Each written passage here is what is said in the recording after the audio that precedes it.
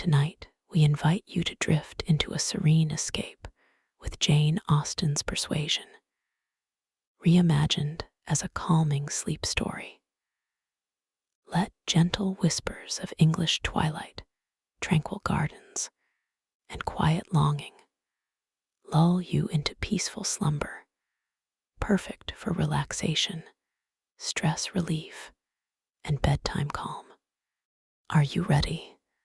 Breathe deeply, relax, and let the journey begin. Persuasion by Jane Austen. Chapter 1. Sir Walter Elliot of Kellynch Hall in Somersetshire was a man who, for his own amusement, never took up any book but the baronetage. There he found occupation for an idle hour and consolation in a distressed one. There his faculties were roused into admiration and respect by contemplating the limited remnant of the earliest patents, their any unwelcome sensations arising from domestic affairs changed naturally into pity and contempt as he turned over the almost endless creations of the last century. And there, if every other leaf were powerless, he could read his own history with an interest which never failed. This was the page at which the favorite volume always opened. Elliot of Kellynch Hall. Walter Elliot, born March 1, 1760, married July 15, 1784.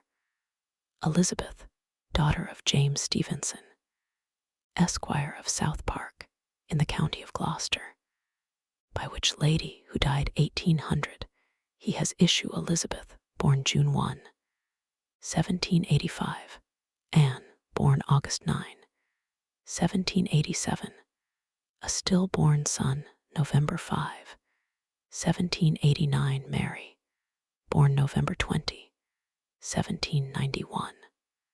Precisely such had the paragraph originally stood from the printer's hands, but Sir Walter had improved it by adding, for the information of himself and his family, these words, after the date of Mary's birth: married December 16, 1810, Charles, son and heir of Charles Musgrove, Esquire of Uppercross, in the county of Somerset, and by inserting most accurately the day of the month on which he had lost his wife.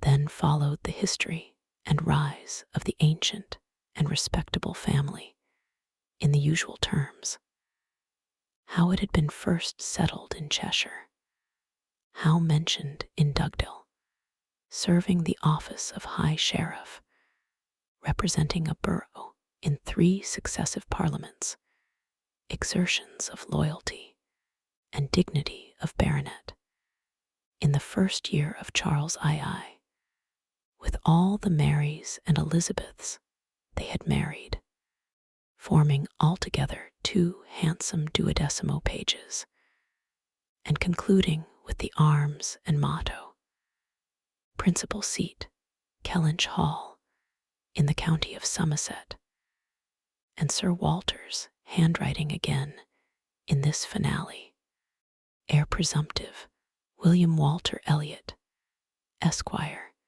great-grandson of the second Sir Walter. Vanity was the beginning and the end of Sir Walter Elliot's character, vanity of person and of situation. He had been remarkably handsome in his youth, and at 54 was still a very fine man. Few women could think more of their personal appearance than he did, nor could the valet of any new-made lord be more delighted with the place he held in society. He considered the blessing of beauty as inferior only to the blessing of a baronetcy, and the Sir Walter Elliot, who united these gifts, was the constant object of his warmest respect and devotion. His good looks and his rank had one fair claim on his attachment, since to them he must have owed a wife of very superior character to anything deserved by his own. Lady Elliot had been an excellent woman, sensible and amiable, whose judgment and conduct, if they might be pardoned the youthful infatuation which made her Lady Elliot, had never required indulgence afterwards. She had humored or softened or concealed his failings, and promoted his real respectability for 17 years. And though not the very happiest being in the world herself, had found enough in her duties, her friends, and her children to attach her to life, and make it no matter of indifference to her when she was called on to quit them. 3 girls, the 2 eldest 16 and 14, was an awful legacy for a mother to bequeath, an awful charge rather, to confide to the authority and guidance of a conceited, silly father. She had, however, one very intimate friend, a sensible, deserving woman who had been brought, by strong attachment to herself, to settle close by her in the village of Kellynch. And on her kindness and advice, Lady Elliot mainly relied for the best help and maintenance of the good principles and instruction which she had been anxiously giving her daughters. This friend and Sir Walter did not marry, whatever might have been anticipated on that head by their acquaintance. 13 years had passed away since Lady Elliot's death, and they were still near neighbors and intimate friends, and one remained a widower, the other a widow. That Lady Russell, of steady age and character, and extremely well provided for, should have no thought of a second marriage, needs no apology to the public, which is rather apt to be unreasonably discontented when a woman does marry again than when she does not. But Sir Walter's continuing in singleness requires explanation. Be it known then that Sir Walter, like a good father, having met with 1 or 2 private disappointments in very unreasonable applications, prided himself on remaining single for his dear daughter's sake. For one daughter, his eldest, he would really have given up anything which he had not been very much tempted to do. Elizabeth had succeeded at 16 to all that was possible of her mother's rights and consequence, and being very handsome and very like himself, her influence had always been great, and they had gone on together most happily. His 2 other children were of very inferior value. Mary had acquired a little artificial importance by becoming Mrs. Charles Musgrove, but Anne, with an elegance of mind and sweetness of character, which must have placed her high with any people of real understanding, was nobody with either father or sister. Her word had no weight. Her convenience was always to give way. She was only Anne. To Lady Russell, indeed, she was a most dear and highly valued goddaughter, favorite, and friend. Lady Russell loved them all, but it was only in Anne that she could fancy the mother to revive again. A few years before, Anne Elliot had been a very pretty girl, but her bloom had vanished early, and as even in its height her father had found little to admire in her, So totally different were her delicate features and mild dark eyes from his own. There could be nothing in them, now that she was faded and thin, to excite his esteem. He had never indulged much hope. He had now none of ever reading her name in any other page of his favorite work. All equality of alliance must rest with Elizabeth, for Mary had merely connected herself with an old country family of respectability and large fortune, and had therefore given all the honor and received none. Elizabeth would, one day or other, marry suitably. It sometimes happens that a woman is handsomer at 29 than she was 10 years before, and, generally speaking, if there has been neither ill health nor anxiety, it is a time of life at which scarcely any charm is lost. It was so with Elizabeth, still the same handsome Miss Elliot that she had begun to be 13 years ago, and Sir Walter might be excused, therefore, in forgetting her age, or, at least, be deemed only half a fool, for thinking himself and Elizabeth as blooming as ever, amidst the wreck of the good looks of everybody else.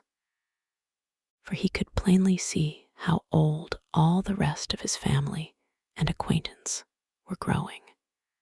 Anne haggard, Mary coarse, every face in the neighborhood worsting, and the rapid increase of the crow's foot about Lady Russell's temples had long been a distress to him. Elizabeth did not quite equal her father in personal contentment. 13 years had seen her mistress of Kellynch Hall, presiding and directing with a self-possession and decision which could never have given the idea of her being younger than she was. For 13 years had she been doing the honors and laying down the domestic law at home, and leading the way to the chaise and four, and walking immediately after Lady Russell out of all the drawing rooms and dining rooms in the country. 13 winters, revolving frosts, had seen her opening every ball of credit which a scanty neighborhood afforded, and 13 springs shewn their blossoms as she traveled up to London with her father for a few weeks, annual enjoyment of the great world. She had the remembrance of all this. She had the consciousness of being 29 to give her some regrets and some apprehensions. She was fully satisfied of being still quite as handsome as ever, but she felt her approach to the years of danger, and would have rejoiced to be certain of being properly solicited by baronet blood within the next 12-month or two. Then might she again take up the book of books with as much enjoyment as in her early youth. But now she liked it not, always to be presented with the date of her own birth, and see no marriage follow, but that of a youngest sister, made the book an evil. And more than once, when her father had left it open on the table near her, had she closed it with averted eyes and pushed it away. She had had a disappointment, moreover, which that book, and especially the history of her own family, must ever present the remembrance of. The heir presumptive, the very William Walter Elliot, Esquire, whose rights had been so generously supported by her father, had disappointed her.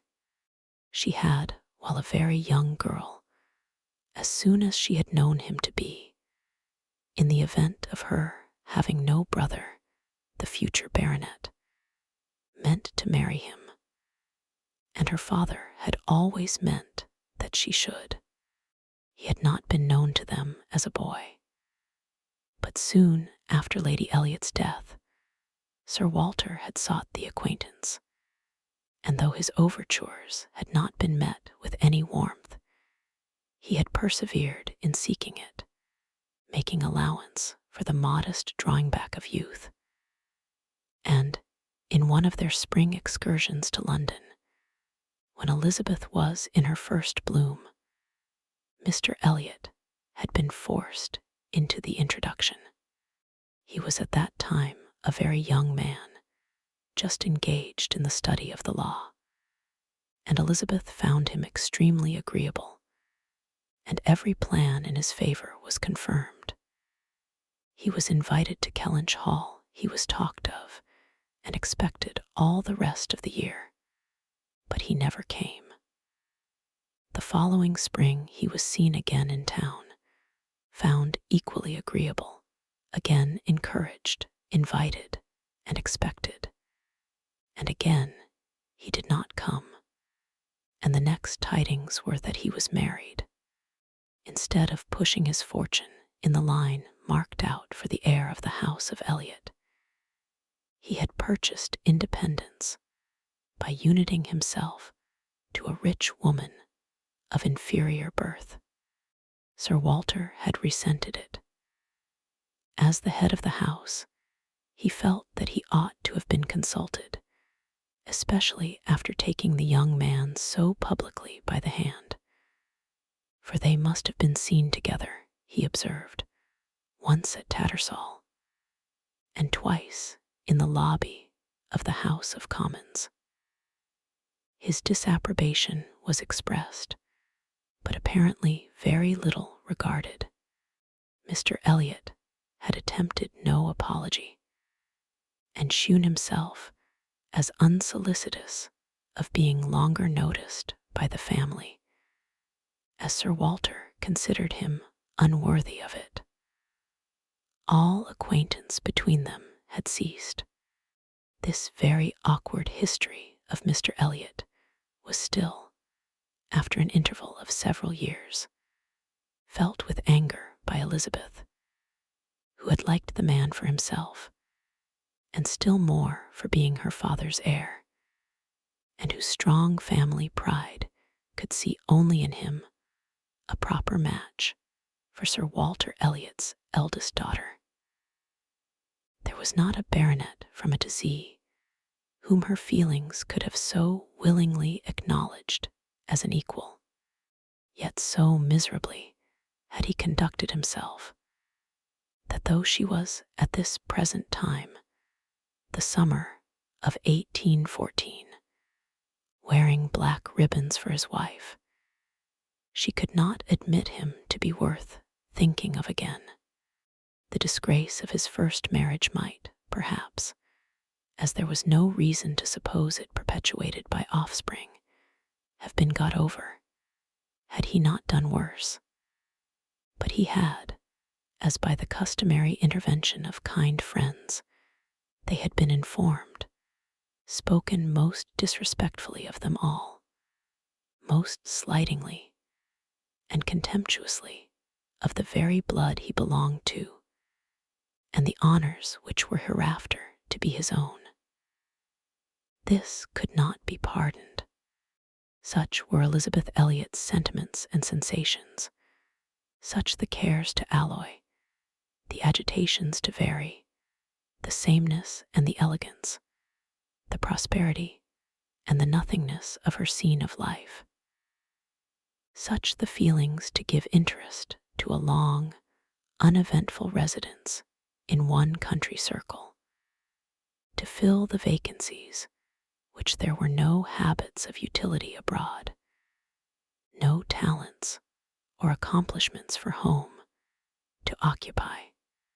But now another occupation and solicitude of mind was beginning to be added to these. Her father was growing distressed for money.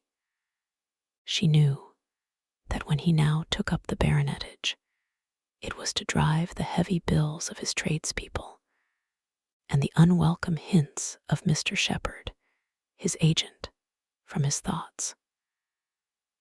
Kellinch property was good, but not equal to Sir Walter's apprehension of the state required in its possessor. While Lady Elliot lived, there had been method, moderation, and economy, which had just kept him within his income. But with her had died all such right-mindedness, and from that period he had been constantly exceeding it. It had not been possible for him to spend less.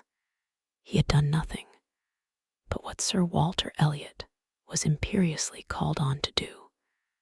But blameless as he was not only growing dreadfully in debt, but was hearing of it so often that it became vain to attempt concealing it longer, even partially, from his daughter. He had given her some hints of it the last spring in town. He had gone so far even as to say, "Can we retrench? Does it occur to you that there is any one article in which we can retrench?" And Elizabeth, to do her justice, had, in the first ardor of female alarm, set seriously to think what could be done, and had finally proposed these two branches of economy: to cut off some unnecessary charities, and to refrain from new furnishing the drawing-room, to which expedients she afterwards added the happy thought of their taking no present down to Anne, as had been the usual yearly custom. But these measures, however good in themselves, were insufficient for the real extent of the evil, the whole of which Sir Walter found himself obliged to confess to her soon afterwards. Elizabeth had nothing to propose of deeper efficacy.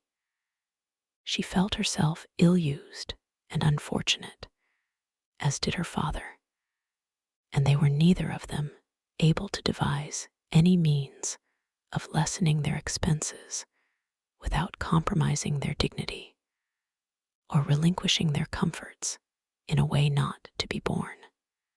There was only a small part of his estate that Sir Walter could dispose of, but had every acre been alienable, it would have made no difference. He had condescended to mortgage as far as he had the power, but he would never condescend to sell. No, he would never disgrace his name so far.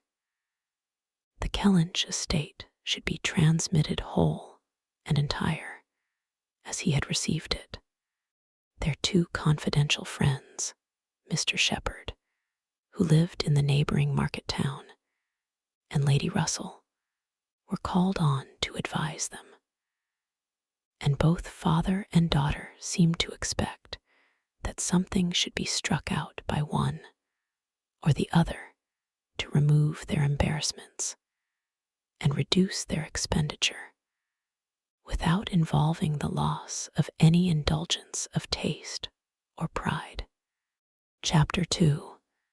Mr. Shepherd, a civil, cautious lawyer, who, whatever might be his hold or his views on Sir Walter, would rather have the disagreeable prompted by anybody else, excused himself from offering the slightest hint, and only begged leave to recommend an implicit reference to the excellent judgment of Lady Russell, from whose known good sense he fully expected to have just such resolute measures advised as he meant to see finally adopted.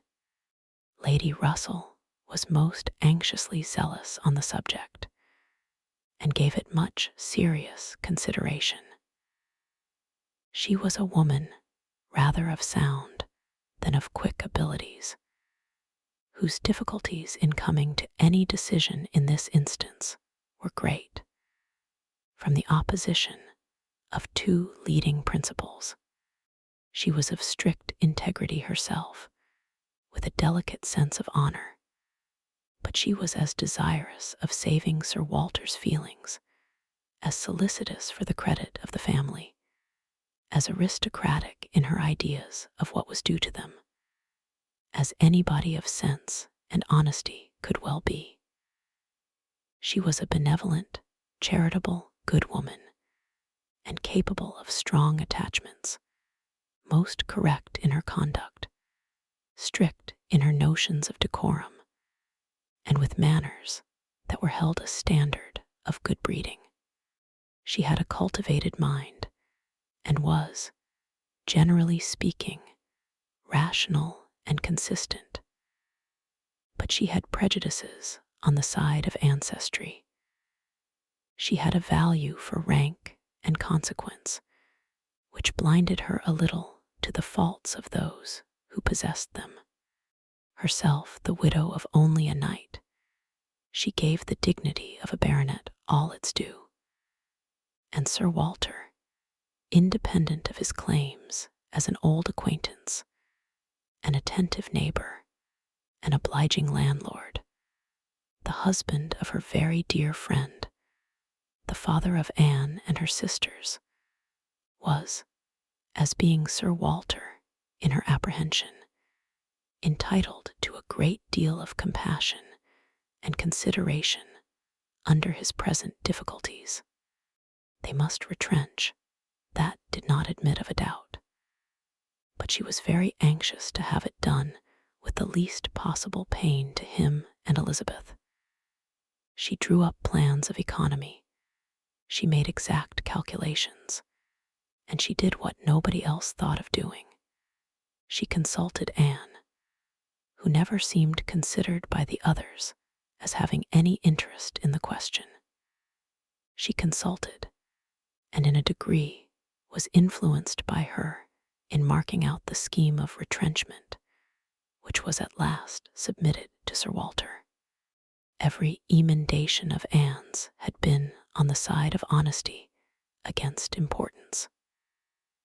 She wanted more vigorous measures, a more complete reformation, a quicker release from debt, a much higher tone of indifference for everything but justice and equity.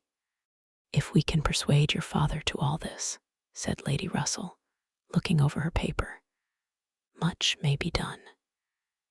If he will adopt these regulations, in 7 years he will be clear, and I hope we may be able to convince him and Elizabeth that Kellynch Hall has a respectability in itself which cannot be affected by these reductions, and that the true dignity of Sir Walter Elliot will be very far from lessened in the eyes of sensible people by acting like a man of principle. What will he be doing, in fact, but what very many of our first families have done, or ought to do? There will be nothing singular in his case, and it is singularity which often makes the worst part of our suffering, as it always does of our conduct. I have great hope of prevailing. We must be serious and decided, for after all, the person who has contracted debts must pay them. And though a great deal is due to the feelings of the gentleman, and the head of a house, like your father, there is still more due to the character of an honest man. This was the principle on which Anne wanted her father to be proceeding, his friends to be urging him. She considered it as an act of indispensable duty to clear away the claims of creditors with all the expedition which the most comprehensive retrenchments could secure, and saw no dignity in anything short of it. She wanted it to be prescribed, and felt as a duty. She rated Lady Russell's influence highly, and as to the severe degree of self-denial which her own conscience prompted, she believed there might be little more difficulty in persuading them to a complete than to half a reformation. Her knowledge of her father and Elizabeth inclined her to think that the sacrifice of one pair of horses would be hardly less painful than of both. and so on, through the whole list of Lady Russell's 2 gentle reductions. How Anne's more rigid requisitions might have been taken is of little consequence. Lady Russell's had no success at all, could not be put up with, were not to be borne. What? Every comfort of life knocked off. Journeys, London, servants, horses, table contractions and restrictions everywhere. To live no longer with the decencies, even of a private gentleman. No, he would sooner quit Kellynch Hall at once than remain in it on such disgraceful terms. Quit Kellynch Hall.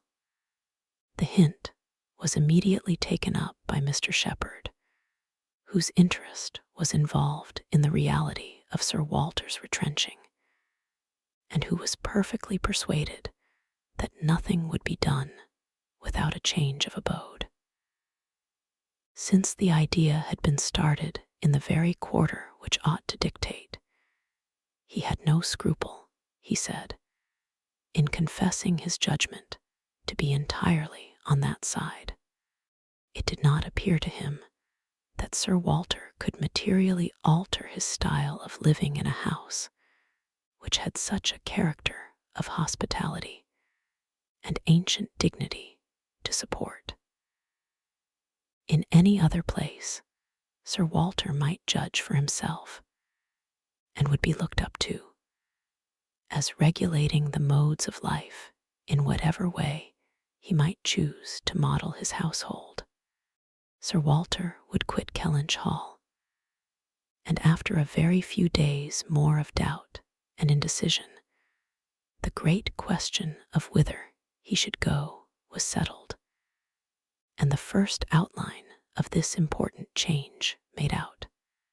There had been 3 alternatives: London, Bath, or another house in the country. All Anne's wishes had been for the latter. A small house in their own neighborhood, where they might still have Lady Russell's society, still be near Mary, and still have the pleasure of sometimes seeing the lawns and groves of Kellynch, was the object of her ambition. But the usual fate of Anne attended her, in having something very opposite from her inclination fixed on. She disliked Bath, and did not think it agreed with her, and Bath was to be her home. Sir Walter had at first thought more of London, but Mr. Shepherd felt that he could not be trusted in London, and had been skillful enough to dissuade him from it, and make Bath preferred. It was a much safer place for a gentleman in his predicament. He might there be important at comparatively little expense. 2 material advantages of Bath over London had of course been given all their weight. Its more convenient distance from Kellynch, only 50 miles, and Lady Russell's spending some part of every winter there, and to the very great satisfaction of Lady Russell, whose first views on the projected change had been for Bath. Sir Walter and Elizabeth were induced to believe that they should lose neither consequence nor enjoyment by settling there. Lady Russell felt obliged to oppose her dear Anne's known wishes. It would be too much to expect Sir Walter to descend into a small house in his own neighborhood. Anne herself would have found the mortifications of it more than she foresaw, and to Sir Walter's feelings they must have been dreadful. And with regard to Anne's dislike of Bath, she considered it as a prejudice and mistake arising, first, from the circumstance of her having been 3 years at school there, after her mother's death, and secondly, from her happening to be not in perfectly good spirits the only winter which she had afterwards spent there with herself. Lady Russell was fond of Bath, in short, and disposed to think it must suit them all. And as to her young friend's health, by passing all the warm months with her at Kellynch Lodge, every danger would be avoided, and it was in fact a change which must do both health and spirits good. Anne had been too little from home, too little seen. Her spirits were not high. A larger society would improve them. She wanted her to be more known. The undesirableness of any other house in the same neighborhood for Sir Walter was certainly much strengthened by one part, and a very material part of the scheme, which had been happily engrafted on the beginning. He was not only to quit his home, but to see it in the hands of others, a trial of fortitude, which stronger heads than Sir Walter's have found too much. Kellynch Hall was to be let. This, however, was a profound secret, not to be breathed beyond their own circle. Sir Walter could not have borne the degradation of being known to design letting his house. Mr. Shepherd had once mentioned the word advertise, but never dared approach it again. Sir Walter spurned the idea of its being offered in any manner, forbade the slightest hint being dropped of his having such an intention, and it was only on the supposition of his being spontaneously solicited by some most unexceptionable applicant, on his own terms, and as a great favor, that he would let it at all. How quick come the reasons for approving what we like. Lady Russell had another excellent one at hand, for being extremely glad that Sir Walter and his family were to remove from the country. Elizabeth had been lately forming an intimacy, which she wished to see interrupted. It was with the daughter of Mr. Shepherd, who had returned, after an unprosperous marriage, to her father's house, with the additional burden of 2 children. She was a clever young woman, who understood the art of pleasing, at least, at Kellynch Hall, and who had made herself so acceptable to Miss Elliot as to have been already staying there more than once, in spite of all that Lady Russell, who thought it a friendship quite out of place, could hint of caution and reserve. Lady Russell, indeed, had scarcely any influence with Elizabeth, and seemed to love her, rather because she would love her, than because Elizabeth deserved it. She had never received from her more than outward attention, nothing beyond the observances of complaisance, had never succeeded in any point which she wanted to carry, against previous inclination. She had been repeatedly very earnest in trying to get Anne included in the visit to London, sensibly open to all the injustice and all the discredit of the selfish arrangements which shut her out, and on many lesser occasions had endeavored to give Elizabeth the advantage of her own better judgment and experience, but always in vain. Elizabeth would go her own way, and never had she pursued it in more decided opposition to Lady Russell than in this selection of Mrs. Clay, turning from the society of so deserving a sister to bestow her affection and confidence on one who ought to have been nothing to her, but the object of distant civility. From situation, Mrs. Clay was, in Lady Russell's estimate, a very unequal, and in her character, she believed a very dangerous companion, and a removal that would leave Mrs. Clay behind, and bring a choice of more suitable intimates within Miss Elliot's reach, was therefore an object of first-rate importance. Chapter 3. I must take leave to observe, Sir Walter, said Mr. Shepherd one morning at Kellynch Hall, as he laid down the newspaper, that the present juncture is much in our favor. This peace will be turning all our rich naval officers ashore. They will be all wanting a home. Could not be a better time, Sir Walter, for having a choice of tenants, very responsible tenants. Many a noble fortune has been made during the war. If a rich admiral were to come in our way, Sir Walter, he would be a very lucky man, Shepherd, replied Sir Walter.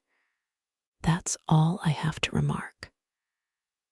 A prize indeed would Kellynch Hall be to him, rather the greatest prize of all. Let him have taken ever so many before. Hey, Shepherd. Mr. Shepherd laughed, as he knew he must at this wit, and then added, I presume to observe, Sir Walter, that, in the way of business, gentlemen of the Navy are well to deal with. I have had a little knowledge of their methods of doing business, and I am free to confess that they have very liberal notions, and are as likely to make desirable tenants as any set of people one should meet with. Therefore, Sir Walter, what I would take leave to suggest is that if in consequence of any rumors getting abroad of your intention, which must be contemplated as a possible thing, because we know how difficult it is to keep the actions and designs of one part of the world from the notice and curiosity of the other. Consequence has its tax. I, John Shepherd, might conceal any family matters that I chose, for nobody would think it worth their while to observe me. But Sir Walter Elliot has eyes upon him, which it may be very difficult to elude, and therefore, thus much I venture upon, that it will not greatly surprise me if, with all our caution, some rumor of the truth should get abroad, in the supposition of which, as I was going to observe, since applications will unquestionably follow, I should think any from our wealthy naval commanders particularly worth attending to, and beg leave to add that 2 hours will bring me over at any time, to save you the trouble of replying. Sir Walter only nodded, but soon afterwards, rising and packing the room, he observed sarcastically, there are few among the gentlemen of the Navy, I imagine, who would not be surprised to find themselves in a house of this description. They would look around them, no doubt, and bless their good fortune, said Mrs. Clay, for Mrs. Clay was present. Her father had driven her over, nothing being of so much use to Mrs. Clay's health as a drive to Kellynch. But I quite agree with my father in thinking a sailor might be a very desirable tenant. I have known a good deal of the profession, and besides their liberality, they are so neat and careful in all their ways. These valuable pictures of yours, Sir Walter, if you chose to leave them, would be perfectly safe. Everything in and about the house would be taken such excellent care of. The gardens and shrubberies would be kept in almost as high order as they are now. You need not be afraid, Miss Elliot, of your own sweet flower gardens being neglected. As to all that, rejoined Sir Walter coolly, supposing I were induced to let my house, I have by no means made up my mind as to the privileges to be annexed to it. I am not particularly disposed to favor a tenant. The park would be open to him, of course, and few Navy officers, or men of any other description, can have had such a range. But what restrictions I might impose on the use of the pleasure grounds is another thing. I am not fond of the idea of my shrubberies being always approachable, and I should recommend Miss Elliot to be on her guard with respect to her flower garden. I am very little disposed to grant a tenant of Kellynch Hall any extraordinary favor, I assure you, be he sailor or soldier.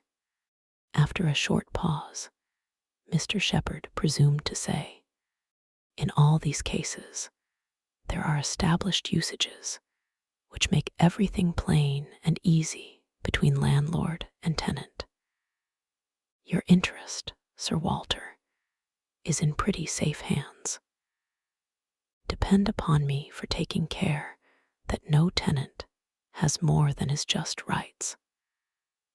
I venture to hint that Sir Walter Elliot cannot be half so jealous for his own as John Shepherd will be for him. Here Anne spoke.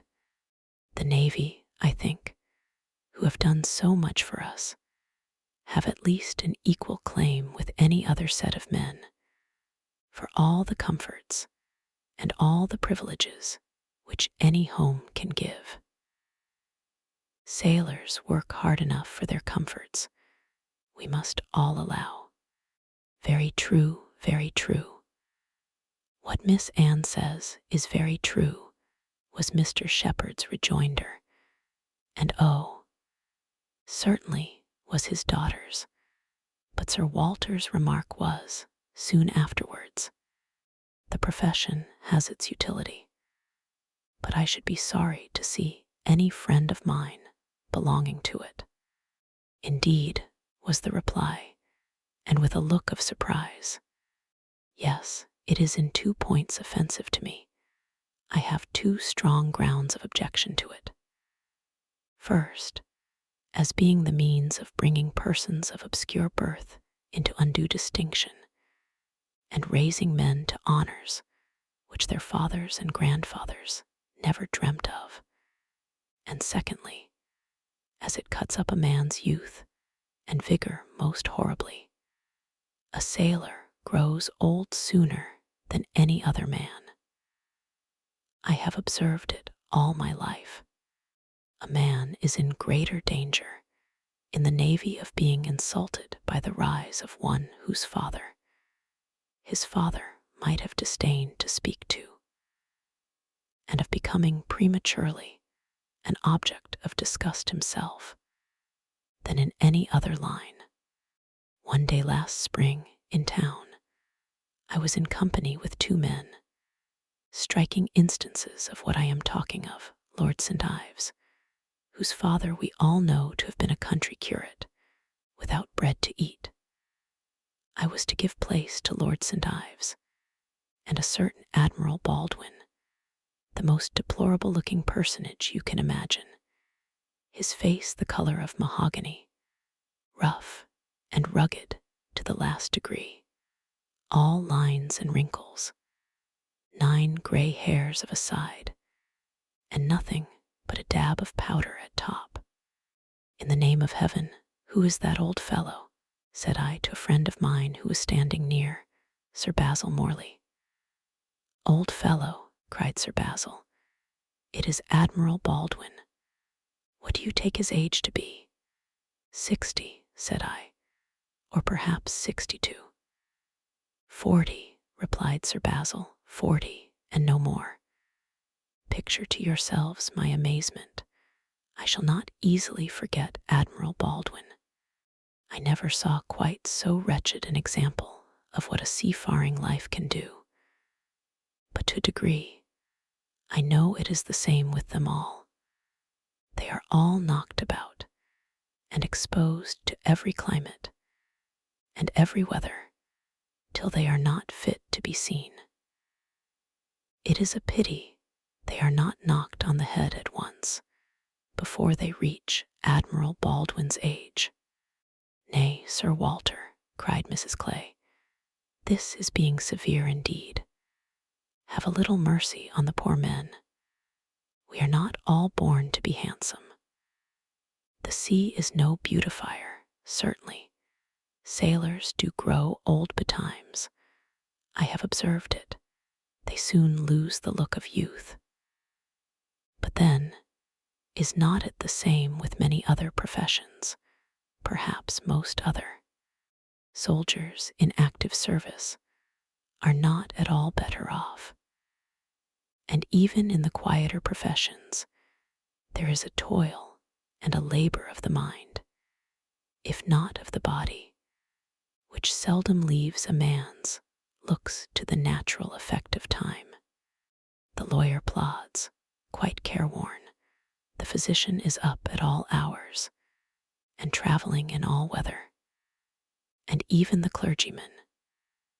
She stopped a moment to consider what might do for even the clergyman, you know, is obliged to go into infected rooms and expose his health, and looks to all the injury of a poisonous atmosphere. In fact, as I have long been convinced, though every profession is necessary and honorable in its turn, it is only the lot of those who are not obliged to follow any, who can live in a regular way, in the country, choosing their own hours, following their own pursuits, and living on their own property, without the torment of trying for more. It is only their lot, I say, to hold the blessings of health and a good appearance to the utmost. I know no other set of men, but what lose something of their personableness when they cease to be quite young. It seemed as if Mr. Shepherd, in this anxiety to bespeak Sir Walter's good will towards a naval officer as tenant, had been gifted with foresight. For the very first application for the house was from an Admiral Croft, with whom he shortly afterwards fell into company in attending the quarter sessions at Taunton. And indeed, he had received a hint of the Admiral from a London correspondent, by the report which he hastened over to Kellynch to make. Admiral Croft was a native of Somersetshire, who, having acquired a very handsome fortune, was wishing to settle in his own country, and had come down to Taunton in order to look at some advertised places in that immediate neighborhood, which, however, had not suited him, that accidentally hearing, it was just as he had foretold, Mr. Shepherd observed, Sir Walter's concerns could not be kept a secret. Accidentally hearing of the possibility of Kellynch Hall being to let, and understanding his, Mr. Shepherd's, connection with the owner, he had introduced himself to him in order to make particular inquiries, and had, in the course of a pretty long conference, expressed as strong an inclination for the place as a man who knew it only by description could feel, and given Mr. Shepherd, in his explicit account of himself, every proof of his being a most responsible, eligible tenant, and who is Admiral Croft, was Sir Walter's cold, suspicious inquiry. Mr. Shepherd answered for his being of a gentleman's family, and mentioned a place, and Anne, after the little pause which followed, added, "He is a rear admiral of the White. He was in the Trafalgar action, and has been in the East Indies since. He was stationed there, I believe, several years." "Then I take it for granted," observed Sir Walter, "that his face is about as orange as the cuffs and capes of my livery." Mr. Shepherd hastened to assure him that Admiral Croft was a very hale, hearty, well-looking man, a little weather-beaten, to be sure, but not much, and quite the gentleman in all his notions and behavior, not likely to make the smallest difficulty about terms, only wanted a comfortable home, and to get into it as soon as possible. Knew he must pay for his convenience, knew what rent a ready-furnished house of that consequence might fetch, should not have been surprised if Sir Walter had asked more, had inquired about the manor, would be glad of the deputation, certainly, but made no great point of it, said he sometimes took out a gun, but never killed quite the gentleman. Mr. Shepherd was eloquent on the subject, pointing out all the circumstances of the Admiral's family, which made him peculiarly desirable as a tenant. He was a married man, and without children, the very state to be wished for. A house was never taken good care of, Mr. Shepherd observed, without a lady.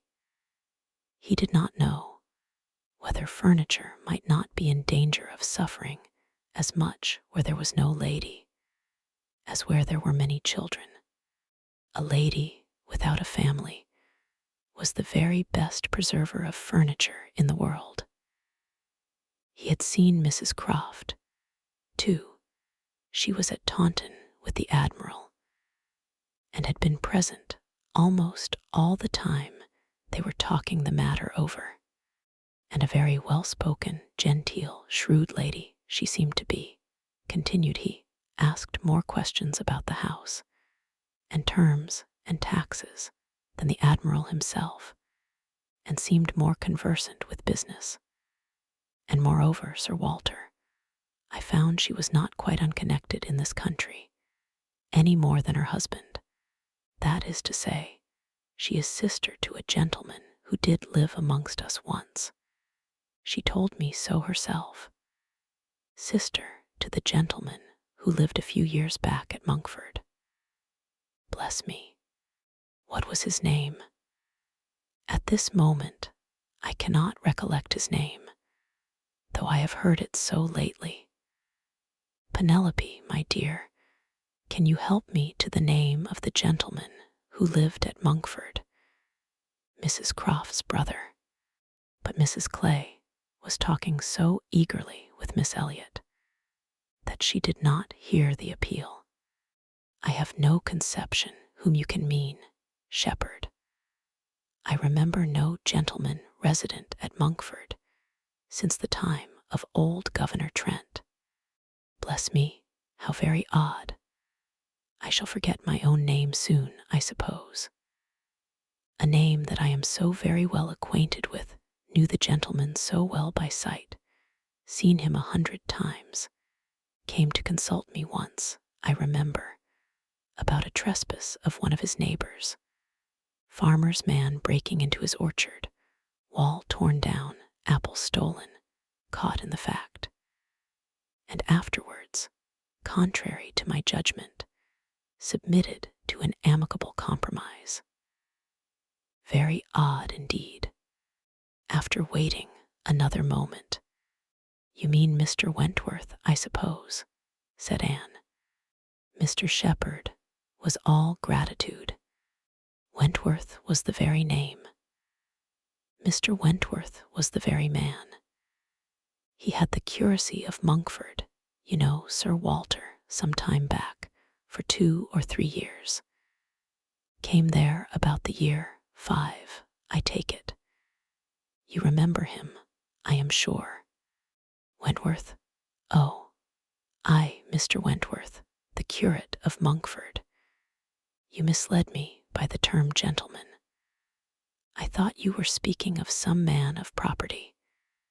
Mr. Wentworth was nobody, I remember, quite unconnected, nothing to do with the Strafford family. One wonders how the names of many of our nobility become so common. As Mr. Shepherd perceived that this connection of the Crofts did them no service with Sir Walter, he mentioned it no more, returning, with all his zeal, to dwell on the circumstances more indisputably in their favor, their age, and number, and fortune. The high idea they had formed of Kellynch Hall, and extreme solicitude for the advantage of renting it, making it appear as if they ranked nothing beyond the happiness of being the tenants of Sir Walter Elliot. An extraordinary taste, certainly. Could they have been supposed in the secret of Sir Walter's estimate of the dues of a tenant?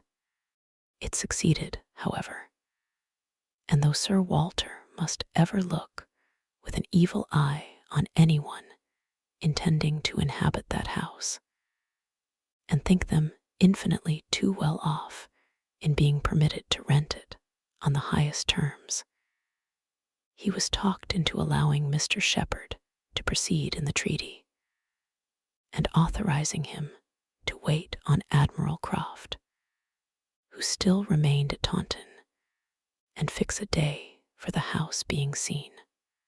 Sir Walter was not very wise, but still he had experience enough of the world to feel that a more unobjectionable tenant in all essentials than Admiral Croft bid fair to be could hardly offer. So far went his understanding, and his vanity supplied a little additional soothing in the Admiral's situation in life, which was just high enough and not too high. I have let my house to Admiral Croft would sound extremely well, very much better than to any mere Mr. A Mr. save, perhaps, some half-dozen in the nation, always needs a note of explanation.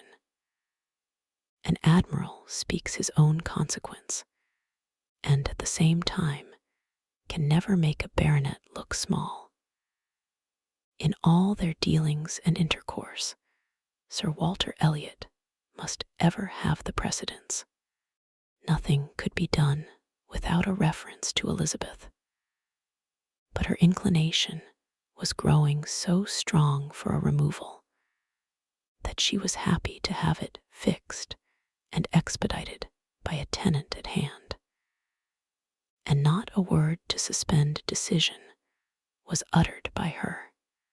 Mr. Shepherd was completely empowered to act, and no sooner had such an end been reached than Anne, who had been a most attentive listener to the whole, left the room to seek the comfort of cool air for her flushed cheeks, and as she walked along a favorite grove, said, with a gentle sigh, "A few months more, and he, perhaps, may be walking here."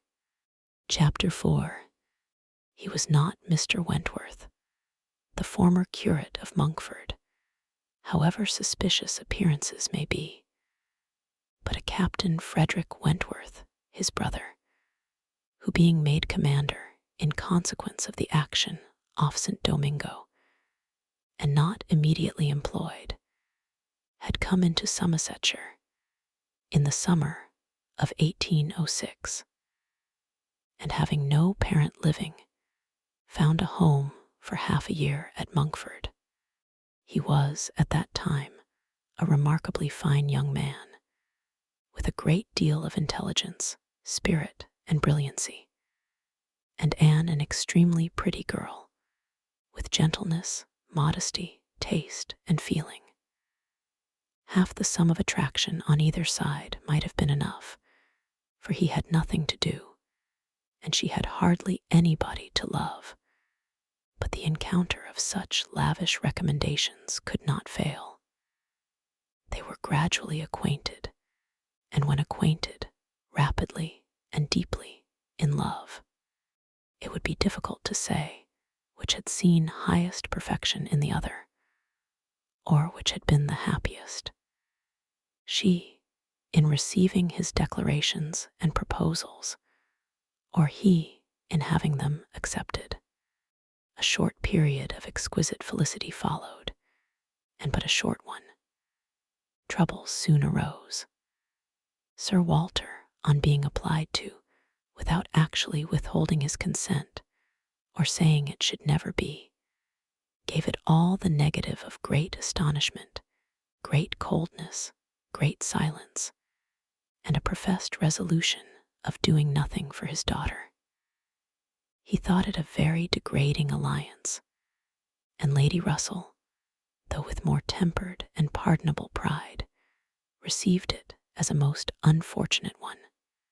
And Elliot, with all her claims of birth, beauty, and mind, to throw herself away at 19. Involve herself at 19 in an engagement with a young man who had nothing but himself to recommend him, and no hopes of attaining affluence, but in the chances of a most uncertain profession, and no connections to secure even his farther rise in the profession, would be, indeed, a throwing away which she grieved to think of. And Elliot, so young, known to so few, to be snatched off by a stranger without alliance or fortune, or rather sunk by him into a state of most wearing, anxious, youth-killing dependence. It must not be, if by any fair interference of friendship, any representations from one who had almost a mother's love and mother's rights, it would be prevented. Captain Wentworth had no fortune. He had been lucky in his profession, but spending freely what had come freely, had realized nothing. But he was confident that he should soon be rich, full of life and ardor. He knew that he should soon have a ship, and soon be on a station that would lead to everything he wanted.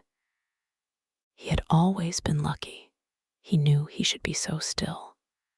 Such confidence, powerful in its own warmth, and bewitching in the wit which often expressed it, must have been enough for Anne, but Lady Russell saw it very differently.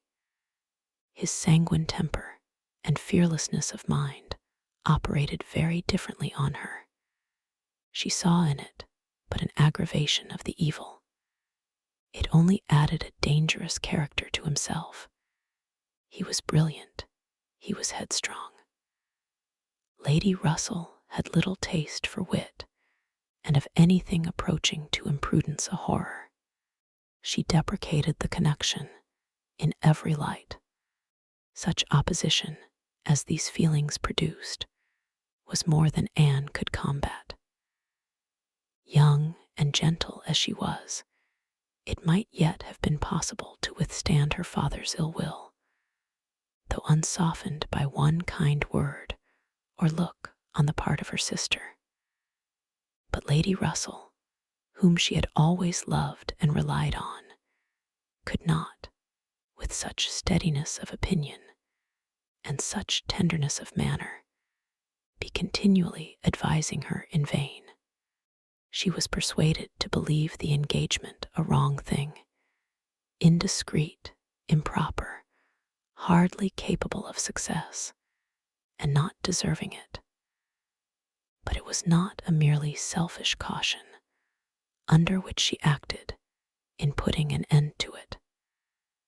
Had she not imagined herself consulting his good even more than her own, she could hardly have given him up. The belief of being prudent and self-denying, principally for his advantage, was her chief consolation under the misery of a parting, a final parting, and every consolation was required, for she had to encounter all the additional pain of opinions on his side, totally unconvinced and unbending, and of his feeling himself ill-used by so forced a relinquishment.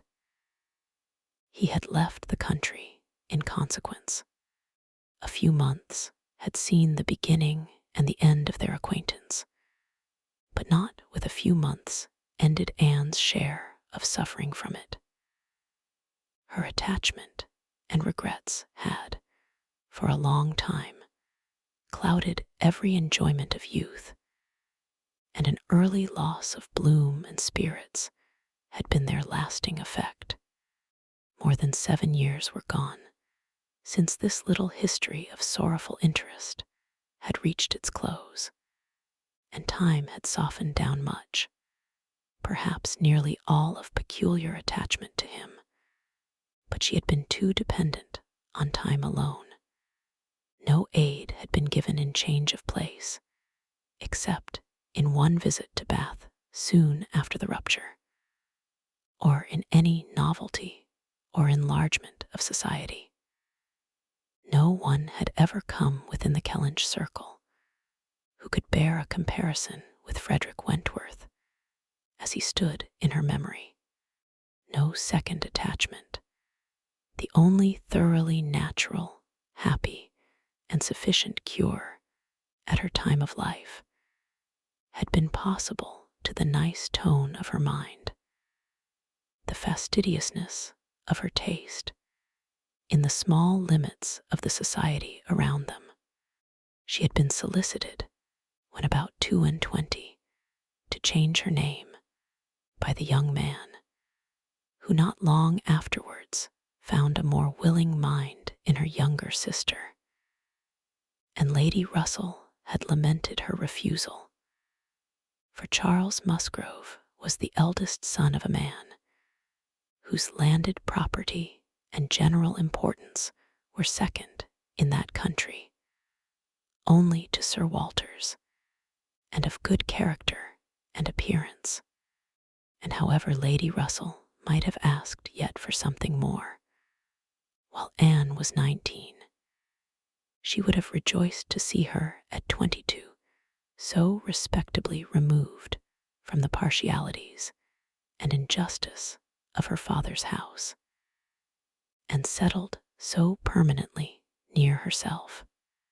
But in this case, Anne had left nothing for advice to do, and though Lady Russell, as satisfied as ever with her own discretion, never wished the past undone, she began now to have the anxiety which borders on hopelessness for Anne's being tempted by some man of talents and independence to enter a state for which she held her to be peculiarly fitted by her warm affections and domestic habits. They knew not each other's opinion, either its constancy or its change, on the one leading point of Anne's conduct, for the subject was never alluded to. But Anne, at 27, thought very differently from what she had been made to think at 19. She did not blame Lady Russell. She did not blame herself for having been guided by her. But she felt that were any young person in similar circumstances to apply to her for counsel, they would never receive any of such certain immediate wretchedness, such uncertain future good. She was persuaded that under every disadvantage of disapprobation at home, and every anxiety attending his profession, all their probable fears, delays, and disappointments, she should yet have been a happier woman in maintaining the engagement than she had been in the sacrifice of it, and this, she fully believed, had the usual share, had even more than the usual share of all such solicitudes and suspense been theirs, without reference to the actual results of their case, which, as it happened, would have bestowed earlier prosperity than could be reasonably calculated on. All his sanguine expectations, all his confidence had been justified. His genius and ardor had seemed to foresee and to command his prosperous path. He had very soon after their engagement ceased got employ, and all that he had told her would follow had taken place. He had distinguished himself and early gained the other step in rank, and must now, by successive captures, have made a handsome fortune. She had only navy lists and newspapers for her authority, but she could not doubt his being rich, and in favor of his constancy, she had no reason to believe him married. How eloquent could Anne Elliot have been? How eloquent, at least, were her wishes on the side of early warm attachment and a cheerful confidence in futurity against that over-anxious caution which seems to insult exertion and distrust providence. She had been forced into prudence in her youth. She learned romance as she grew older, the natural sequel of an unnatural beginning. With all these circumstances, recollections, and feelings, she could not hear that Captain Wentworth's sister was likely to live at Kellynch without a revival of former pain. And many a stroll and many a sigh were necessary to dispel the agitation of the idea. She often told herself it was folly before she could harden her nerves sufficiently to feel the continual discussion of the Crofts and their business no evil. She was assisted, however, by that perfect indifference and apparent unconsciousness among the only three of her own friends in the secret of the past, which seemed almost to deny any recollection of it. She could do justice to the superiority of Lady Russell's motives in this over those of her father and Elizabeth. She could honor all the better feelings of her calmness, but the general air of oblivion among them was highly important from whatever it sprung, and in the event of Admiral Croft's really taking Kellynch Hall, she rejoiced anew over the conviction which had always been most grateful to her, of the past being known to those three only among her connections, by whom no syllable, she believed, would ever be whispered, and in the trust that among his, the brother only with whom he had been residing, had received any information of their short-lived engagement. That brother had been long removed from the country, and being a sensible man, and moreover, a single man at the time, she had a fond dependence on no human creatures having heard of it from him. The sister, Mrs. Croft, had then been out of England, accompanying her husband on a foreign station, and her own sister, Mary, had been at school while it all occurred, and never admitted by the pride of some and the delicacy of others to the smallest knowledge of it afterwards. With these supports, she hoped that the acquaintance between herself and the Crofts, which, with Lady Russell still resident in Kellynch, and Mary fixed only 3 miles off, must be anticipated, need not involve any particular awkwardness. Chapter 5. On the morning appointed for Admiral and Mrs. Croft's seeing Kellynch Hall, Anne found it most natural to take her almost daily walk to Lady Russell's, and keep out of the way till all was over, when she found it most natural to be sorry that she had missed the opportunity of seeing them. This meeting of the two parties proved highly satisfactory, and decided the whole business at once. Each lady was previously well disposed for an agreement, and saw nothing, therefore, but good manners in the other.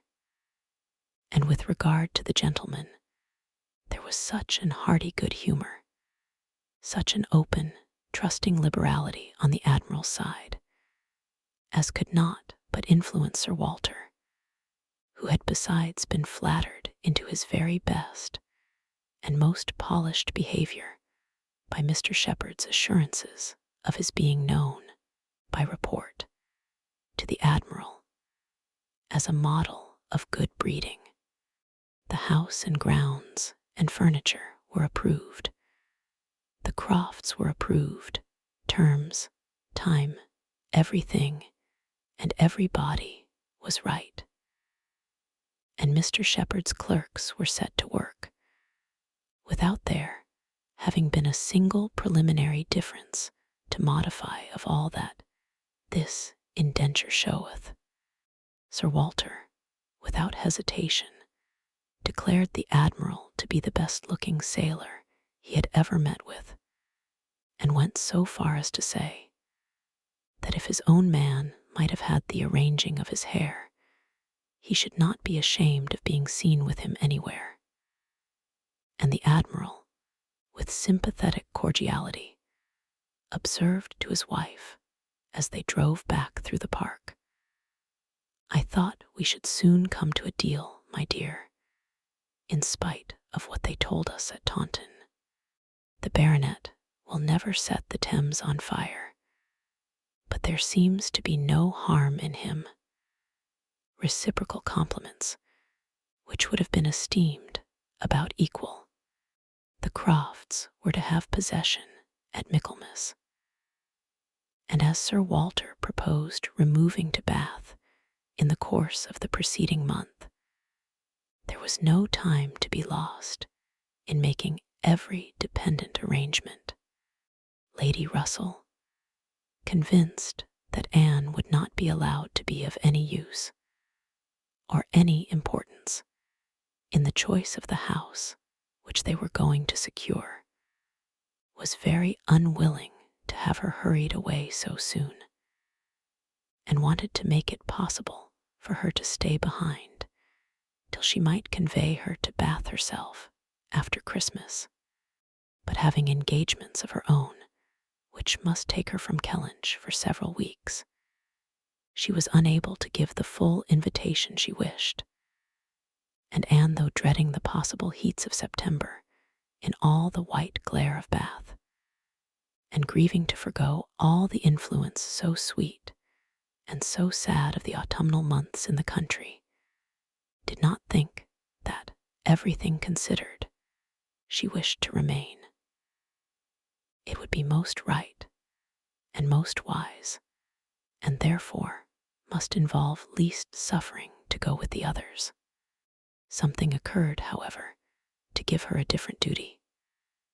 Mary, often a little unwell, and always thinking a great deal of her own complaints, and always in the habit of claiming Anne when anything was the matter, was indisposed, and foreseeing that she should not have a day's health all the autumn, entreated, or rather required her, for it was hardly entreaty, to come to Uppercross Cottage and bear her company as long as she should want her, instead of going to Bath. "I cannot possibly do without Anne," was Mary's reasoning, and Elizabeth's reply was, "Then I am sure Anne had better stay, for nobody will want her in Bath. To be claimed as a good, though in an improper style, is at least better than being rejected as no good at all." And Anne, glad to be thought of some use, glad to have anything marked out as a duty, and certainly not sorry to have the scene of it in the country, and her own dear country, readily agreed to stay. This invitation of Mary's removed all Lady Russell's difficulties, and it was consequently soon settled that Anne should not go to Bath till Lady Russell took her, and that all the intervening time should be divided between Uppercross Cottage and Kellynch Lodge. So far all was perfectly right. But Lady Russell was almost startled by the wrong of one part of the Kellynch Hall plan when it burst on her, which was Mrs. Clay's being engaged to go to Bath with Sir Walter and Elizabeth as a most important and valuable assistant to the latter in all the business before her. Lady Russell was extremely sorry that such a measure should have been resorted to at all, wondered, grieved, and feared. And the affront it contained to Anne in Mrs. Clay's being of so much use, while Anne could be of none, was a very sore aggravation. Anne herself was become hardened to such affronts, but she felt the imprudence of the arrangement quite as keenly as Lady Russell. With a great deal of quiet observation and a knowledge, which she often wished less, of her father's character, she was sensible that results the most serious to his family from the intimacy were more than possible. She did not imagine that her father had at present an idea of the kind. Mrs. Clay had freckles and a projecting tooth and a clumsy wrist, which he was continually making severe remarks upon in her absence. But she was young and certainly altogether well-looking, and possessed, in an acute mind and assiduous pleasing manners, infinitely more dangerous attractions than any merely personal might have been. Anne was so impressed by the degree of their danger that she could not excuse herself from trying to make it perceptible to her sister. She had little hope of success. But Elizabeth, who in the event of such a reverse would be so much more to be pitied than herself, should never, she thought, have reason to reproach her for giving no warning. She spoke, and seemed only to offend. Elizabeth could not conceive how such an absurd suspicion should occur to her, and indignantly answered for each party's, perfectly knowing their situation. Mrs. Clay, said she warmly, never forgets who she is, and as I am rather better acquainted with her sentiments than you can be, I can assure you that upon the subject of marriage they are particularly nice, and that she reprobates all inequality of condition and rank more strongly than most people. And as to my father, I really should not have thought that he, who has kept himself single so long for our sakes, need be suspected now. If Mrs. Clay were a very beautiful woman, I grant you, it might be wrong to have her so much with me. Not that anything in the world, I am sure, would induce my father to make a degrading match, but he might be rendered unhappy. But poor Mrs. Clay, who, with all her merits, can never have been reckoned tolerably pretty, I really think poor Mrs. Clay may be staying here in perfect safety.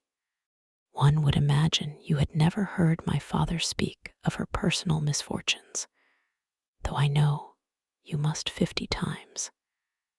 That tooth of hers and those freckles.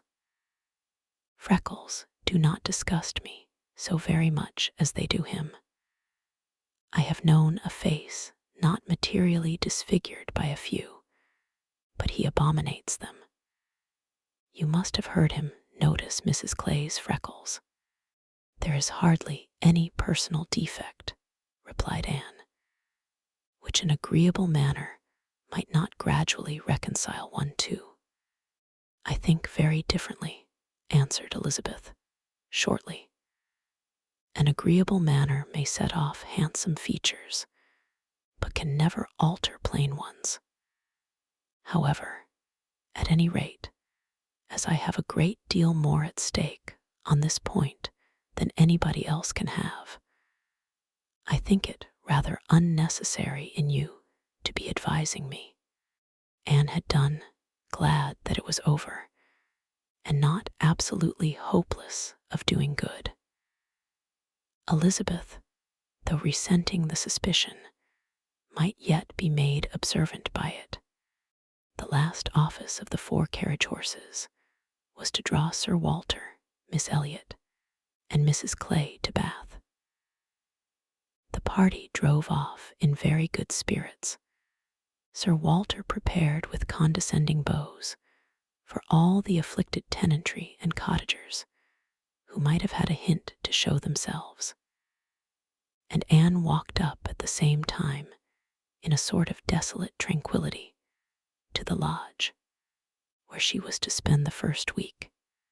Her friend was not in better spirits than herself. Lady Russell felt this breakup of the family exceedingly. Their respectability was as dear to her as her own, and a daily intercourse had become precious by habit. It was painful to look upon their deserted grounds, and still worse to anticipate the new hands they were to fall into, and to escape the solitariness and the melancholy of so altered a village, and be out of the way when Admiral and Mrs. Croft first arrived. She had determined to make her own absence from home begin when she must give up Anne. Accordingly, their removal was made together, and Anne was set down at Uppercross Cottage in the first stage of Lady Russell's journey. Uppercross was a moderate-sized village, which a few years back had been completely in the old English style, containing only 2 houses superior in appearance to those of the yeomen and labourers. The mansion of the squire, with its high walls, great gates, and old trees, substantial and unmodernized, and the compact, tight parsonage, enclosed in its own neat garden, with a vine and a pear tree trained round its casements. But upon the marriage of the young squire, it had received the improvement of a farmhouse elevated into a cottage. For his residence, and Uppercross Cottage, with its veranda, French windows, and other prettiness, was quite as likely to catch the traveller's eye as the more consistent and considerable aspect and premises of the great house, about 1/4 of a mile farther on. Here Anne had often been staying. She knew the ways of Uppercross as well as those of Kellynch. The 2 families were so continually meeting, so much in the habit of running in and out of each other's house at all hours, that it was rather a surprise to her to find Mary alone. But being alone, her being unwell and out of spirits, was almost a matter of course. Though better endowed than the elder sister, Mary had not Anne's understanding nor temper. While well and happy and properly attended to, she had great good humor and excellent spirits, but any indisposition sunk her completely. She had no resources for solitude, and inheriting a considerable share of the Elliot self-importance, was very prone to add to every other distress that of fancying herself neglected and ill-used. In person, she was inferior to both sisters, and had, even in her bloom, only reached the dignity of being a fine girl. She was now lying on the faded sofa of the pretty little drawing-room, the once elegant furniture of which had been gradually growing shabby, under the influence of 4 summers and 2 children, and, on Anne's appearing, greeted her with, "So you are come at last. I began to think I should never see you. I am so ill I can hardly speak. I have not seen a creature the whole morning. I am sorry to find you unwell, replied Anne. You sent me such a good account of yourself on Thursday. Yes, I made the best of it, I always do. But I was very far from well at the time, and I do not think I ever was so ill in my life as I have been all this morning. Very unfit to be left alone, I am sure. Suppose I were to be seized of a sudden in some dreadful way, and not able to ring the bell. So, Lady Russell would not get out. I do not think she has been in this house 3 times this summer. Anne said what was proper, and inquired after her husband. Oh, Charles is out shooting. I have not seen him since 7 o'clock. He would go, though I told him how ill I was. He said he should not stay out long, but he has never come back, and now it is almost 1. I assure you, I have not seen a soul this whole long morning. You have had your little boys with you. Yes, as long as I could bear their noise, but they are so unmanageable that they do me more harm than good. Little Charles does not mind a word I say, and Walter is growing quite as bad. Well, you will soon be better now, replied Anne, cheerfully. You know I always cure you when I come. How are your neighbors at the great house? I can give you no account of them. I have not seen one of them today, except Mr. Musgrove, who just stopped and spoke through the window, but without getting off his horse. And though I told him how ill I was, not one of them have been near me. It did not happen to suit the Miss Musgroves, I suppose, and they never put themselves out of their way. You will see them yet, perhaps, before the morning is gone. It is early. I never want them, I assure you. They talk and laugh a great deal too much for me. Oh, Anne, I am so very unwell. It was quite unkind of you not to come on Thursday.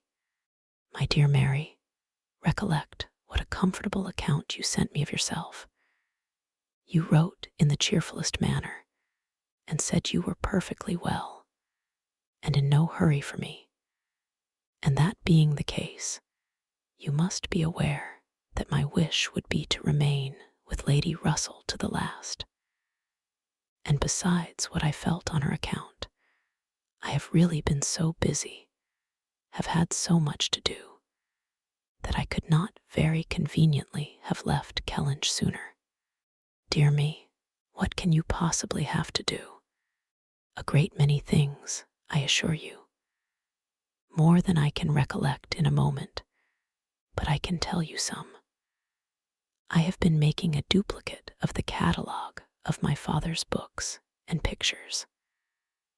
I have been several times in the garden with Mackenzie, trying to understand and make him understand which of Elizabeth's plants are for Lady Russell. I have had all my own little concerns to arrange, books and music to divide, and all my trunks to repack, from not having understood in time what was intended as to the wagons. And one thing I have had to do, Mary, of a more trying nature, going to almost every house in the parish as a sort of take-leave.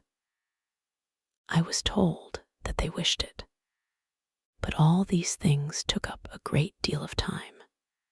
Oh, well, and after a moment's pause, but you have never asked me one word about our dinner at the Pools yesterday. Did you go then? I have made no inquiries, because I concluded you must have been obliged to give up the party. Oh yes, I went. I was very well yesterday, nothing at all the matter with me till this morning. It would have been strange if I had not gone. I am very glad you were well enough, and I hope you had a pleasant party. Nothing remarkable. One always knows beforehand what the dinner will be and who will be there, and it is so very uncomfortable not having a carriage of one's own. Mr. and Mrs. Musgrove took me, and we were so crowded. They are both so very large and take up so much room, and Mr. Musgrove always sits forward. So there was I, crowded into the back seat with Henrietta and Louisa, and I think it very likely that my illness today may be owing to it. A little further perseverance in patience and forced cheerfulness on Anne's side produced nearly a cure on Mary's. She could soon sit upright on the sofa and began to hope she might be able to leave it by dinner time.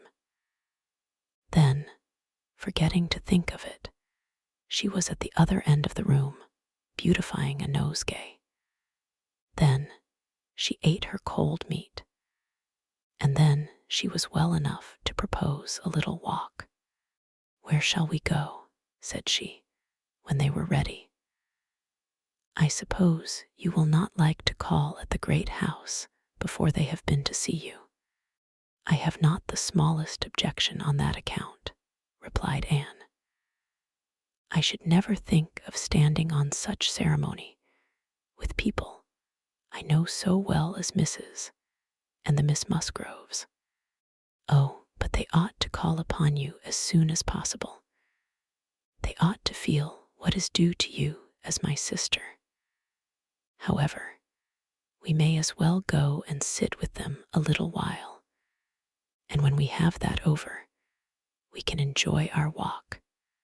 Anne had always thought such a style of intercourse highly imprudent, but she had ceased to endeavor to check it, from believing that, though there were on each side continual subjects of offense, neither family could now do without it.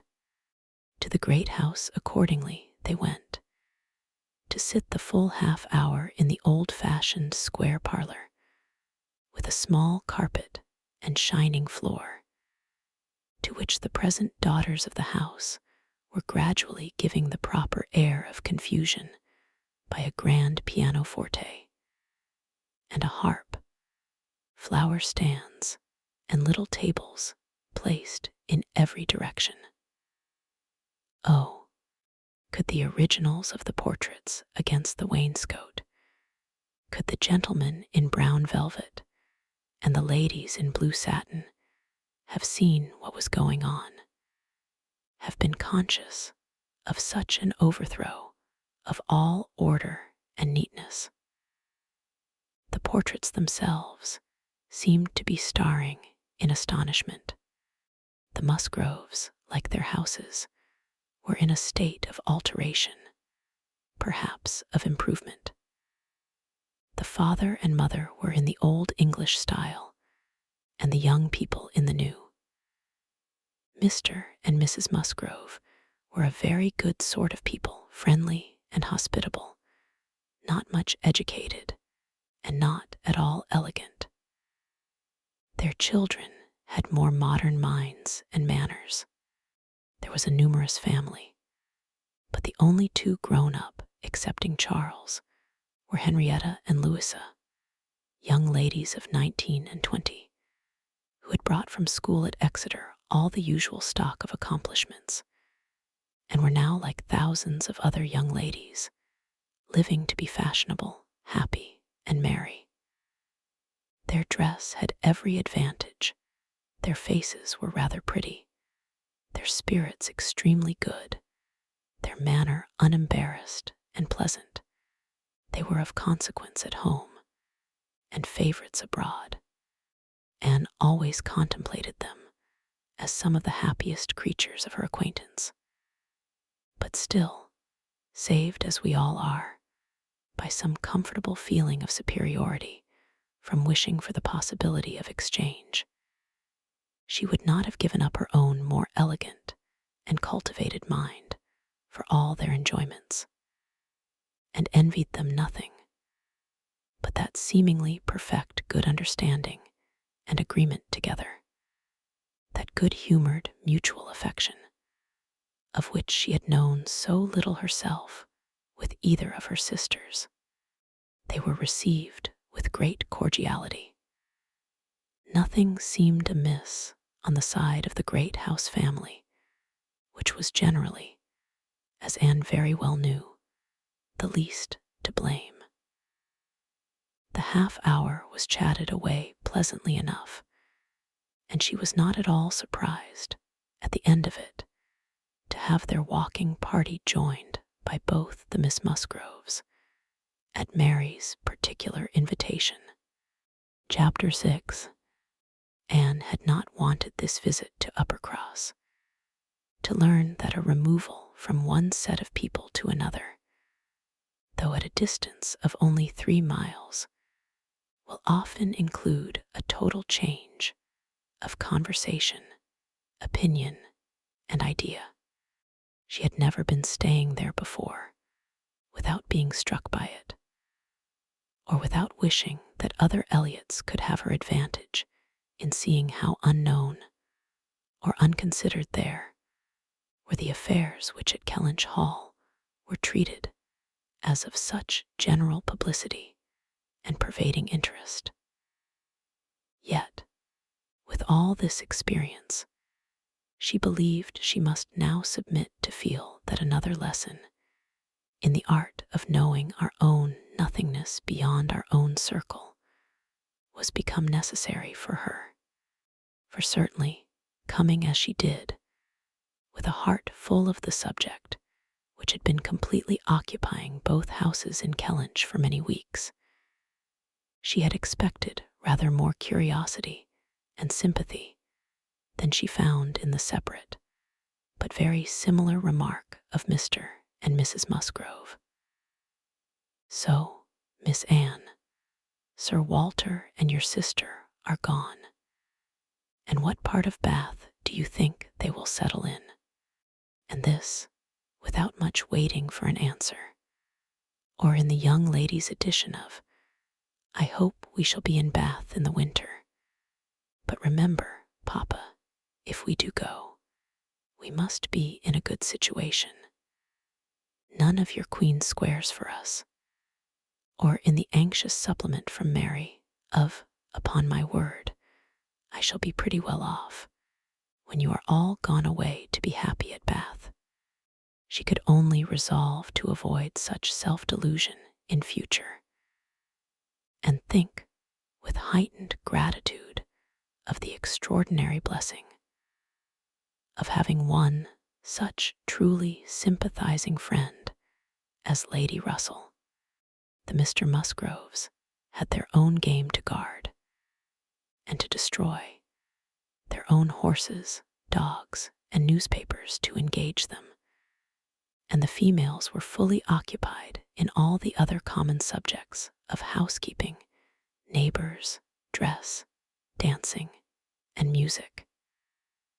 She acknowledged it to be very fitting that every little social commonwealth should dictate its own matters of discourse, and hoped, ere long, to become a not unworthy member of the one she was now transplanted into, with the prospect of spending at least 2 months at Uppercross. It was highly incumbent on her to clothe her imagination, her memory, and all her ideas in as much of Uppercross as possible. She had no dread of these 2 months. Mary was not so repulsive and unsisterly as Elizabeth, nor so inaccessible to all influence of hers. Neither was there anything among the other component parts of the cottage inimical to comfort. She was always on friendly terms with her brother-in-law, and in the children, who loved her nearly as well and respected her a great deal more than their mother, she had an object of interest, amusement, and wholesome exertion. Charles Musgrove was civil and agreeable. In sense and temper, he was undoubtedly superior to his wife, but not of powers or conversation or grace to make the past, as they were connected together, at all a dangerous contemplation. Though, at the same time, Anne could believe, with Lady Russell, that a more equal match might have greatly improved him, and that a woman of real understanding might have given more consequence to his character, and more usefulness, rationality, and elegance to his habits and pursuits. As it was, he did nothing with much zeal but sport, and his time was otherwise trifled away, without benefit from books or anything else. He had very good spirits, which never seemed much affected by his wife's occasional lowness, bore, with her unreasonableness sometimes, to Anne's admiration. And upon the whole, though there was very often a little disagreement, in which she had sometimes more share than she wished, being appealed to by both parties, they might pass for a happy couple. They were always perfectly agreed in the want of more money, and a strong inclination for a handsome present from his father. But here, as on most topics, he had the superiority, for while Mary thought it a great shame that such a present was not made, he always contended for his father's having many other uses for his money, and a right to spend it as he liked. As to the management of their children, his theory was much better than his wife, and his practice not so bad. I could manage them very well if it were not for Mary's interference, was what Anne often heard him say, and had a good deal of faith in. But when listening in turn to Mary's reproach of Charles spoils the children, so that I cannot get them into any order, she never had the smallest temptation to say, "Very true." One of the least agreeable circumstances of her residence, there was her being treated with too much confidence by all parties, and being too much in the secret of the complaints of each house. Known to have some influence with her sister, she was continually requested, or at least receiving hints to exert it, beyond what was practicable. "I wish you could persuade Mary not to be always fancying herself ill," was Charles's language. And, in an unhappy mood, thus spoke Mary. "I do believe if Charles were to see me dying, he would not think there was anything the matter with me. I am sure, Anne, if you would, you might persuade him that I really am very ill, a great deal worse than I ever own." Mary's declaration was, "I hate sending the children to the great house, though their grandmamma is always wanting to see them, for she humors and indulges them to such a degree, and gives them so much trash and sweet things, that they are sure to come back sick and cross for the rest of the day." And Mrs. Musgrove took the first opportunity of being alone with Anne to say, "Oh, Miss Anne, I cannot help wishing Mrs. Charles had a little of your method with those children. They are quite different creatures with you, but to be sure, in general they are so spoilt. It is a pity you cannot put your sister in the way of managing them.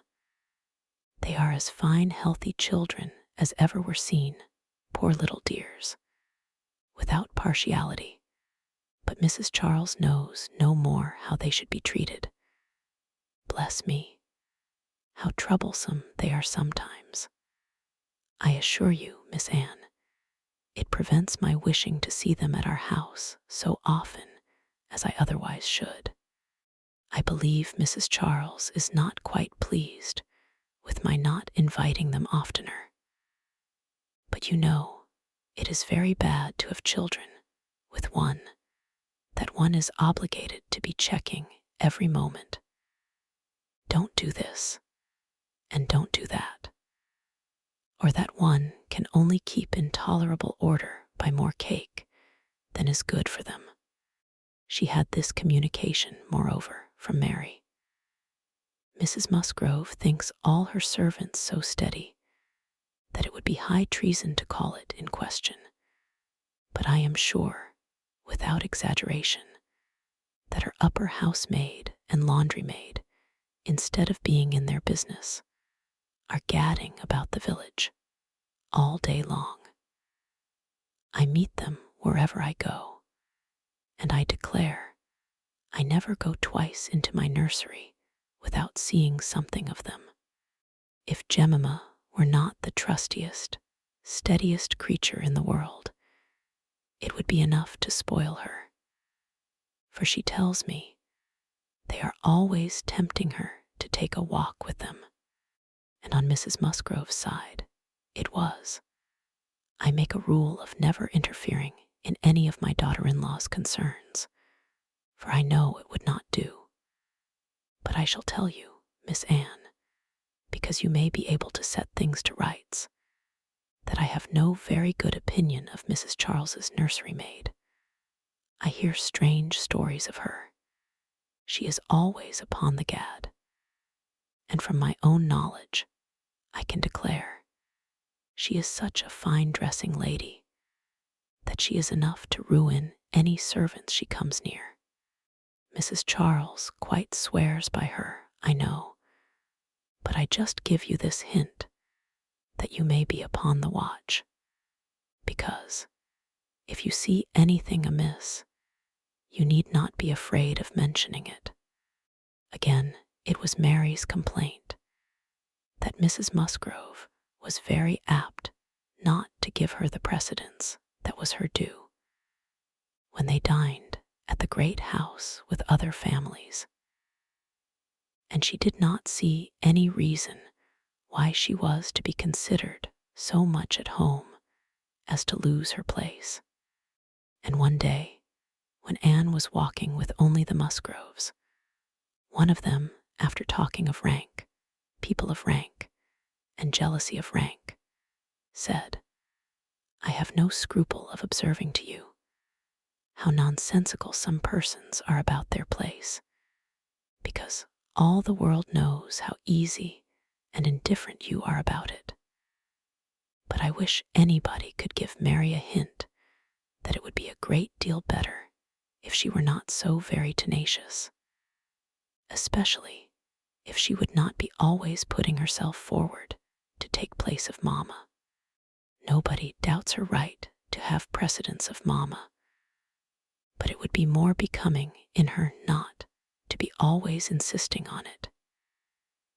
It is not that Mamma cares about it the least in the world, but I know it is taken notice of by many persons.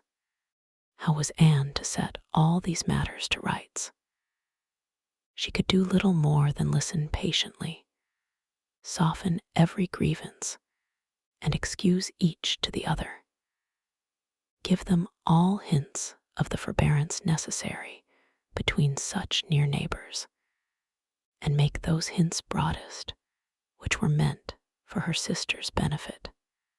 In all other respects, her visit began and proceeded very well. Her own spirits improved by change of place and subject, by being removed 3 miles from Kellynch. Mary's ailments lessened by having a constant companion, and their daily intercourse with the other family, since there was neither superior affection, confidence, nor employment in the cottage to be interrupted by it, was rather an advantage. It was certainly carried nearly as far as possible, for they met every morning, and hardly ever spent an evening asunder. but she believed they should not have done so well without the sight of Mr. and Mrs. Musgrove's respectable forms in the usual places, or without the talking, laughing, and singing of their daughters. She played a great deal better than either of the Miss Musgroves, but having no voice, no knowledge of the harp, and no fond parents to sit by and fancy themselves delighted, her performance was little thought of, only out of civility, or to refresh the others, as she was well aware. She knew that when she played she was giving pleasure only to herself, but this was no new sensation. Excepting one short period of her life, she had never, since the age of 14, never since the loss of her dear mother, known the happiness of being listened to or encouraged by any just appreciation or real taste. In music, she had been always used to feel alone in the world, and Mr. and Mrs. Musgrove's fond partiality for their own daughters' performance and total indifference to any other person gave her much more pleasure for their sakes than mortification for her own. The party at the great house was sometimes increased by other company. The neighborhood was not large, but the Musgroves were visited by everybody and had more dinner parties and more callers, more visitors by invitation and by chance than any other family. They were more completely popular. The girls were wild for dancing, and the evenings ended, occasionally, in an unpremeditated little ball. There was a family of cousins within a walk of Uppercross, in less affluent circumstances, who depended on the Musgroves for all their pleasures. They would come at any time and help play at anything or dance anywhere. And Anne, very much preferring the office of musician to a more active post, played country dances to them by the hour together, a kindness which always recommended her musical powers to the notice of Mr. and Mrs. Musgrove more than anything else, and often drew this compliment: "Well done, Miss Anne. Very well done indeed. Lord bless me, how those little fingers of yours fly about." So passed the first 3 weeks. Michaelmas came, and now Anne's heart must be in Kellynch again. A beloved home made over to others, all the precious rooms and furniture, groves and prospects, beginning to own other eyes and other limbs. She could not think of much else on the 29th of September, and she had this sympathetic touch in the evening from Mary, who, on having occasion to note down the day of the month, exclaimed, "Dear me, is not this the day the Crofts were to come to Kellynch? I am glad I did not think of it before. How low it makes me. The Crofts took possession with true naval alertness, and were to be visited." Mary deplored the necessity for herself. Nobody knew how much she should suffer. She should put it off as long as she could, but was not easy till she had talked Charles into driving her over on an early day, and was in a very animated, comfortable state of imaginary agitation when she came back. Anne had very sincerely rejoiced in there being no means of her going. She wished, however, to see the Crofts, and was glad to be within when the visit was returned. They came. The master of the house was not at home, but the 2 sisters were together, and as it chanced that Mrs. Croft fell to the share of Anne, while the Admiral sat by Mary, and made himself very agreeable by his good-humored notice of her little boys, she was well able to watch for a likeness, and if it failed her in the features, to catch it in the voice, or in the turn of sentiment and expression. Mrs. Croft, though neither tall nor fat, had a squareness, uprightness, and vigor of form which gave importance to her person. She had bright dark eyes, good teeth, and altogether an agreeable face, though her reddened and weather-beaten complexion, the consequence of her having been almost as much at sea as her husband, made her seem to have lived some years longer in the world than her real 8 and 30. Her manners were open, easy, and decided, like one who had no distrust of herself and no doubts of what to do, without any approach to coarseness, however, or any want of good humor, and gave her credit, indeed, for feelings of great consideration towards herself in all that related to Kellynch, and it pleased her, especially as she had satisfied herself in the very first half-minute, in the instant even of introduction, that there was not the smallest symptom of any knowledge or suspicion on Mrs. Croft's side to give a bias of any sort. She was quite easy on that head, and consequently full of strength and courage, till for a moment electrified by Mrs. Croft's suddenly saying, "It was you, and not your sister, I find, that my brother had the pleasure of being acquainted with when he was in this country." Anne hoped she had outlived the age of blushing, but the age of emotion she certainly had not. "Perhaps you may not have heard that he is married," added Mrs. Croft. She could now answer as she ought, and was happy to feel, when Mrs. Croft's next words explained it to be Mr. Wentworth, of whom she spoke, that she had said nothing which might not do for either brother. She immediately felt how reasonable it was that Mrs. Croft should be thinking and speaking of Edward, and not of Frederick, and with shame at her own forgetfulness, applied herself to the knowledge of their former neighbor's present state with proper interest. The rest was all tranquillity, till, just as they were moving, she heard the Admiral say to Mary, "We are expecting a brother of Mrs. Croft's here soon.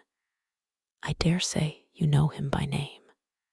He was cut short by the eager attacks of the little boys, clinging to him like an old friend, and declaring he should not go, and being too much engrossed by proposals of carrying them away in his coat pockets, and to have another moment for finishing or recollecting what he had begun. Anne was left to persuade herself, as well as she could, that the same brother must still be in question. She could not, however, reach such a degree of certainty as not to be anxious to hear whether anything had been said on the subject at the other house, where the Crofts had previously been calling.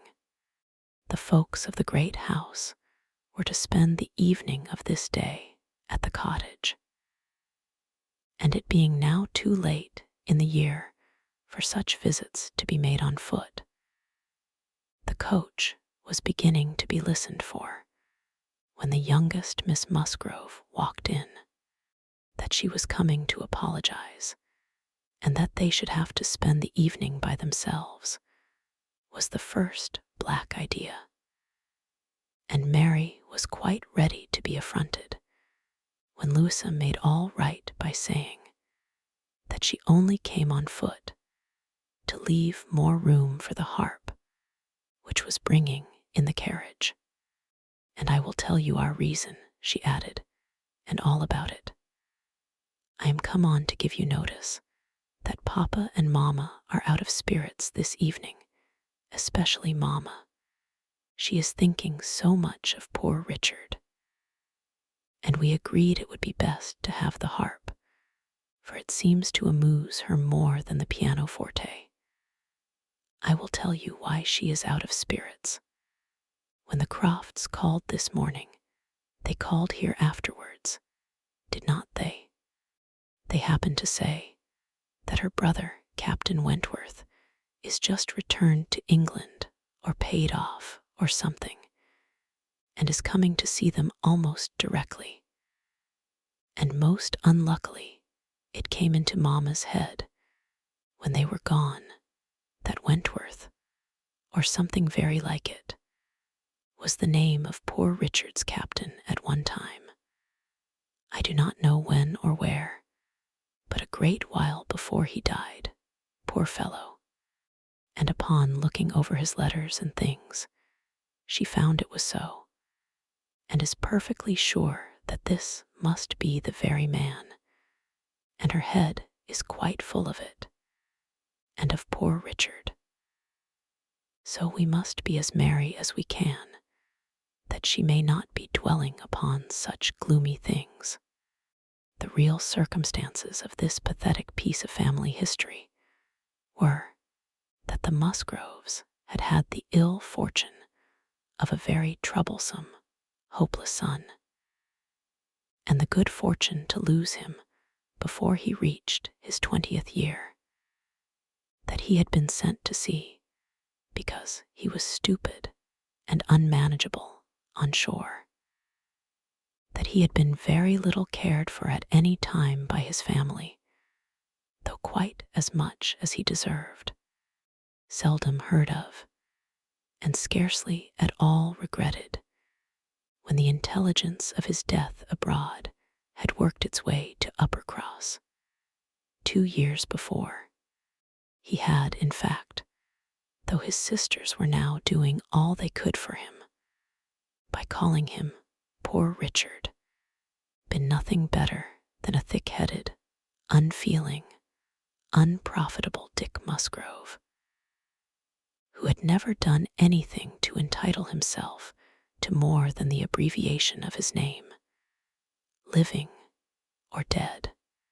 He had been several years at sea, and had, in the course of those removals to which all midshipmen are liable, and especially such midshipmen as every captain wishes to get rid of, been 6 months on board Captain Frederick Wentworth's frigate, the Laconia. And from the Laconia he had, under the influence of his captain, written the only 2 letters which his father and mother had ever received from him during the whole of his absence. That is to say, the only 2 disinterested letters. All the rest had been mere applications for money. In each letter he had spoken well of his captain, but yet so little were they in the habit of attending to such matters, so unobservant and incurious were they as to the names of men or ships, that it had made scarcely any impression at the time, and that Mrs. Musgrove should have been suddenly struck, this very day, with a recollection of the name of Wentworth as connected with her son, seemed one of those extraordinary bursts of mind which do sometimes occur.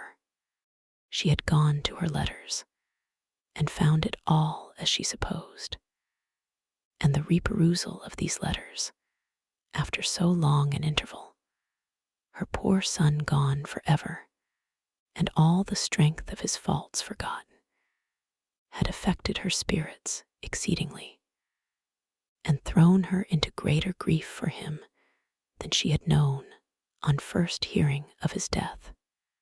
Mr. Musgrove was, in a lesser degree, affected likewise, and when they reached the cottage, they were evidently in want, first, of being listened to anew on this subject, and afterwards of all the relief which cheerful companions could give them.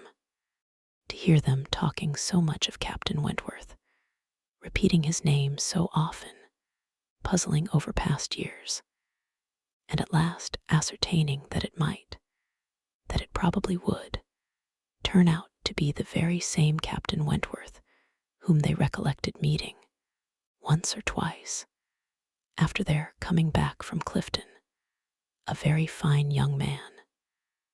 But they could not say whether it was 7 or 8 years ago, was a new sort of trial to Anne's nerves. She found, however, that it was one to which she must inure herself. Since he actually was expected in the country, she must teach herself to be insensible on such points.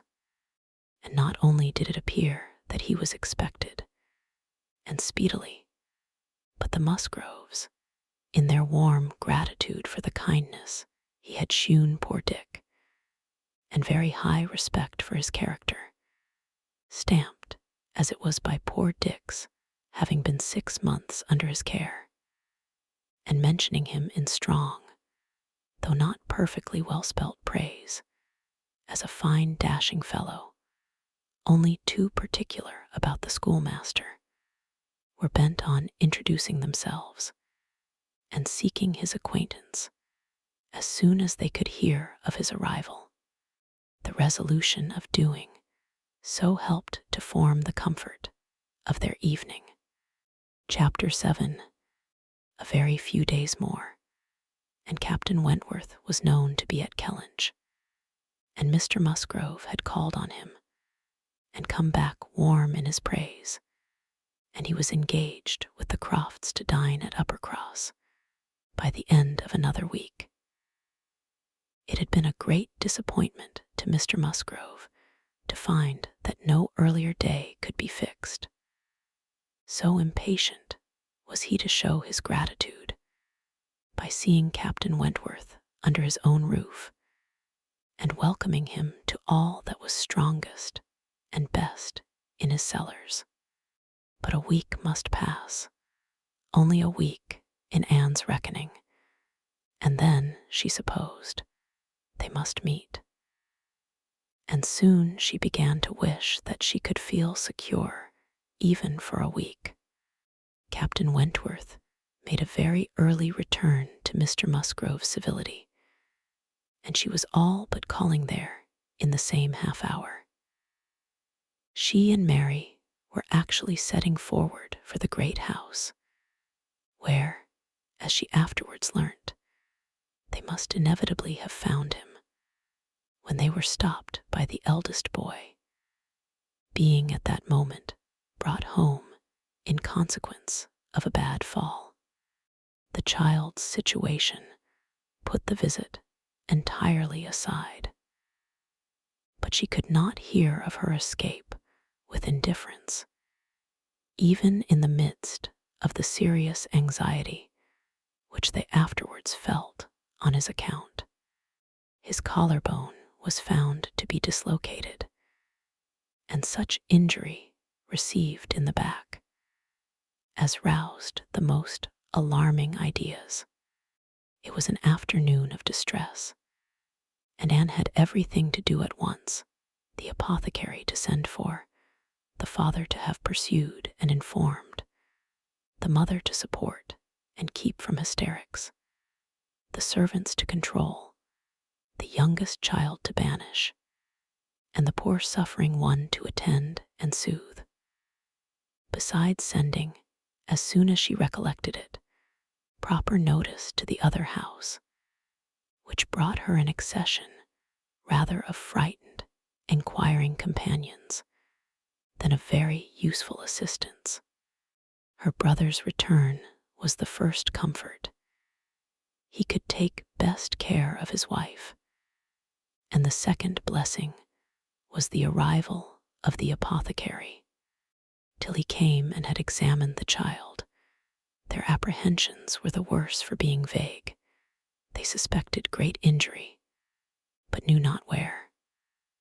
But now the collarbone was soon replaced, And though Mr. Robinson felt and rubbed and looked grave and spoke low words both to the father and the aunt, still they were all to hope the best and to be able to part and eat their dinner in tolerable ease of mind. And then it was, just before they parted, that the two young aunts were able so far to digress from their nephew's state as to give the information of Captain Wentworth's visit, staying 5 minutes behind their father and mother to endeavor to express how perfectly delighted they were with him, how much handsomer, how infinitely more agreeable they thought him than any individual among their male acquaintance who had been at all a favorite before, how glad they had been to hear Papa invite him to stay dinner, how sorry when he said it was quite out of his power, and how glad again when he had promised in reply to Papa and Mamma's farther pressing invitations to come and dine with them on the morrow, actually on the morrow. And he had promised it in so pleasant a manner, as if he felt all the motive of their attention just as he ought. And in short, he had looked and said everything with such exquisite grace that they could assure them all their heads were both turned by him, and off they ran, quite as full of glee as of love, and apparently more full of Captain Wentworth than of little Charles. The same story and the same raptures were repeated when the two girls came with their father through the gloom of the evening to make inquiries. And Mr. Musgrove, no longer under the first uneasiness about his heir, could add his confirmation and praise, and hope there would be now no occasion for putting Captain Wentworth off, and only be sorry to think that the cottage party, probably, would not like to leave the little boy to give him the meeting. Oh no, as to leaving the little boy, both father and mother were in much too strong and recent alarm to bear the thought, and Anne, in the joy of the escape, could not help adding her warm protestations to theirs. Charles Musgrove, indeed, afterwards, showed more of inclination. The child was going on so well, and he wished so much to be introduced to Captain Wentworth, that perhaps he might join them in the evening. He would not dine from home, but he might walk in for half an hour. But in this he was eagerly opposed by his wife, with "Oh, no, indeed, Charles, I cannot bear to have you go away. Only think if anything should happen." The child had a good night, and was going on well the next day. It must be a work of time to ascertain that no injury had been done to the spine, but Mr. Robinson found nothing to increase alarm, and Charles Musgrove began, consequently, to feel no necessity for longer confinement. The child was to be kept in bed and amused as quietly as possible. But what was there for a father to do? This was quite a female case, and it would be highly absurd in him, who could be of no use at home, to shut himself up. His father very much wished him to meet Captain Wentworth, and there being no sufficient reason against it, he ought to go. And it ended in his making a bold, public declaration, when he came in from shooting, of his meaning to dress directly and dine at the other house. "Nothing can be going on better than the child," said he. "So I told my father just now that I would come, and he thought me quite right. Your sister being with you, my love, I have no scruple at all. You would not like to leave him yourself, but you see I can be of no use. Anne will send for me if anything is the matter. Husbands and wives generally understand when opposition will be vain. Mary knew from Charles's manner of speaking that he was quite determined on going, and that it would be of no use to tease him. She said nothing, therefore, till he was out of the room, but as soon as there was only Anne to hear, so you and I are to be left to shift by ourselves with this poor sick child, and not a creature coming near us all the evening. I knew how it would be. This is always my luck. If there is anything disagreeable going on, men are always sure to get out of it, and Charles is as bad as any of them. Very unfeeling. I must say, it is very unfeeling of him to be running away from his poor little boy. Talks of his being going on so well. How does he know that he is going on well, or that there may not be a sudden change half an hour hence? I did not think Charles would have been so unfeeling. So here he is to go away and enjoy himself, and because I am the poor mother, I am not to be allowed to stir. And yet, I am sure, I am more unfit than anybody else to be about the child. My being the mother is the very reason why my feelings should not be tried. I am not at all equal to it. You saw how hysterical I was yesterday. But that was only the effect of the suddenness of your alarm of the shock. You will not be hysterical again. I dare say we shall have nothing to distress us. I perfectly understand Mr. Robinson's directions and have no fears. And indeed, Mary, I cannot wonder at your husband. Nursing does not belong to a man. It is not his province.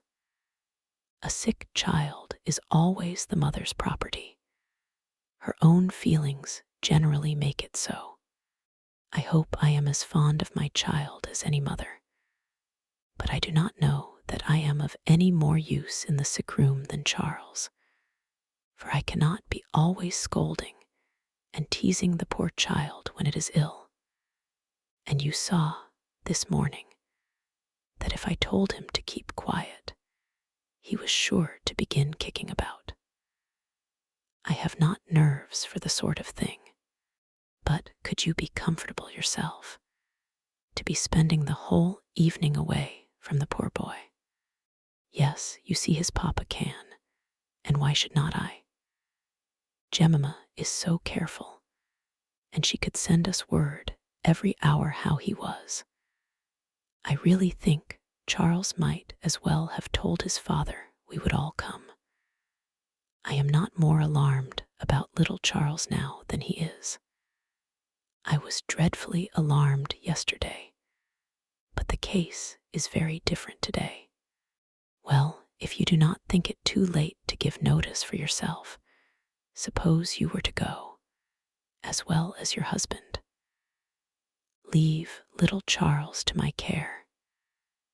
Mr. and Mrs. Musgrove cannot think it wrong while I remain with him. Are you serious? Cried Mary, her eyes brightening. Dear me, that's a very good thought, very good indeed. To be sure, I may just as well go as not, for I am of no use at home, am I? And it only harasses me. You, who have not a mother's feelings, are a great deal the properest person. You can make little Charles do anything. He always minds you at a word. It will be a great deal better than leaving him only with Jemima. Oh, I shall certainly go. I am sure I ought if I can, quite as much as Charles, for they want me excessively to be acquainted with Captain Wentworth, and I know you do not mind being left alone. An excellent thought of yours, indeed, Anne. I will go and tell Charles, and get ready directly. You can send for us, you know, at a moment's notice if anything is the matter, but I dare say there will be nothing to alarm you. I should not go, you may be sure, if I did not feel quite at ease about my dear child." The next moment, she was tapping at her husband's dressing-room door, and as Anne followed her upstairs, she was in time for the whole conversation, which began with Mary's saying, in a tone of great exultation, "I mean to go with you, Charles, for I am of no more use at home than you are. If I were to shut myself up forever with the child, I should not be able to persuade him to do anything he did not like. Anne will stay. Anne undertakes to stay at home and take care of him. It is Anne's own proposal, and so I shall go with you, which will be a great deal better, for I have not dined at the other house since Tuesday." "This is very kind of Anne," was her husband's answer, "and I should be very glad to have you go. But it seems rather hard that she should be left at home by herself to nurse our sick child." Anne was now at hand to take up her own cause, and the sincerity of her manner being soon sufficient to convince him, where conviction was at least very agreeable. He had no farther scruples as to her being left to dine alone, though he still wanted her to join them in the evening, when the child might be at rest for the night, and kindly urged her to let him come and fetch her. But she was quite unpersuadable, and this being the case, she had ere long the pleasure of seeing them set off together in high spirits. They were gone, she hoped, to be happy, however oddly constructed such happiness might seem. As for herself, she was left with as many sensations of comfort as were, perhaps, ever likely to be hers. She knew herself to be of the first utility to the child, and what was it to her if Frederick Wentworth were only half a mile distant, making himself agreeable to others? She would have liked to know how he felt as to a meeting. Perhaps indifferent, if indifference could exist under such circumstances. He must be either indifferent or unwilling. Had he wished ever to see her again, he need not have waited till this time. He would have done what she could not but believe that in his place she should have done long ago, when events had been early giving him the independence which alone had been wanting. Her brother and sister came back delighted with their new acquaintance, and their visit in general. There had been music, singing, talking, laughing, all that was most agreeable, charming manners in Captain Wentworth, no shyness or reserve. They seemed all to know each other perfectly, and he was coming the very next morning to shoot with Charles.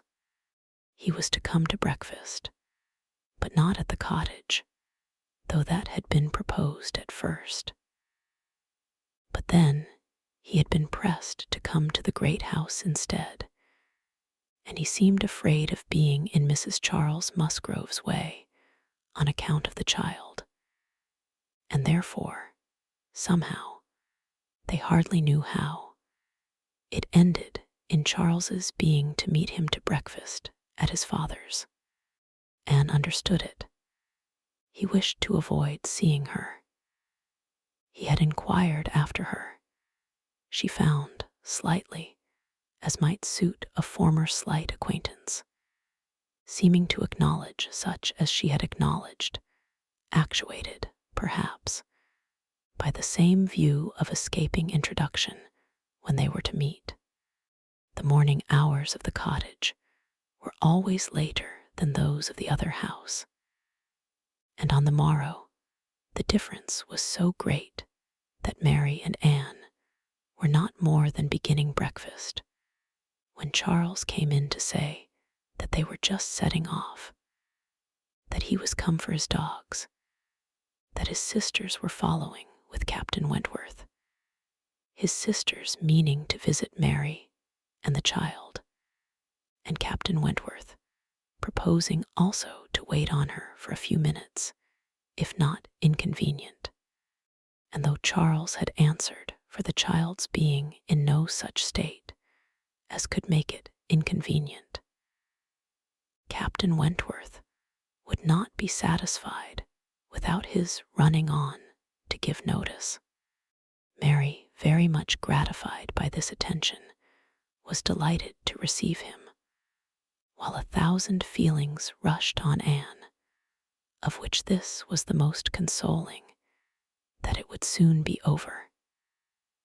And it was soon over. In 2 minutes after Charles's preparation, the others appeared. They were in the drawing room. Her eye half met Captain Wentworth's. A bow, a curtsy passed. She heard his voice. He talked to Mary, said all that was right, said something to the Miss Musgroves, enough to mark an easy footing. The room seemed full of persons and voices, but a few minutes ended it. Charles showed himself at the window. All was ready. Their visitor had bowed and was gone. The Miss Musgroves were gone too, suddenly resolving to walk to the end of the village with the sportsmen. The room was cleared, and Anne might finish her breakfast as she could. "It is over, it is over," she repeated to herself again and again in nervous gratitude. The worst is over. Mary talked, but she could not attend. She had seen him. They had met. They had been once more in the same room. Soon, however, she began to reason with herself and try to be feeling less. 8 years, almost 8 years had passed since all had been given up. How absurd to be resuming the agitation which such an interval had banished into distance and indistinctness. What might not 8 years do? Events of every description, changes, alienations, removals, all must be comprised in it, and oblivion of the past. How natural, how certain too. It included nearly a third part of her own life. Alas, with all her reasoning, she found that to retentive feelings 8 years may be little more than nothing. Now, how were his sentiments to be read? Was this like wishing to avoid her? And the next moment, she was hatting herself for the folly which asked the question. On one other question, which perhaps her utmost wisdom might not have prevented, she was soon spared all suspense. For, after the Miss Musgroves had returned and finished their visit at the cottage, she had this spontaneous information from Mary. "Captain Wentworth is not very gallant by you, Anne, though he was so attentive to me. Henrietta asked him what he thought of you when they went away, and he said, you were so altered he should not have known you again." Mary had no feelings to make her respect her sister in a common way, but she was perfectly unsuspicious of being inflicting any peculiar wound. Altered beyond his knowledge, Anne fully submitted in silent, deep mortification. Doubtless it was so, and she could take no revenge, for he was not altered, or not for the worse. She had already acknowledged it to herself, and she could not think differently, let him think of her as he would. No, the years which had destroyed her youth and bloom had only given him a more glowing, manly, open look, in no respect lessening his personal advantages. She had seen the same Frederick Wentworth, so altered that he should not have known her again. These were words which could not but dwell with her. Yet she soon began to rejoice that she had heard them. They were of sobering tendency. They allayed agitation, they composed, and consequently must make her happier. Frederick Wentworth had used such words, or something like them, but without an idea that they would be carried round to her. He had thought her wretchedly altered, and in the first moment of appeal had spoken as he felt. He had not forgiven Anne Elliot. She had used him ill, deserted, and disappointed him. And worse, she had shewn a feebleness of character in doing so, which his own decided, confident temper could not endure. She had given him up to oblige others. It had been the effect of over-persuasion. It had been weakness and timidity. He had been most warmly attached to her, and had never seen a woman since whom he thought her equal. But, except from some natural sensation of curiosity, he had no desire of meeting her again. Her power with him was gone forever. It was now his object to marry. He was rich, and being turned on shore, fully intended to settle as soon as he could be properly tempted, actually looking round, ready to fall in love with all the speed which a clear head and a quick taste could allow. He had a heart for either of the Miss Musgroves, if they could catch it, a heart, in short, for any pleasing young woman who came in his way, excepting Anne Elliot. This was his only secret exception when he said to his sister, in answer to her suppositions, "Yes, here I am, Sophia, quite ready to make a foolish match. Anybody between 15 and 30 may have me for asking. A little beauty and a few smiles and a few compliments to the navy, and I am a lost man.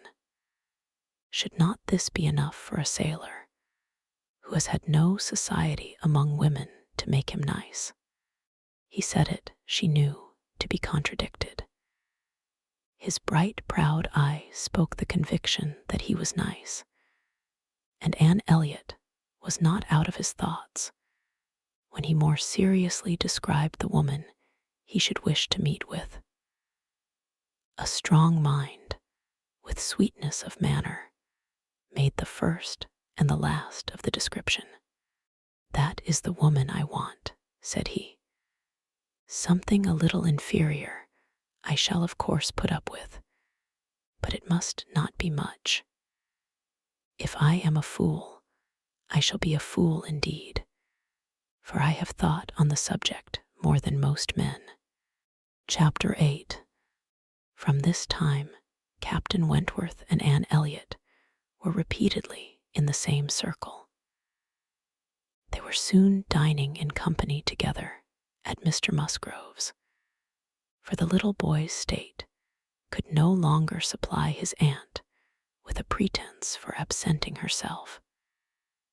And this was but the beginning of other dinings and other meetings. Whether former feelings were to be renewed must be brought to the proof. Former times must undoubtedly be brought to the recollection of each. They could not but be reverted to. The year of their engagement could not but be named by him.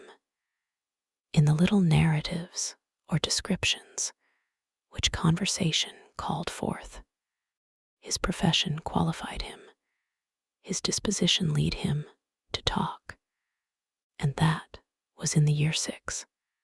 That happened before I went to sea in the year 6, occurred in the course of the first evening they spent together.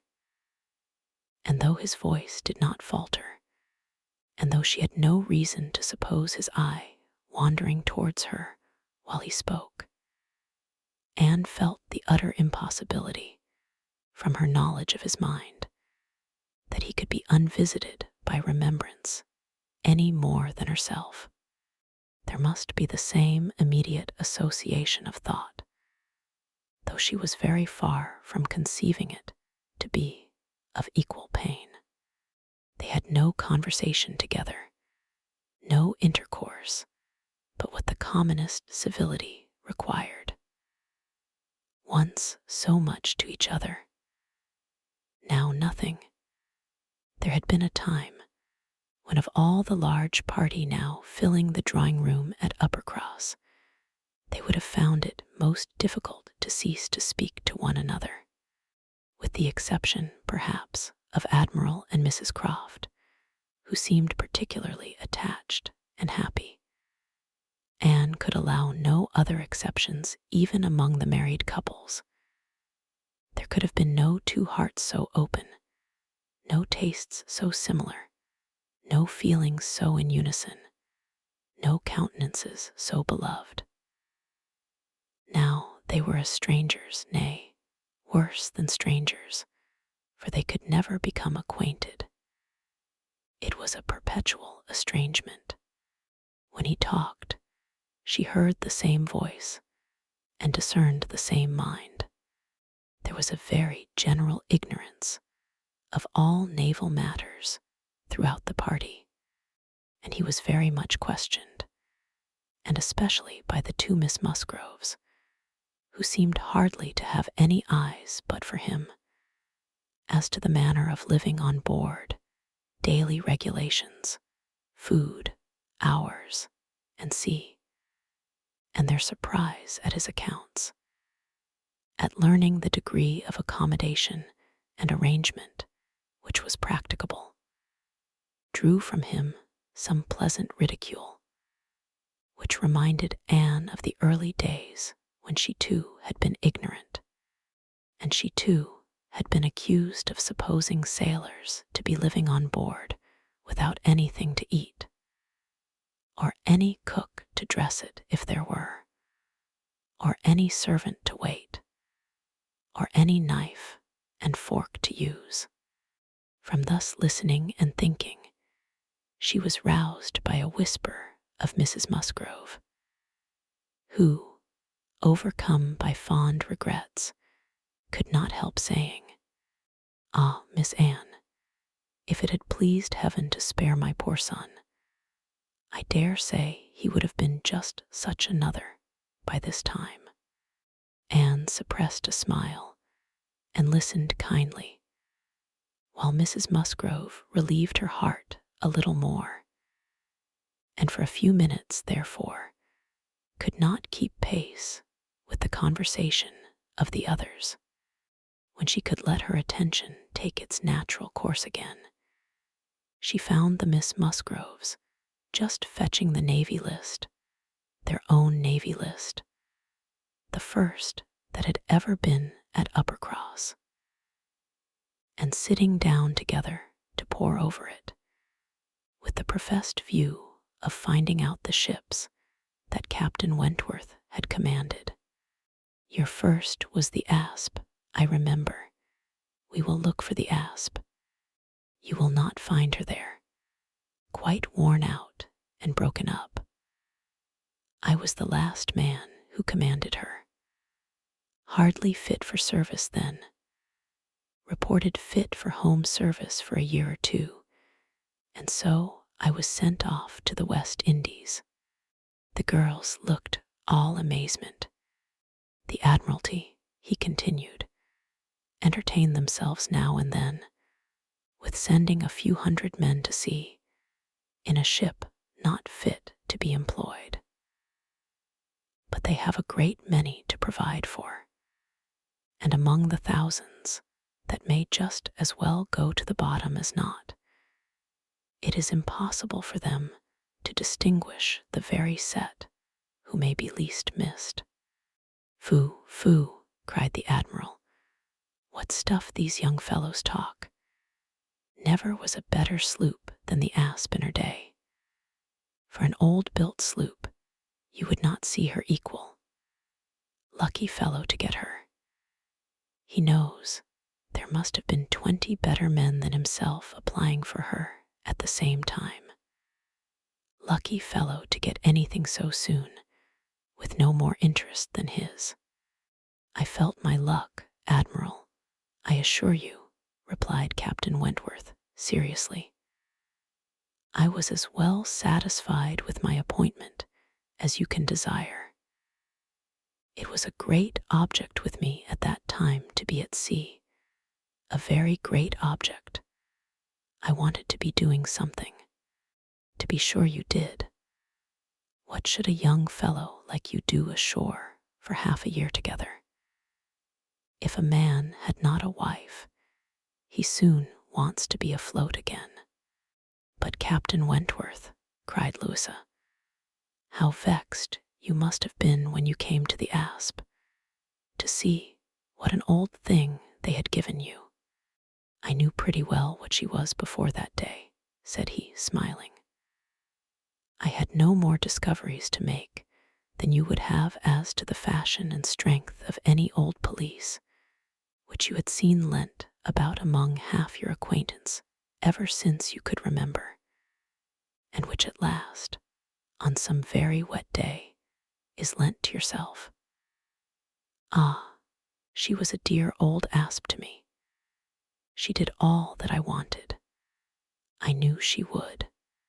I knew that we should either go to the bottom together, or that she would be the making of me.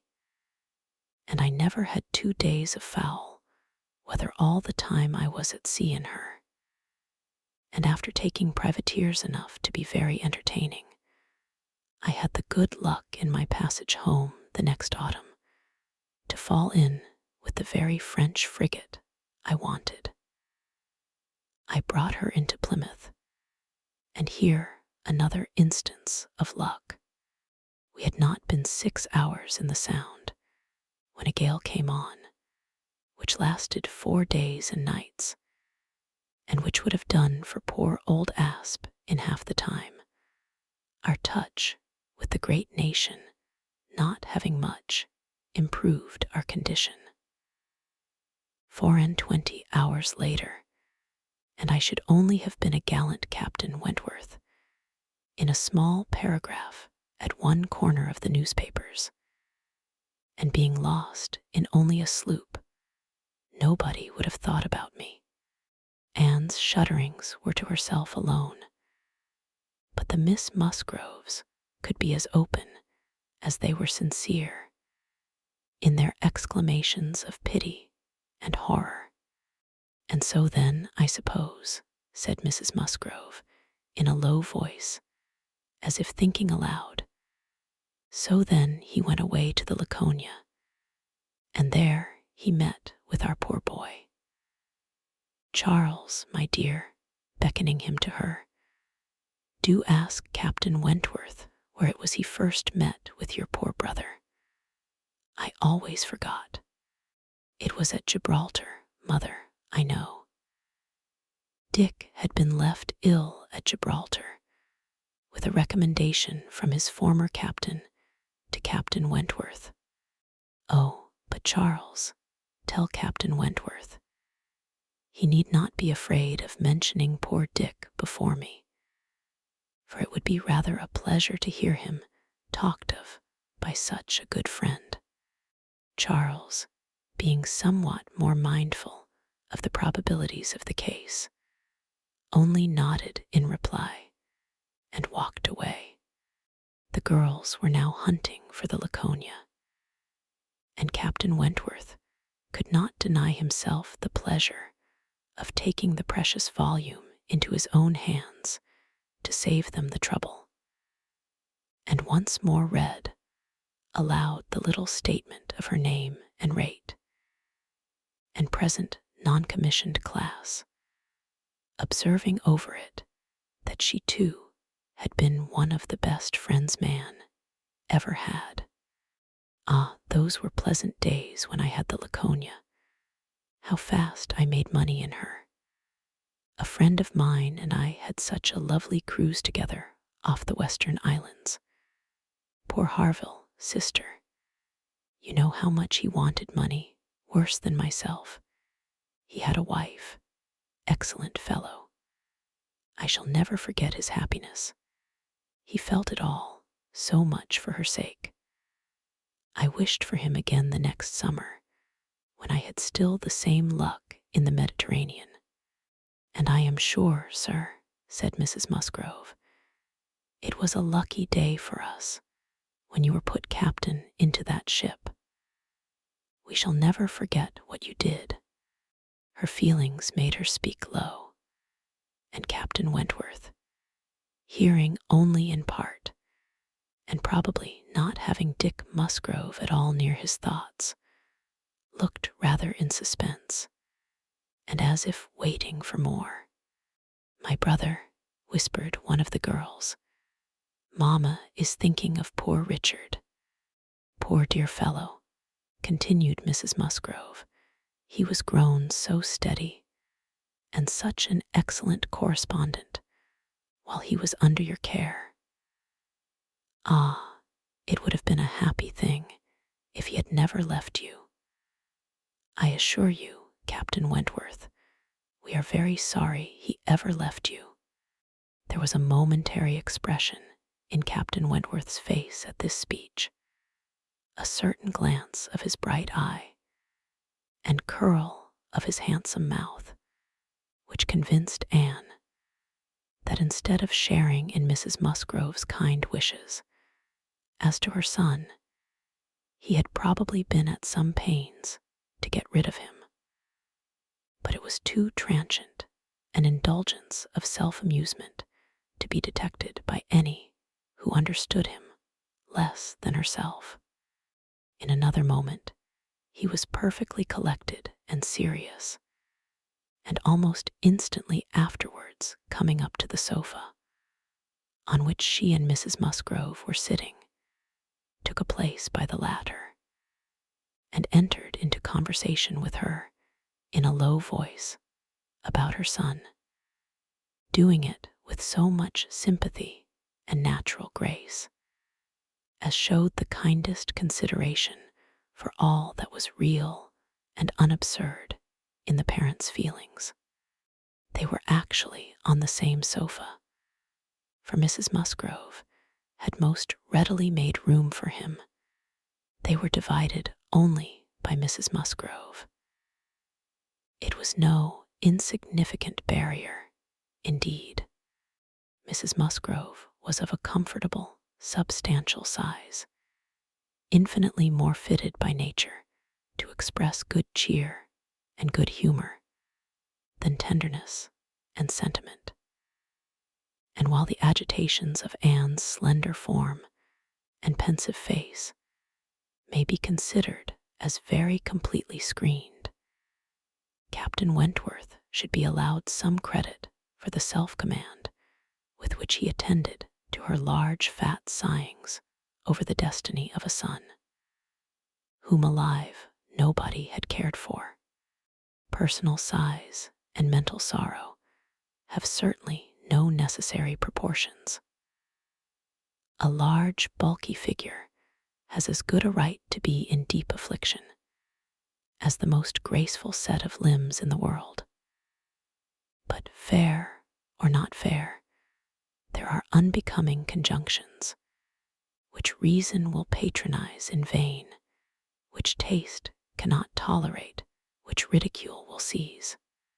The Admiral, after taking 2 or 3 refreshing turns about the room with his hands behind him, being called to order by his wife, now came up to Captain Wentworth, and without any observation of what he might be interrupting, thinking only of his own thoughts, began with, "If you had been a week later at Lisbon, last spring, Frederick, you would have been asked to give a passage to Lady Mary Grierson and her daughters. Should I am glad I was not a week later then." The Admiral abused him for his want of gallantry. He defended himself, though professing that he would never willingly admit any ladies on board a ship of his, excepting for a ball or a visit, which a few hours might comprehend. But if I know myself, said he, this is from no want of gallantry towards them. It is rather from feeling how impossible it is, with all one's efforts and all one's sacrifices, to make the accommodations on board such as women ought to have. There can be no want of gallantry, Admiral, in rating the claims of women to every personal comfort high, and this is what I do. I hate to hear of women on board, or to see them on board, and no ship under my command shall ever convey a family of ladies anywhere, if I can help it. This brought his sister upon him. Oh, Frederick, but I cannot believe it of you. All idle refinement.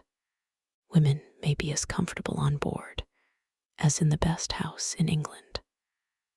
I believe I have lived as much on board as most women, and I know nothing superior to the accommodations of a man-o'-war.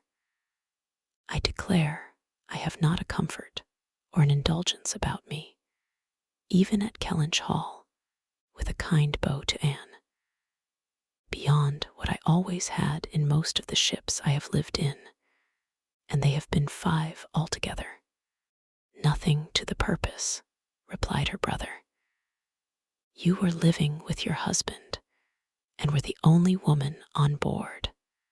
But you yourself brought Mrs. Harville, her sister, her cousin, and 3 children round from Portsmouth to Plymouth. Where was this superfine, extraordinary sort of gallantry of yours then? All merged in my friendship, Sophia. I would assist any brother officer's wife that I could, and I would bring anything of Harville from the world's end if he wanted it. But do not imagine that I did not feel it an evil in itself. Depend upon it, they were all perfectly comfortable. I might not like them the better for that, perhaps. Such a number of women and children have no right to be comfortable on board. My dear Frederick, you are talking quite idly. Pray, what would become of us poor sailors' wives, who often want to be conveyed to one port or another, after our husbands, if everybody had your feelings? My feelings, you see, did not prevent my taking Mrs. Harville and all her family to Plymouth. But I hate to hear you talking so like a fine gentleman, and as if women were all fine ladies instead of rational creatures. We none of us expect to be in smooth water all our days. Ah, my dear, said the Admiral, when he has got a wife, he will sing a different tune. When he is married, if we have the good luck to live to another war, we shall see him do as you and I, and a great many others, have done. We shall have him very thankful to anybody that will bring him his wife. Aye, that we shall. Now I have done, cried Captain Wentworth. When once married people begin to attack me with, oh, you will think very differently when you are married. I can only say, no, I shall not, and then they say again, yes, you will, and there is an end of it. He got up and moved away. What a great traveler you must have been, ma'am, said Mrs. Musgrove to Mrs. Croft. Pretty well, ma'am, in the 15 years of my marriage, though many women have done more. I have crossed the Atlantic 4 times, and have been once to the East Indies, and back again, and only once, besides being in different places about home, Cork and Lisbon and Gibraltar. But I never went beyond the Straits, and never was in the West Indies. We do not call Bermuda or Bahama, you know, the West Indies. Mrs. Musgrove had not a word to say in dissent. She could not accuse herself of having ever called them anything in the whole course of her life. And I do assure you, ma'am, pursued Mrs. Croft, that nothing can exceed the accommodations of a man-o'-war. I speak, you know, of the higher rates. When you come to a frigate, of course, you are more confined, though any reasonable woman may be perfectly happy in one of them. And I can safely say that the happiest part of my life has been spent on board a ship. While we were together, you know, there was nothing to be feared. Thank God, I have always been blessed with excellent health, and no climate disagrees with me. A little disordered, always the first 24 hours of going to sea, but never knew what sickness was afterwards. The only time I ever really suffered in body or mind, the only time that I ever fancied myself unwell or had any ideas of danger, was the winter that I passed by myself at Deal, when the Admiral Captain Croft then was in the North Seas.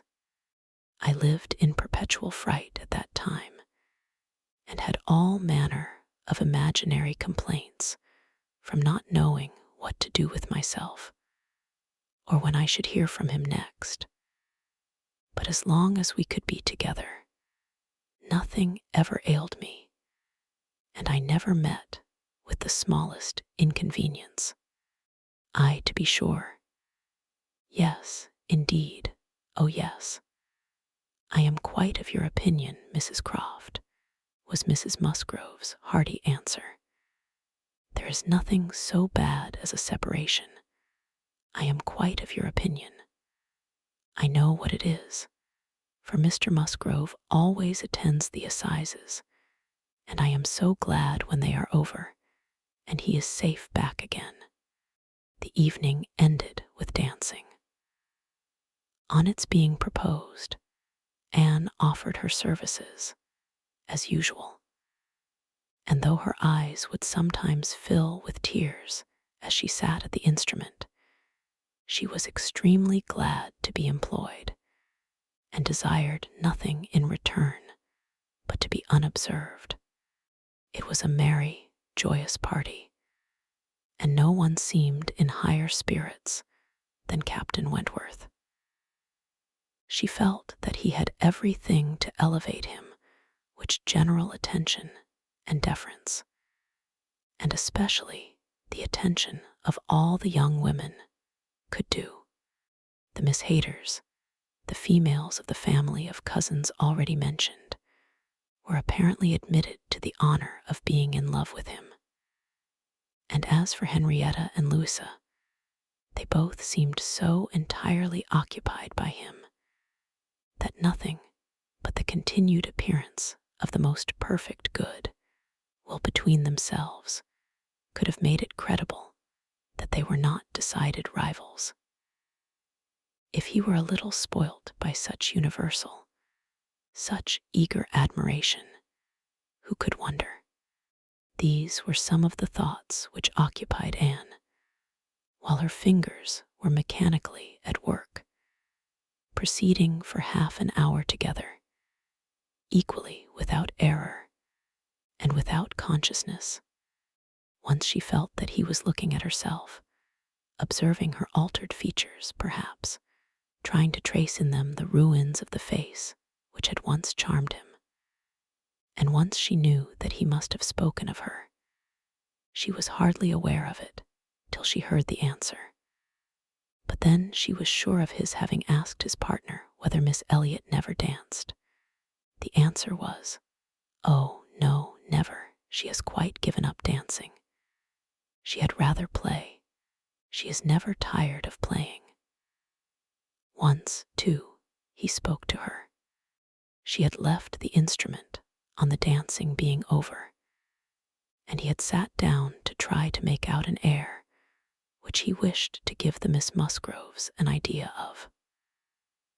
Unintentionally, she returned to that part of the room he saw her, and instantly rising, said, with studied politeness, "I beg your pardon, madam. This is your seat."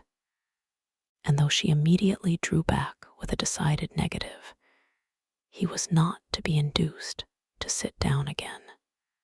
Anne did not wish for more of such looks and speeches. His cold politeness, his ceremonious grace, were worse than anything. Chapter 9. Captain Wentworth was come to Kellynch as to a home, to stay as long as he liked, being as thoroughly the object of the Admiral's fraternal kindness as of his wife. He had intended, on first arriving, to proceed very soon into Shropshire, and visit the brothers settled in that country, but the attractions of Uppercross induced him to put this off. There was so much of friendliness, and of flattery, and of everything most bewitching in his reception there.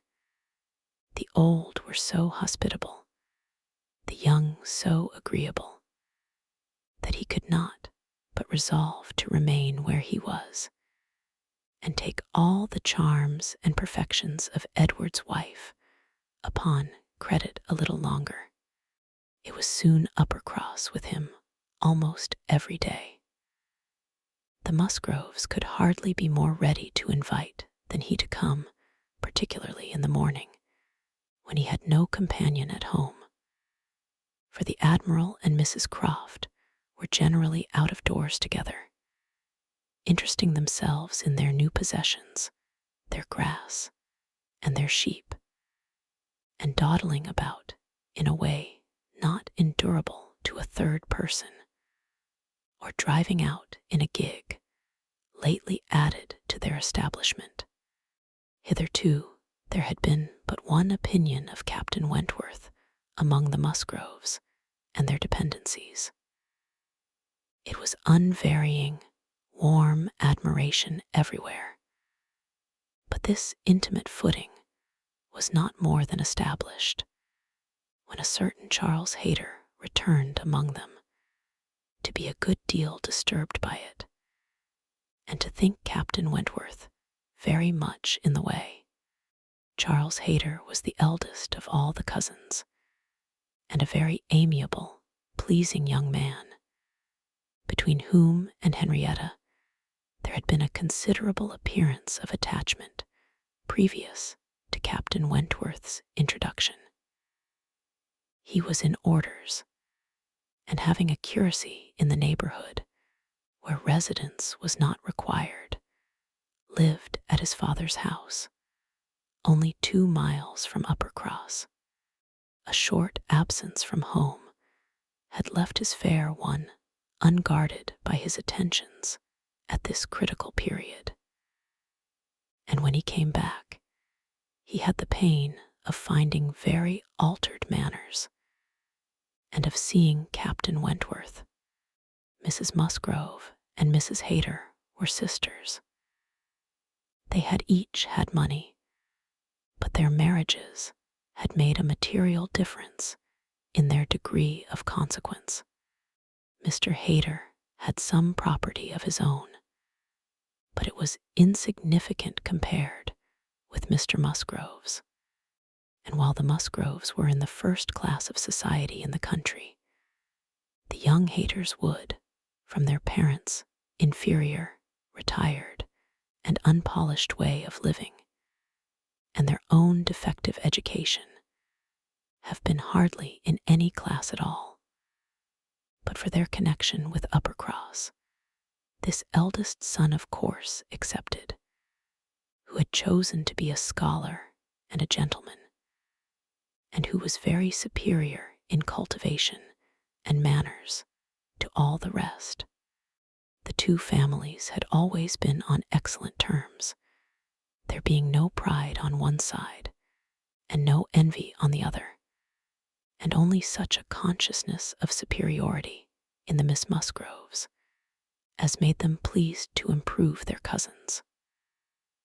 Charles's attentions to Henrietta had been observed by her father and mother without any disapprobation. It would not be a great match for her, but if Henrietta liked him, and Henrietta did seem to like him, Henrietta fully thought so herself before Captain Wentworth came. But from that time, cousin Charles had been very much forgotten. Which of the two sisters was preferred by Captain Wentworth was as yet quite doubtful, as far as Anne's observation reached. Henrietta was perhaps the prettiest.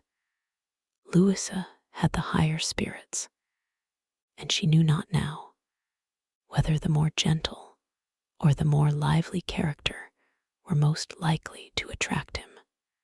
Mr. and Mrs. Musgrove, either from seeing little or from an entire confidence in the discretion of both their daughters and of all the young men who came near them, seemed to leave everything to take its chance.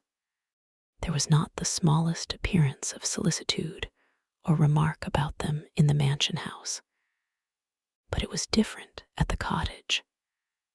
The young couple there were more disposed to speculate and wonder, and Captain Wentworth had not been above 4 or 5 times in the Miss Musgroves' company, and Charles Hayter had but just reappeared when Anne had to listen to the opinions of her brother and sister as to which was the one liked best.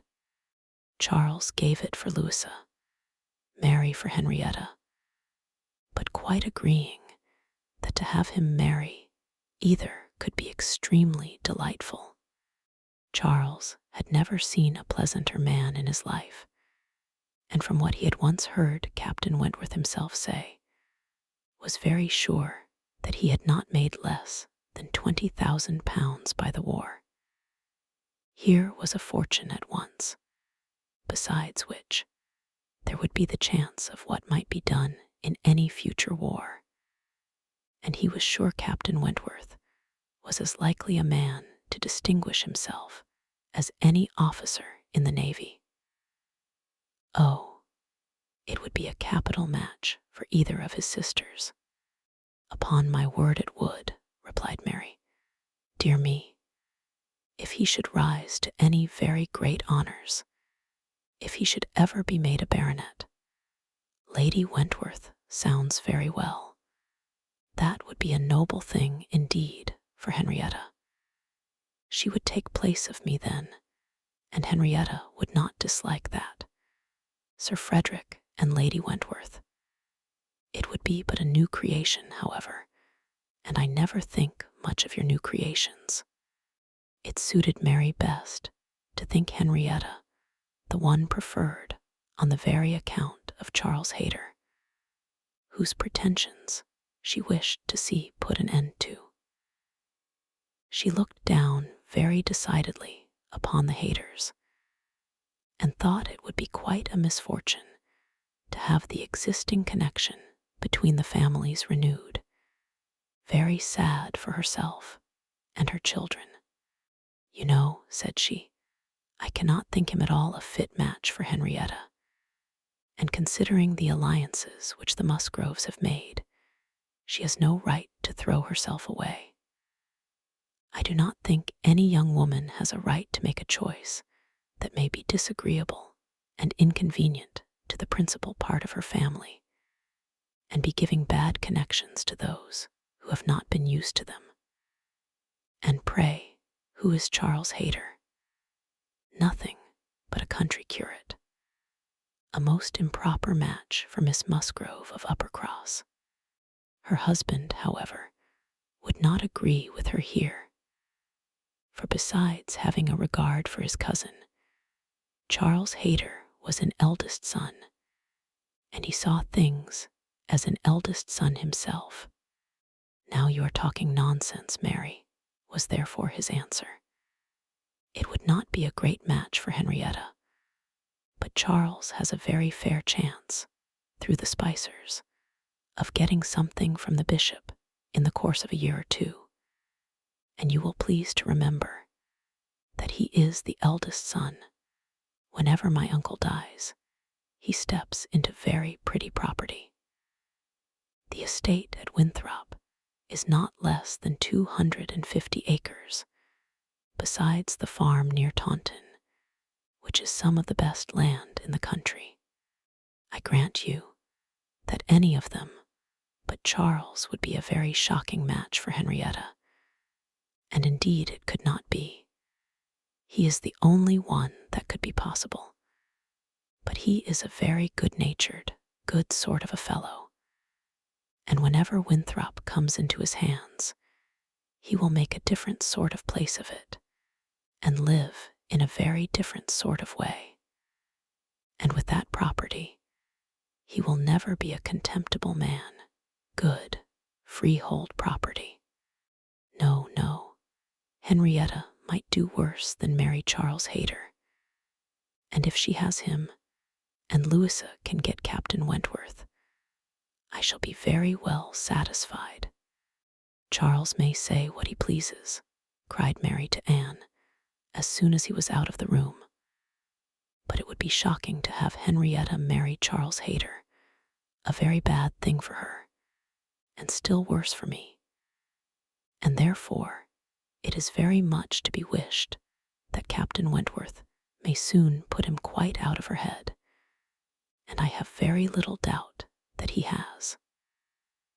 She took hardly any notice of Charles Hayter yesterday. I wish you had been there to see her behavior. And as to Captain Wentworth's liking Louisa as well as Henrietta, it is nonsense to say so, for he certainly does like Henrietta a great deal the best.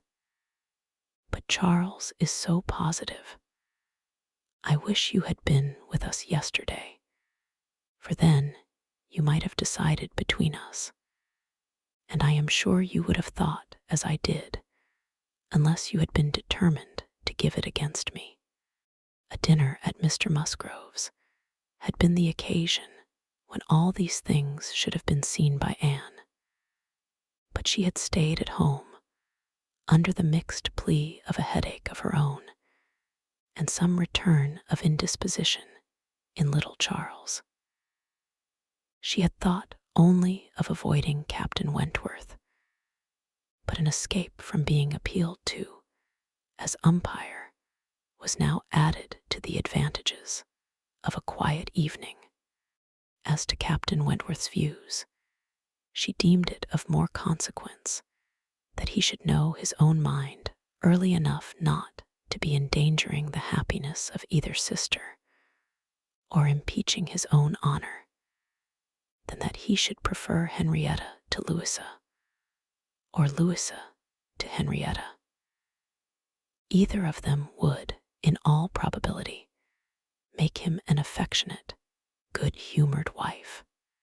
With regard to Charles Hayter, she had delicacy which must be pained by any lightness of conduct in a well-meaning young woman, and a heart to sympathize in any of the sufferings it occasioned. But if Henrietta found herself mistaken in the nature of her feelings, the alteration could not be understood too soon. Charles Hayter had met with much to disquiet and mortify him in his cousin's behavior. She had too old a regard for him to be so wholly estranged as might in two meetings extinguish every past hope, and leave him nothing to do but to keep away from Uppercross. But there was such a change as became very alarming when such a man as Captain Wentworth was to be regarded as the probable cause.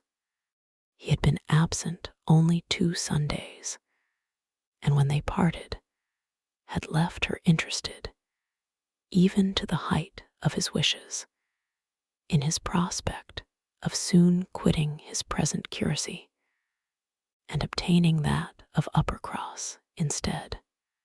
It had then seemed the object nearest her heart that Dr. Shirley, the rector, who for more than 40 years had been zealously discharging all the duties of his office, but was now growing too infirm for many of them, should be quite fixed on engaging a curate, should make his curacy quite as good as he could afford, and should give Charles Hayter the promise of it, the advantage of his having to come only to Uppercross instead of going 6 miles another way, of his having, in every respect, a better curacy, of his belonging to their dear Dr. Shirley, and of dear, good Dr. Shirley's being relieved from the duty which he could no longer get through without most injurious fatigue, had been a great deal, even to Louisa, but had been almost everything to Henrietta. When he came back, alas, the zeal of the business was gone by. Louisa could not listen at all to his account of a conversation which he had just held with Dr. Shirley. She was at a window, looking out for Captain Wentworth, and even Henrietta had at best only a divided attention to give, and seemed to have forgotten all the former doubt and solicitude of the negotiation. "Well, I am very glad indeed, but I always thought you would have it. I always thought you sure. It did not appear to me that, in short, you know, Dr. Shirley must have a curate, and you had secured his promise. Is he coming, Louisa?" One morning, very soon after the dinner at the Musgroves, at which Anne had not been present, Captain Wentworth walked into the drawing-room at the cottage, where were only herself and the little invalid Charles, who was lying on the sofa. The surprise of finding himself almost alone with Anne Elliot deprived his manners of their usual composure. He started, and could only say, "I thought the Miss Musgroves had been here. Mrs. Musgrove told me I should find them here," before he walked to the window to recollect himself and feel how he ought to behave. "They are upstairs with my sister. They will be down in a few moments, I dare say," had been Anne's reply, in all the confusion that was natural. And if the child had not called her to come and do something for him, she would have been out of the room the next moment, and released Captain Wentworth as well as herself. He continued at the window, and after calmly and politely saying, "I hope the little boy is better," was silent. She was obliged to kneel down by the sofa and remain there to satisfy her patient, and thus they continued a few minutes, when, to her very great satisfaction, she heard some other person crossing the little vestibule. She hoped, on turning her head, to see the master of the house, but it proved to be one much less calculated for making matters easy, Charles Hayter, probably not at all better pleased by the sight of Captain Wentworth than Captain Wentworth had been by the sight of Anne. She only attempted to say, "How do you do? Will you not sit down? The others will be here presently." Captain Wentworth, however, came from his window, apparently not ill-disposed for conversation. But Charles Hayter soon put an end to his attempts by seating himself near the table and taking up the newspaper, and Captain Wentworth returned to his window. Another minute brought another edition. The younger boy, a remarkable stout, forward child of 2 years old, having got the door opened for him by some one without, made his determined appearance among them and went straight to the sofa to see what was going on and put in his claim to anything good that might be giving away. There being nothing to eat, he could only have some play, and as his aunt would not let him tease his sick brother, he began to fasten himself upon her as she knelt in such a way that, busy as she was about Charles, she could not shake him off. She spoke to him, ordered, entreated, and insisted in vain. Once she did contrive to push him away, but the boy had the greater pleasure in getting upon her back again directly. "Walter," said she, "get down this moment. You are extremely troublesome. I am very angry with you." "Walter," cried Charles Hayter, "why do you not do as you are bid? Do not you hear your aunt speak? Come to me, Walter, come to cousin Charles." But not a bit did Walter stir. In another moment, however, she found herself in the state of being released from him. Someone was taking him from her, though he had bent down her head so much that his little sturdy hands were unfastened from around her neck, and he was resolutely borne away before she knew that Captain Wentworth had done it. Her sensations on the discovery made her perfectly speechless. She could not even thank him. She could only hang over little Charles with most disordered feelings. His kindness in stepping forward to her relief, the manner, the silence in which it had passed, the little particulars of the circumstance, with the conviction soon forced on her by the noise he was studiously making with the child, that he meant to avoid hearing her thanks, and rather sought to testify that her conversation was the last of his wants, produced such a confusion of varying, but very painful agitation as she could not recover from, till enabled by the entrance of Mary and the Miss Musgroves to make over her little patient to their cares and leave the room. She could not stay. It might have been an opportunity of watching the loves and jealousies of the four. They were now altogether, but she could stay for none of it. It was evident that Charles Hayter was not well inclined towards Captain Wentworth. She had a strong impression of his having said, in a vexed tone of voice, after Captain Wentworth's interference, "You ought to have minded me, Walter. I told you not to tease your aunt," and could comprehend his regretting that Captain Wentworth should do what he ought to have done himself. But neither Charles Hayter's feelings nor anybody's feelings could interest her till she had a little better arranged her own. She was ashamed of herself, quite ashamed of being so nervous, so overcome by such a trifle. But so it was, and it required a long application of solitude and reflection to recover her. Chapter 10. Other opportunities of making her observations could not fail to occur.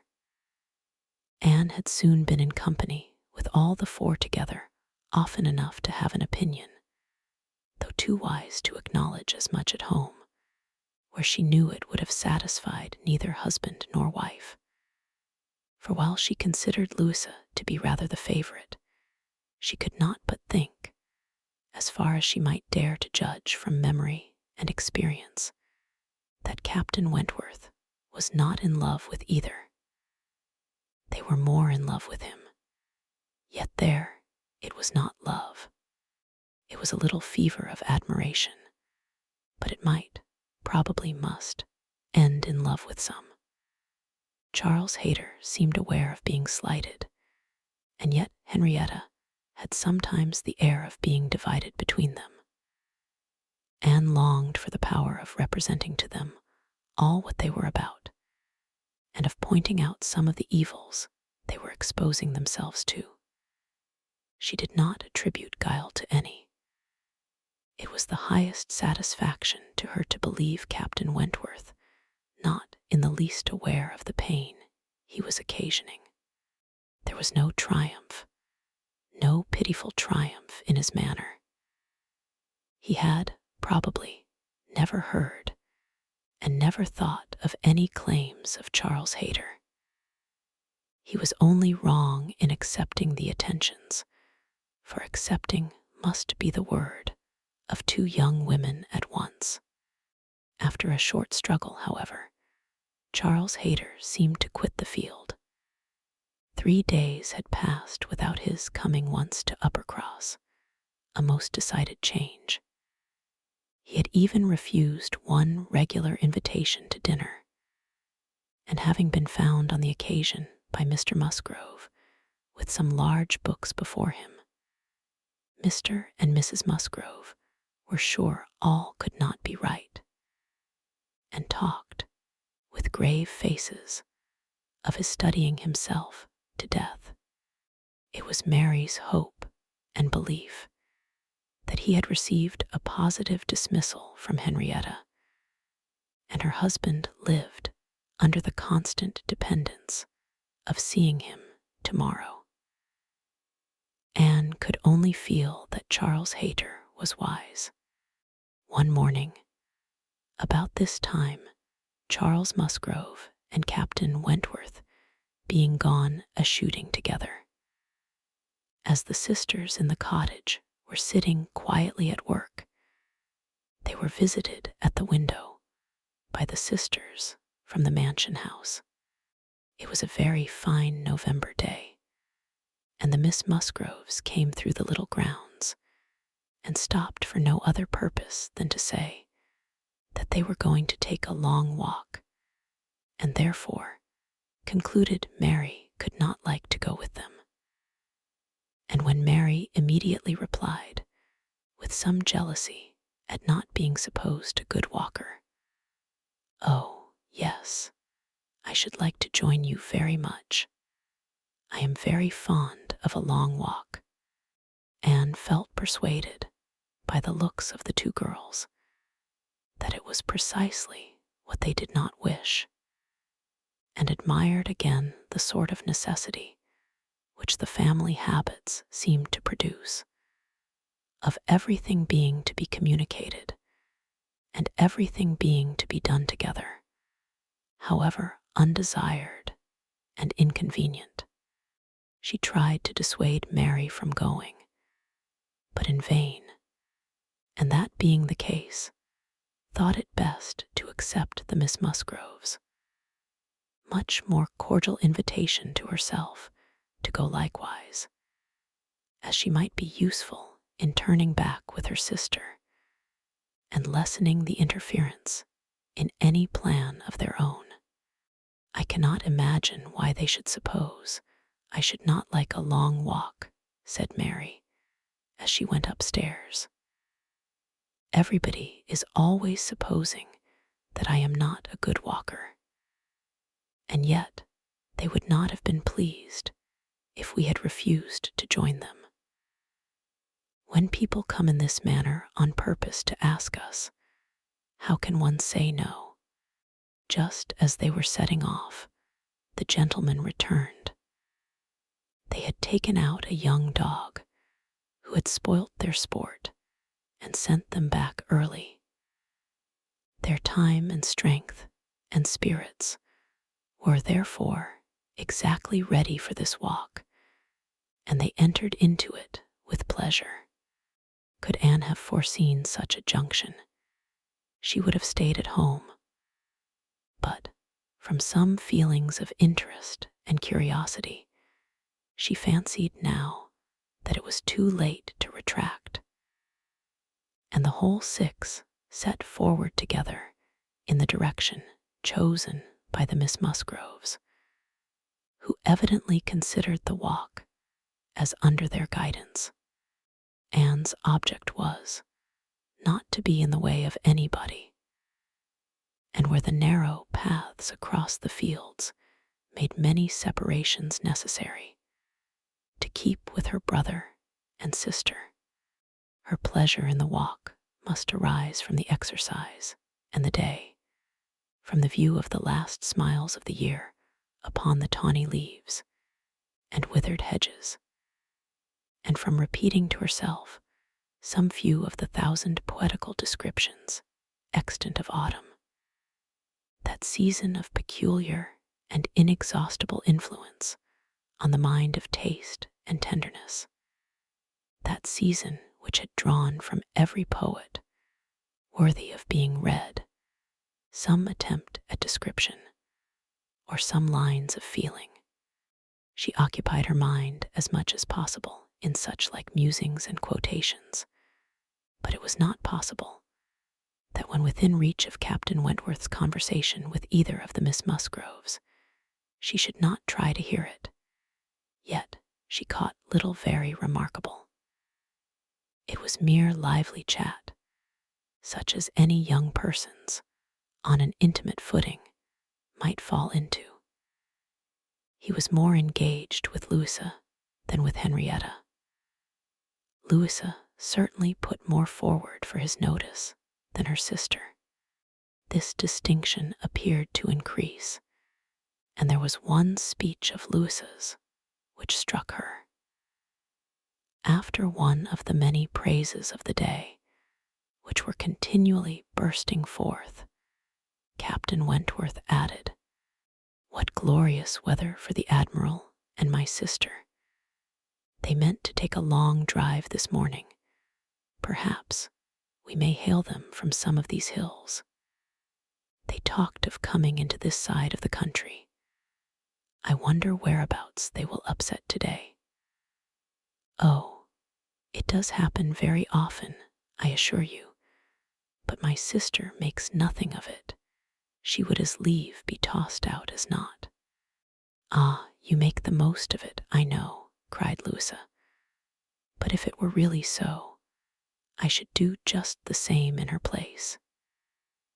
If I loved a man as she loves the Admiral, I would always be with him. Nothing should ever separate us, and I would rather be overturned by him than driven safely by anybody else." It was spoken with enthusiasm. "Had you," cried he, catching the same tone, "I honor you." And there was silence between them for a little while. Anne could not immediately fall into a quotation again. The sweet scenes of autumn were for a while put by, unless some tender sonnet, fraught with the apt analogy of the declining year, with declining happiness, and the images of youth and hope, and spring, all gone together, blessed her memory. She roused herself to say, as they struck by order into another path, "Is not this one of the ways to Winthrop?" But nobody heard, or at least, nobody answered her. Winthrop, however, or its environs, for young men are sometimes to be met with, strolling about near home, was their destination, and after another half-mile of gradual ascent through large enclosures, where the ploughs at work, and the fresh-made path spoke the farmer counteracting the sweets of poetical despondence, and meaning to have spring again, they gained the summit of the most considerable hill, which parted Uppercross and Winthrop, and soon commanded a full view of the latter. At the foot of the hill, on the other side, Winthrop, without beauty and without dignity, was stretched before them, an indifferent house, standing low, and hemmed in by the barns and buildings of a farmyard. Mary exclaimed, "Bless me, here is Winthrop. I declare I had no idea. Well now, I think we had better turn back. I am excessively tired. Henrietta, conscious and ashamed, and seeing no cousin Charles walking along any path or leaning against any gate, was ready to do as Mary wished. But no, said Charles Musgrove, and no, no, cried Louisa more eagerly, and taking her sister aside, seemed to be arguing the matter warmly. Charles, in the meanwhile, was very decidedly declaring his resolution of calling on his aunt, now that he was so near, and very evidently, though more fearfully, trying to induce his wife to go too. But this was one of the points on which the lady showed her strength, and when he recommended the advantage of resting herself a quarter of an hour at Winthrop, as she felt so tired, she resolutely answered, "Oh, no, indeed. Walking up that hill again would do her more harm than any sitting down could do her good." And, in short, her look and manner declared that go she would not. After a little succession of these sort of debates and consultations, it was settled between Charles and his two sisters that he and Henrietta should just run down for a few minutes to see their aunt and cousins, while the rest of the party waited for them at the top of the hill. Louisa seemed the principal arranger of the plan, and, as she went a little way with them down the hill, still talking to Henrietta, Mary took the opportunity of looking scornfully around her, and saying to Captain Wentworth, "It is very unpleasant having such connections, but I assure you I have never been in the house above twice in my life." She received no other answer than an artificial, assenting smile, followed by a contemptuous glance as he turned away, which Anne perfectly knew the meaning of. The brow of the hill, where they remained, was a cheerful spot. Louisa returned, and Mary, finding a comfortable seat for herself on the step of a stile, was very well satisfied so long as the others all stood about her. But when Louisa drew Captain Wentworth away to try for a gleaning of nuts in an adjoining hedgerow, and they were gone by degrees quite out of sight and sound, Mary was happy no longer. She quarreled with her own seat, was sure Louisa had got a much better somewhere, and nothing could prevent her from going to look for a better also. She turned through the same gate, but could not see them. Anne found a nice seat for her on a dry, sunny bank under the hedgerow, in which she had no doubt of their still being in some spot or other. Mary sat down for a moment, but it would not do. She was sure Louisa had found a better seat somewhere else, and she would go on till she overtook her. Anne, really tired herself, was glad to sit down, and she very soon heard Captain Wentworth and Louisa in the hedgerow behind her, as if making their way back along the rough, wild sort of channel down the center. They were speaking as they drew near. Louisa's voice was the first distinguished. She seemed to be in the middle of some eager speech. What Anne first heard was, "And so I made her go. I could not bear that she should be frightened from the visit by such nonsense. What? Would I be turned back from doing a thing that I had determined to do, and that I knew to be right, by the airs and interference of such a person, or of any person, I may say? No, I have no idea of being so easily persuaded. When I have made up my mind, I have made it." And Henrietta seemed entirely to have made up hers to call at Winthrop today. And yet, she was as near giving it up, out of nonsensical complacence. She would have turned back then, but for you. She would indeed. I am almost ashamed to say it. Happy for her to have such a mind as yours at hand. After the hints you gave just now, which did but confirm my own observations, the last time I was in company with him, I need not affect to have no comprehension of what is going on. I see that more than a mere dutiful morning visit to your aunt was in question, and woe betide him, and her too, when it comes to things of consequence, when they are placed in circumstances requiring fortitude and strength of mind. If she have not resolution enough to resist idle interference in such a trifle as this. Your sister is an amiable creature, but yours is the character of decision and firmness. I see. If you value her conduct or happiness, infuse as much of your own spirit into her as you can. But this, no doubt, you have been always doing.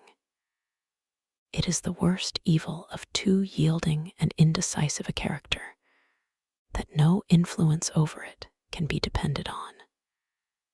You are never sure of a good impression being durable. Everybody may sway it.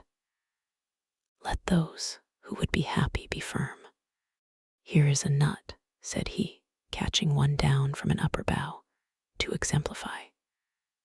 A beautiful glossy nut, which, blessed with original strength, has outlived all the storms of autumn. Not a puncture, not a weak spot anywhere. This nut, he continued, with playful solemnity, while so many of his brethren have fallen and been trodden underfoot, is still in possession of all the happiness that a hazelnut can be supposed capable of. Then, returning to his former earnest tone, my first wish for all whom I am interested in is that they should be firm.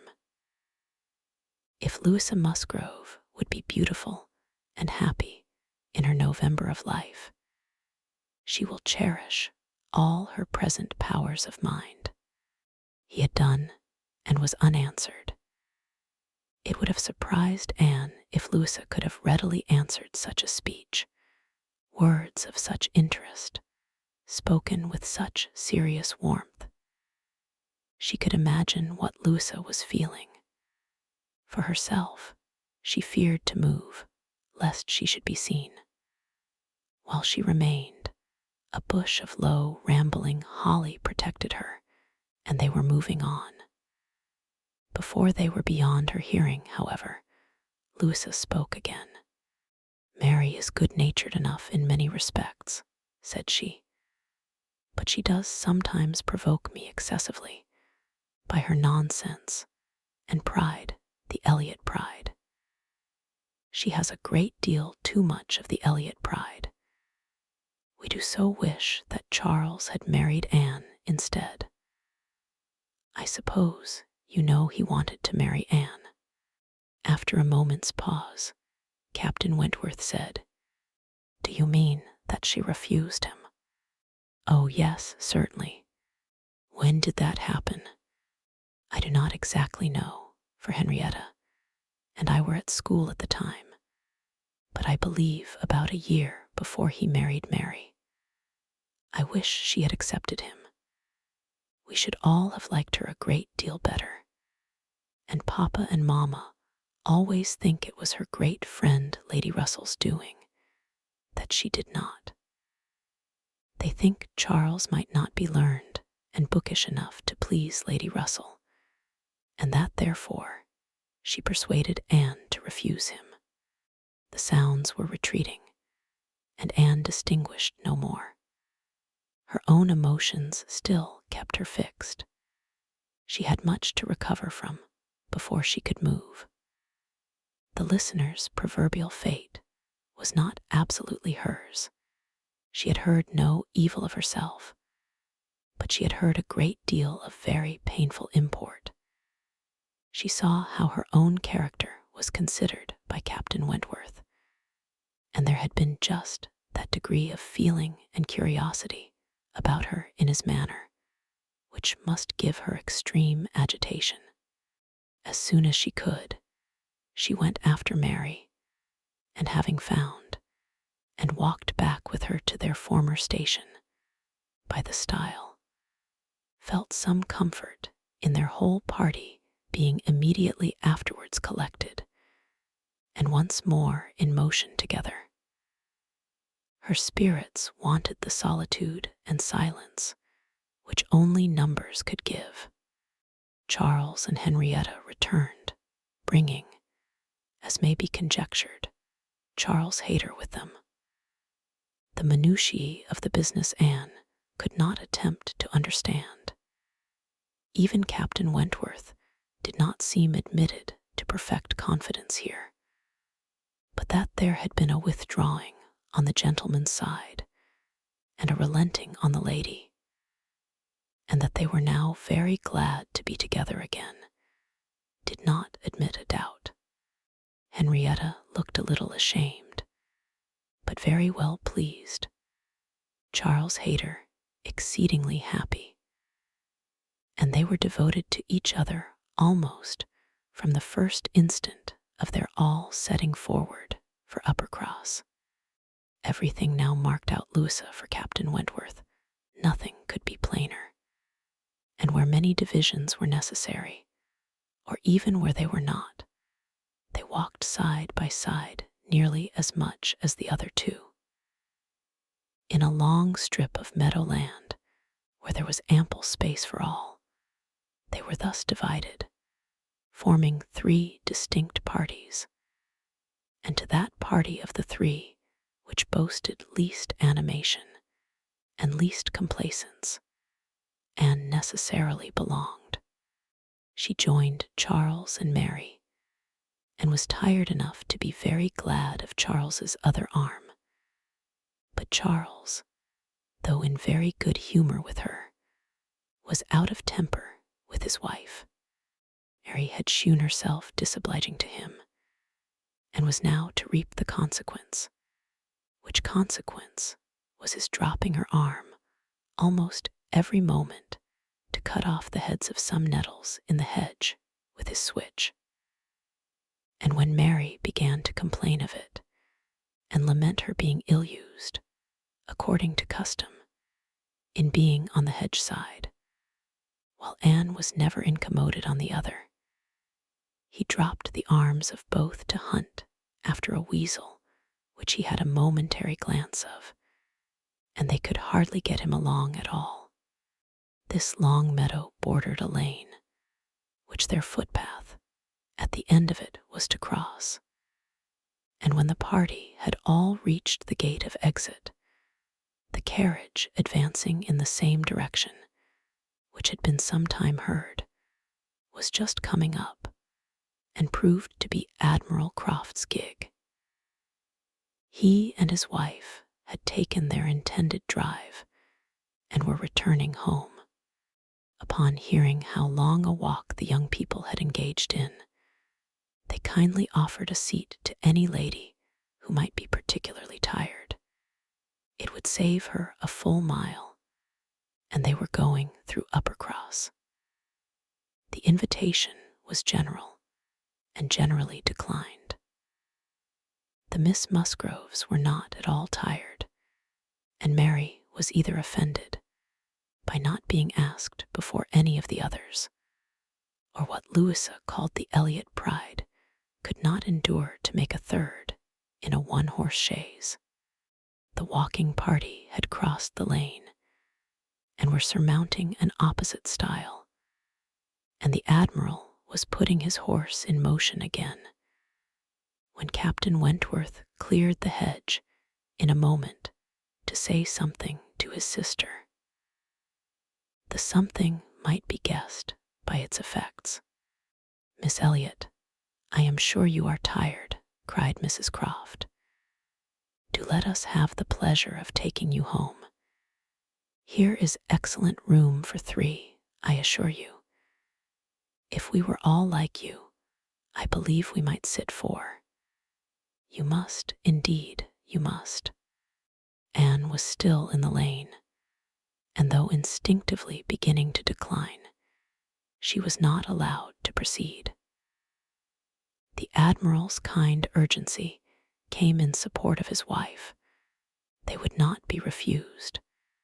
They compressed themselves into the smallest possible space to leave her a corner, and Captain Wentworth, without saying a word, turned to her and quietly obliged her to be assisted into the carriage.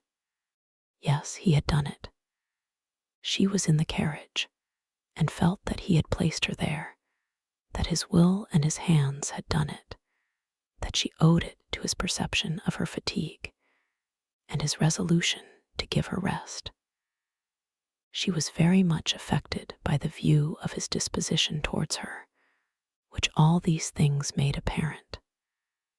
This little circumstance seemed the completion of all that had gone before. She understood him. He could not forgive her, but he could not be unfeeling, though condemning her for the past, and considering it with high and unjust resentment, though perfectly careless of her, and though becoming attached to another, still he could not see her suffer without the desire of giving her relief. It was a remainder of former sentiment. It was an impulse of pure, though unacknowledged friendship. It was a proof of his own warm and amiable heart, which she could not contemplate without emotions so compounded of pleasure and pain that she knew not which prevailed. Her answers to the kindness and the remarks of her companions were at first unconsciously given. They had traveled half their way along the rough lane before she was quite awake to what they said. She then found them talking of Frederick. "He certainly means to have one or other of those 2 girls, Sophie," said the Admiral, "but there is no saying which. He has been running after them, too, long enough, one would think, to make up his mind. Aye, this comes of the peace. If it were war now, he would have settled it long ago. We sailors, Miss Elliot, cannot afford to make long courtships in time of war. How many days was it, my dear, between the first time of my seeing you and our sitting down together in our lodgings at North Yarmouth?" "We had better not talk about it, my dear," replied Mrs. Croft, pleasantly. For if Miss Elliot were to hear how soon we came to an understanding, she would never be persuaded that we could be happy together. I had known you by character, however, long before. Well, and I had heard of you as a very pretty girl, and what were we to wait for besides? I do not like having such things so long in hand. I wish Frederick would spread a little more canvas, and bring us home one of these young ladies to Kellynch. Then there would always be company for them. And very nice young ladies they both are. I hardly know one from the other. Very good-humored, unaffected girls indeed, said Mrs. Croft, in a tone of calmer praise, such as made Anne suspect that her keener powers might not consider either of them as quite worthy of her brother. And a very respectable family. One could not be connected with better people. My dear Admiral, that post. We shall certainly take that post, but by coolly giving the reins a better direction herself, they happily passed the danger. And by once afterwards judiciously putting out her hand, they neither fell into a rut, nor ran foul of a dung cart. And Anne, with some amusement at their style of driving, which she imagined no bad representation of the general guidance of their affairs, found herself safely deposited by them at the cottage. Chapter 11.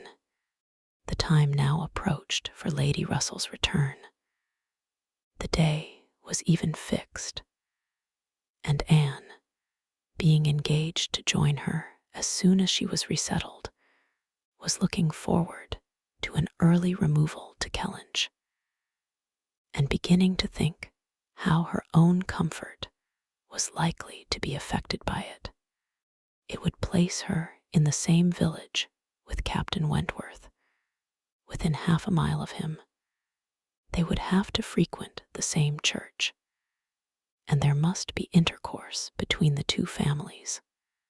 This was against her, but on the other hand, he spent so much of his time at Uppercross that in removing thence she might be considered rather as leaving him behind than as going towards him.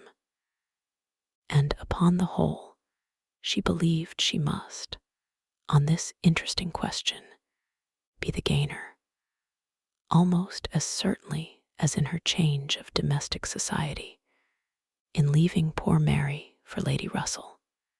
She wished it might be possible for her to avoid ever seeing Captain Wentworth at the Hall.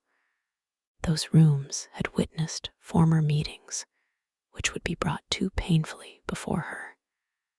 But she was yet more anxious for the possibility of Lady Russell and Captain Wentworth never meeting anywhere. They did not like each other, and no renewal of acquaintance now could do any good. And were Lady Russell to see them together, she might think that he had too much self-possession, and she too little. These points formed her chief solicitude in anticipating her removal from Uppercross, where she felt she had been stationed quite long enough. Her usefulness to little Charles would always give some sweetness to the memory of her 2 months' visit there. But he was gaining strength apace, and she had nothing else to stay for. The conclusion of her visit, however, was diversified in a way which she had not at all imagined. Captain Wentworth, after being unseen and unheard of at Uppercross for 2 whole days, appeared again among them to justify himself by a relation of what had kept him away. A letter from his friend, Captain Harville, having found him out at last, had brought intelligence of Captain Harville's being settled with his family at Lyme for the winter, of their being therefore, quite unknowingly, within 20 miles of each other. Captain Harville had never been in good health since a severe wound which he received 2 years before, and Captain Wentworth's anxiety to see him had determined him to go immediately to Lyme. He had been there for 24 hours. His acquittal was complete, his friendship warmly honored, a lively interest excited for his friend, and his description of the fine country about Lyme so feelingly attended to by the party that an earnest desire to see Lyme themselves and a project for going thither was the consequence. The young people were all wild to see Lyme. Captain Wentworth talked of going there again himself. It was only 17 miles from Uppercross, though November, the weather was by no means bad, and in short, Louisa, who was the most eager of the eager, having formed the resolution to go, and besides the pleasure of doing as she liked, being now armed with the idea of merit in maintaining her own way, bore down all the wishes of her father and mother for putting it off till summer. And to Lyme they were to go Charles, Mary, Anne, Henrietta, Louisa, and Captain Wentworth. The first heedless scheme had been to go in the morning and return at night. But to this Mr. Musgrove, for the sake of his horses, would not consent. And when it came to be rationally considered, a day in the middle of November would not leave much time for seeing a new place, after deducting 7 hours, as the nature of the country required, for going and returning. They were, consequently, to stay the night there, and not to be expected back till the next day's dinner. This was felt to be a considerable amendment, and though they all met at the great house at rather an early breakfast hour, and set off very punctually, it was so much past noon before the 2 carriages, Mr. Musgrove's coach containing the 4 ladies, and Charles's curricle, in which he drove Captain Wentworth, were descending the long hill into Lyme, and entering upon the still steeper street of the town itself, that it was very evident they would not have more than time for looking about them, before the light and warmth of the day were gone. After securing accommodations and ordering a dinner at one of the inns, the next thing to be done was unquestionably to walk directly down to the sea. They were come too late in the year for any amusement or variety which Lyme, as a public place, might offer. The rooms were shut up, the lodgers almost all gone, scarcely any family but of the residents left. And, as there is nothing to admire in the buildings themselves, the remarkable situation of the town, the principal street almost hurrying into the water, the walk to the Cobb, skirting round the pleasant little bay, which, in the season, is animated with bathing machines and company, the Cobb itself, its old wonders and new improvements, with the very beautiful line of cliffs stretching out to the east of the town, are what the stranger's eye will seek. And a very strange stranger it must be, who does not see charms in the immediate environs of Lyme, to make him wish to know it better. The scenes in its neighborhood charmeth, with its high grounds and extensive sweeps of country, and still more, its sweet, retired bay, backed by dark cliffs, where fragments of low rock among the sands make it the happiest spot for watching the flow of the tide, for sitting in unwearied contemplation, the woody varieties of the cheerful village of Up Lyme, and above all Pinny, with its green chasms between romantic rocks, where the scattered forest trees and orchards of luxuriant growth declare that many a generation must have passed away since the first partial falling of the cliff prepared the ground for such a state, where a scene so wonderful and so lovely is exhibited as may more than equal any of the resembling scenes of the far-famed Isle of Wight. These places must be visited, and visited again, to make the worth of Lyme understood. The party from Uppercross, passing down by the now deserted and melancholy-looking rooms, and still descending, soon found themselves on the seashore, and lingering only, as all must linger, and gaze on a first return to the sea. Whoever deserved to look on it at all proceeded towards the Cobb, equally their object in itself, and on Captain Wentworth's account. For in a small house, near the foot of an old pier of unknown date, where the Harvilles settled, Captain Wentworth turned in to call on his friend, the others walked on, and he was to join them on the cob. They were by no means tired of wondering and admiring, and not even Louisa seemed to feel that they had parted with Captain Wentworth long, when they saw him coming after them with 3 companions, all well known already by description to be Captain and Mrs. Harville, and a Captain Benwick, who was staying with them.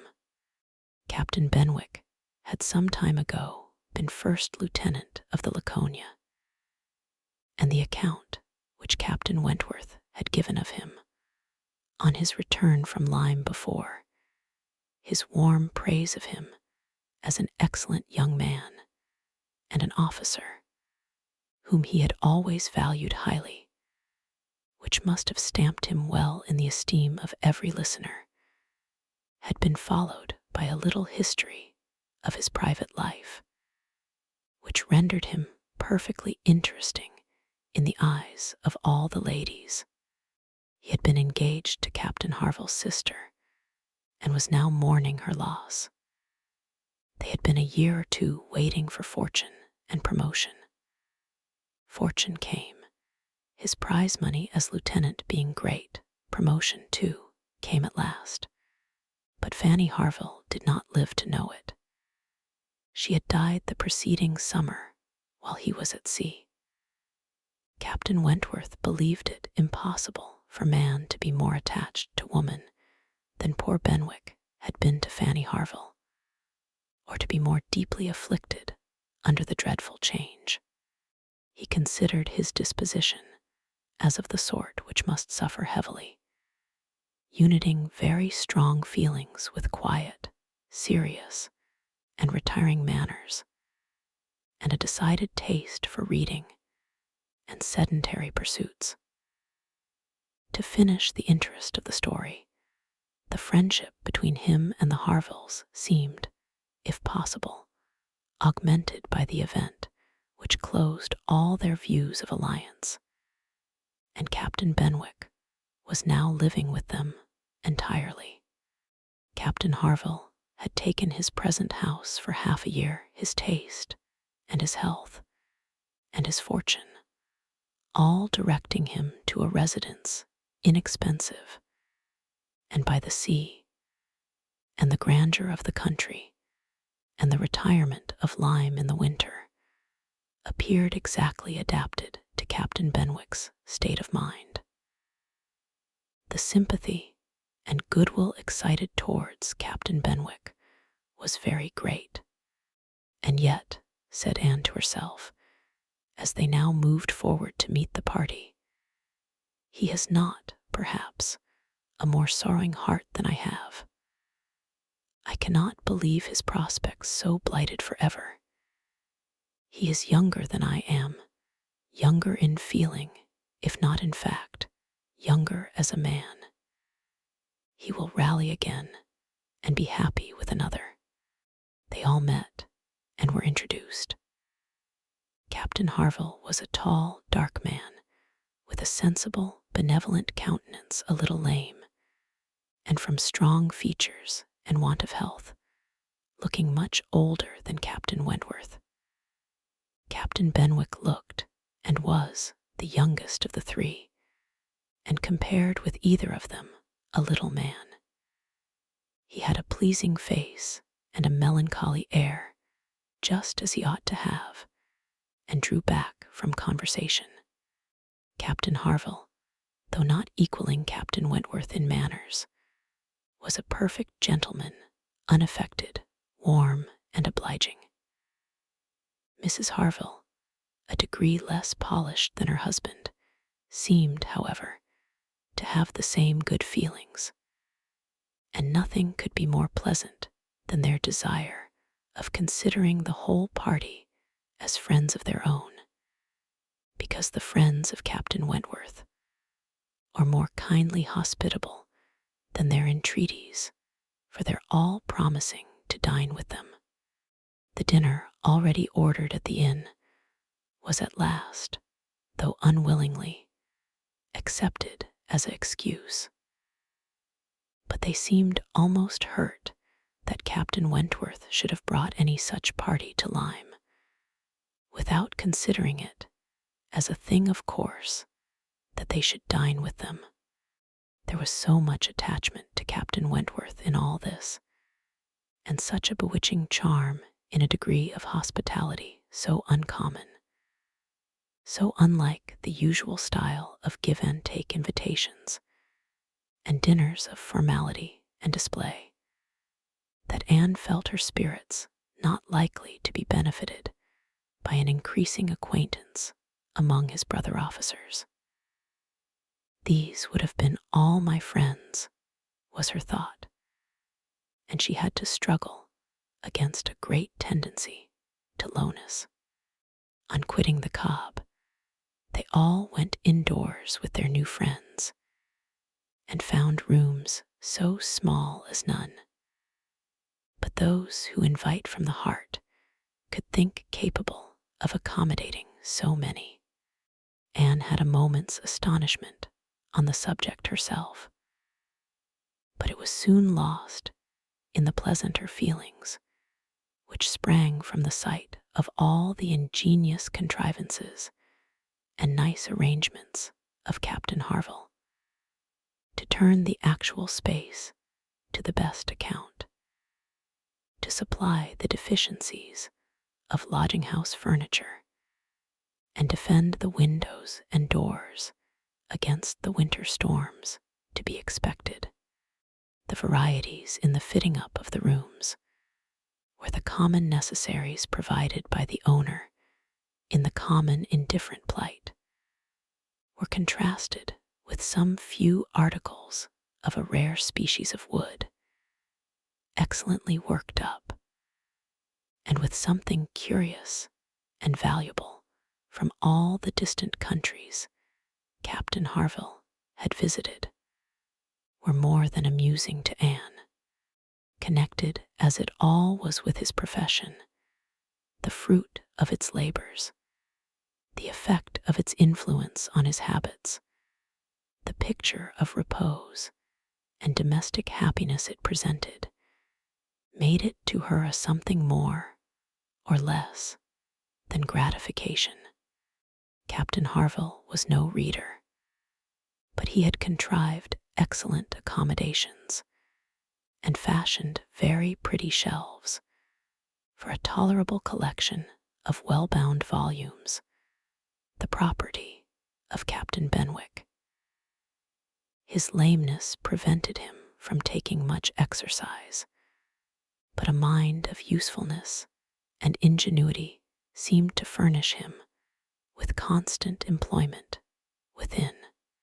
He drew, he varnished, he carpentered, he glued, he made toys for the children, he fashioned new netting needles and pins with improvements, and if everything else was done, sat down to his large fishing net at one corner of the room, and thought she left great happiness behind her when they quitted the house.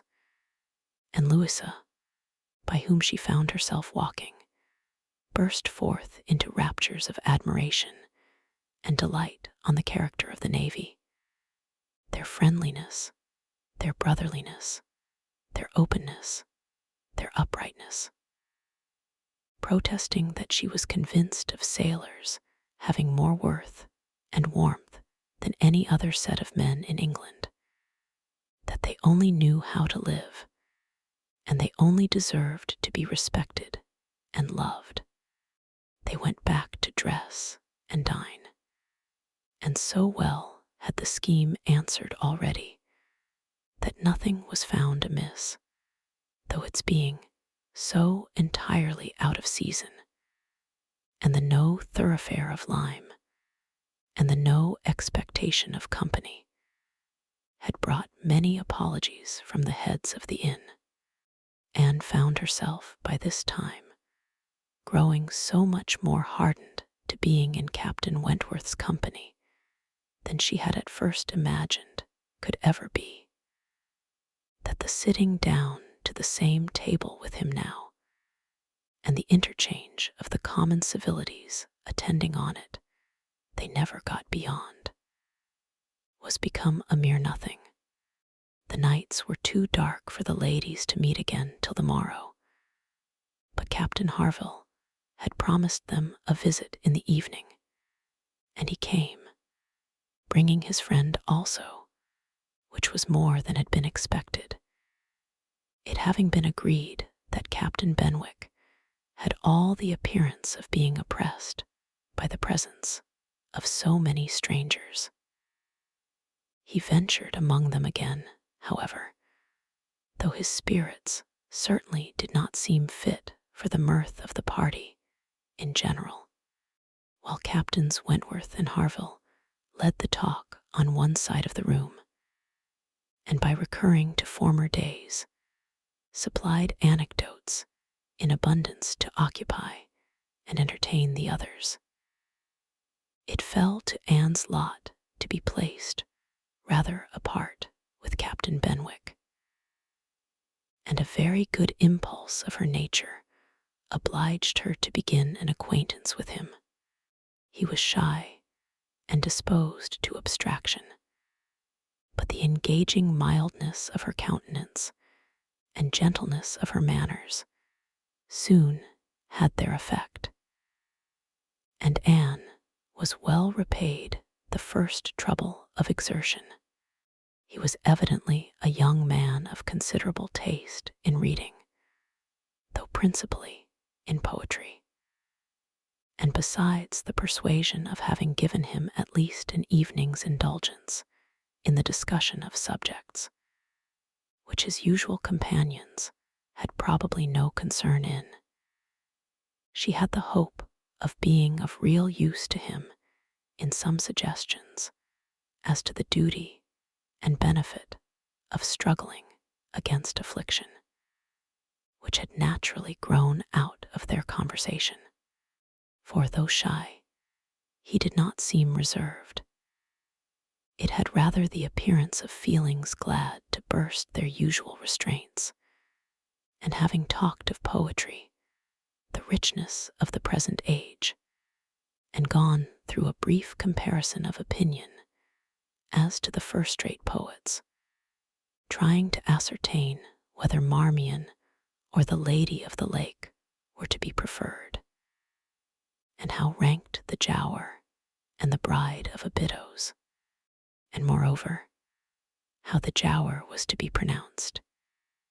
He showed himself so intimately acquainted with all the tenderest songs of the one poet, and all the impassioned descriptions of hopeless agony of the other.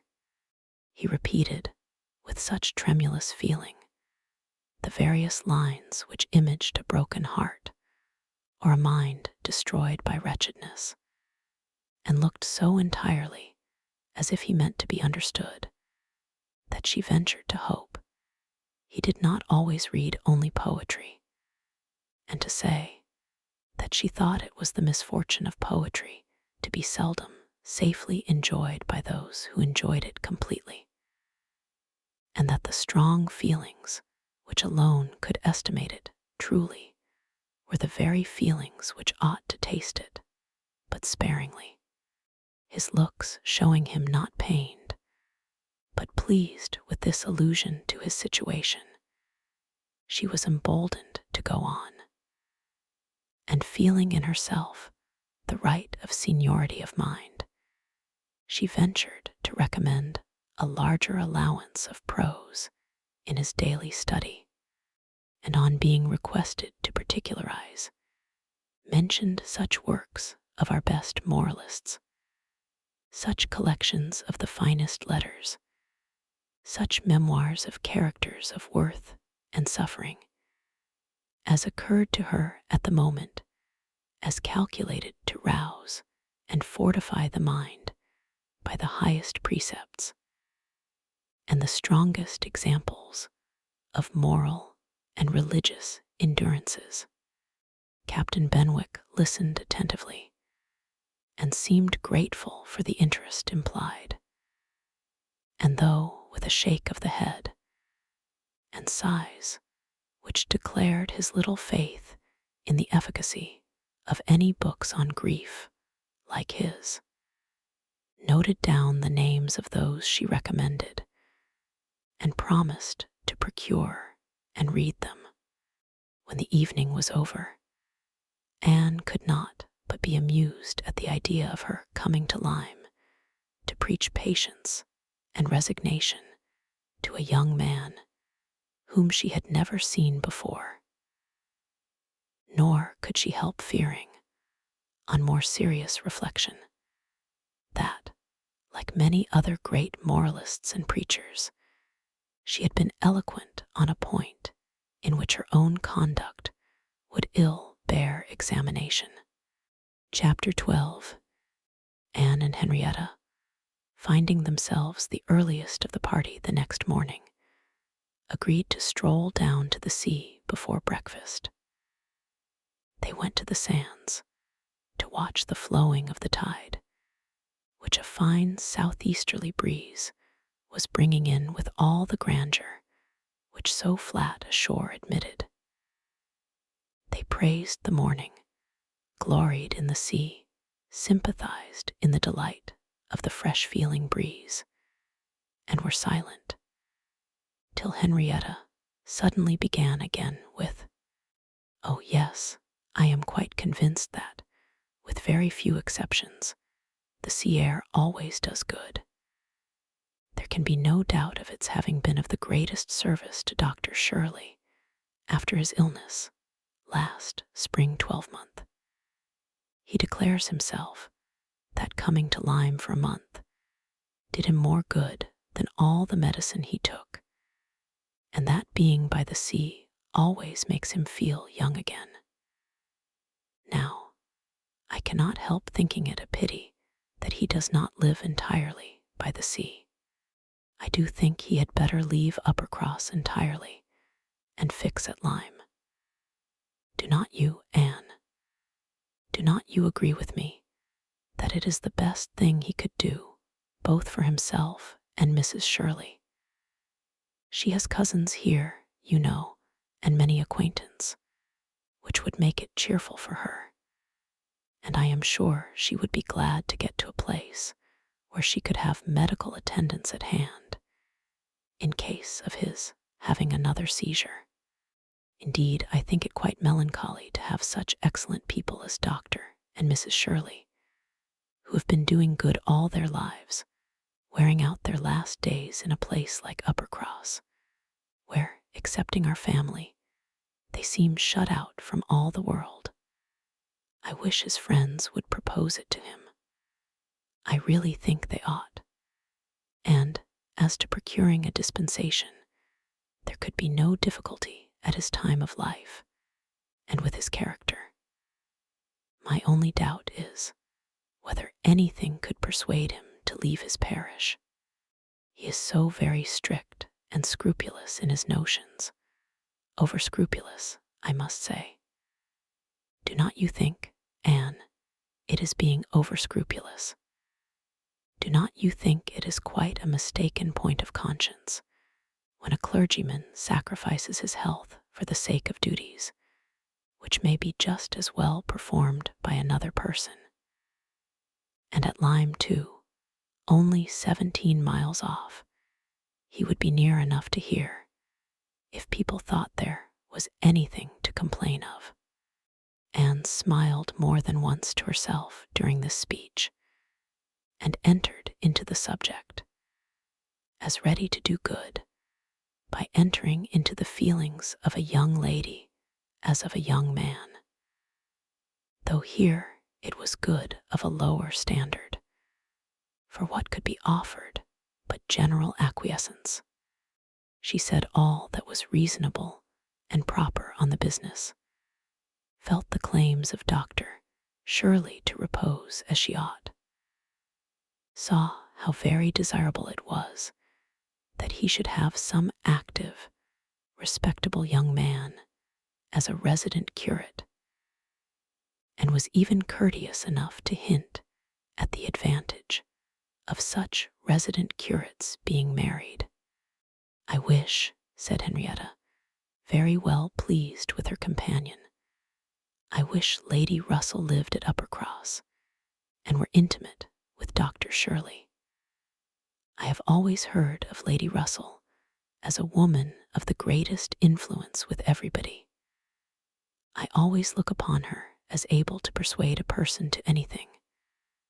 I am afraid of her, as I have told you before, quite afraid of her, because she is so very clever. But I respect her amazingly, and wish we had such a neighbor at Uppercross. Anne was amused by Henrietta's manner of being grateful, and amused also that the course of events and the new interests of Henrietta's views should have placed her friend at all in favor with any of the Musgrove family. She had only time, however, for a general answer, and a wish that such another woman were at Uppercross before all subjects suddenly ceased, on seeing Louisa and Captain Wentworth coming towards them. They came also for a stroll, till breakfast was likely to be ready. But Louisa, recollecting immediately afterwards that she had something to procure at a shop, invited them all to go back with her into the town. They were all at her disposal. When they came to the steps leading upwards from the beach, a gentleman, at the same moment preparing to come down, politely drew back and stopped to give them way. They ascended and passed him, and as they passed, Anne's face caught his eye, and he looked at her with a degree of earnest admiration which she could not be insensible of. She was looking remarkably well, her very regular, very pretty features having the bloom and freshness of youth restored by the fine wind which had been blowing on her complexion, and by the animation of eye which it had also produced. It was evident that the gentleman, completely a gentleman in manner, admired her exceedingly. Captain Wentworth looked round at her instantly in a way which showed his noticing of it. He gave her a momentary glance, a glance of brightness, which seemed to say, "That man is struck with you, and even I, at this moment, see something like Anne Elliot again." After attending Louisa through her business, and loitering about a little longer, they returned to the inn, and Anne, in passing afterwards quickly from her own chamber to their dining room, had nearly run against the very same gentleman as he came out of an adjoining apartment. She had before conjectured him to be a stranger like themselves, and determined that a well-looking groom, who was strolling about near the two inns as they came back, should be his servant. Both master and man being in mourning assisted the idea. It was now proved that he belonged to the same inn as themselves, and this second meeting, short as it was, also proved again by the gentleman's looks that he thought hers very lovely, and by the readiness and propriety of his apologies that he was a man of exceedingly good manners. He seemed about 30, and though not handsome, had an agreeable person. Anne felt that she should like to know who he was. They had nearly done breakfast when the sound of a carriage, almost the first they had heard since entering Lyme, drew half the party to the window. It was a gentleman's carriage, a curricle, but only coming round from the stable-yard to the front door, somebody must be going away. It was driven by a servant in mourning. The word curricle made Charles Musgrove jump up, that he might compare it with his own. The servant in mourning roused Anne's curiosity, and the whole 6 were collected to look. By the time the owner of the curricle was to be seen issuing from the door amidst the bows and civilities of the household, and taking his seat to drive off. "Ah," cried Captain Wentworth instantly, and with half a glance at Anne, "it is the very man we passed."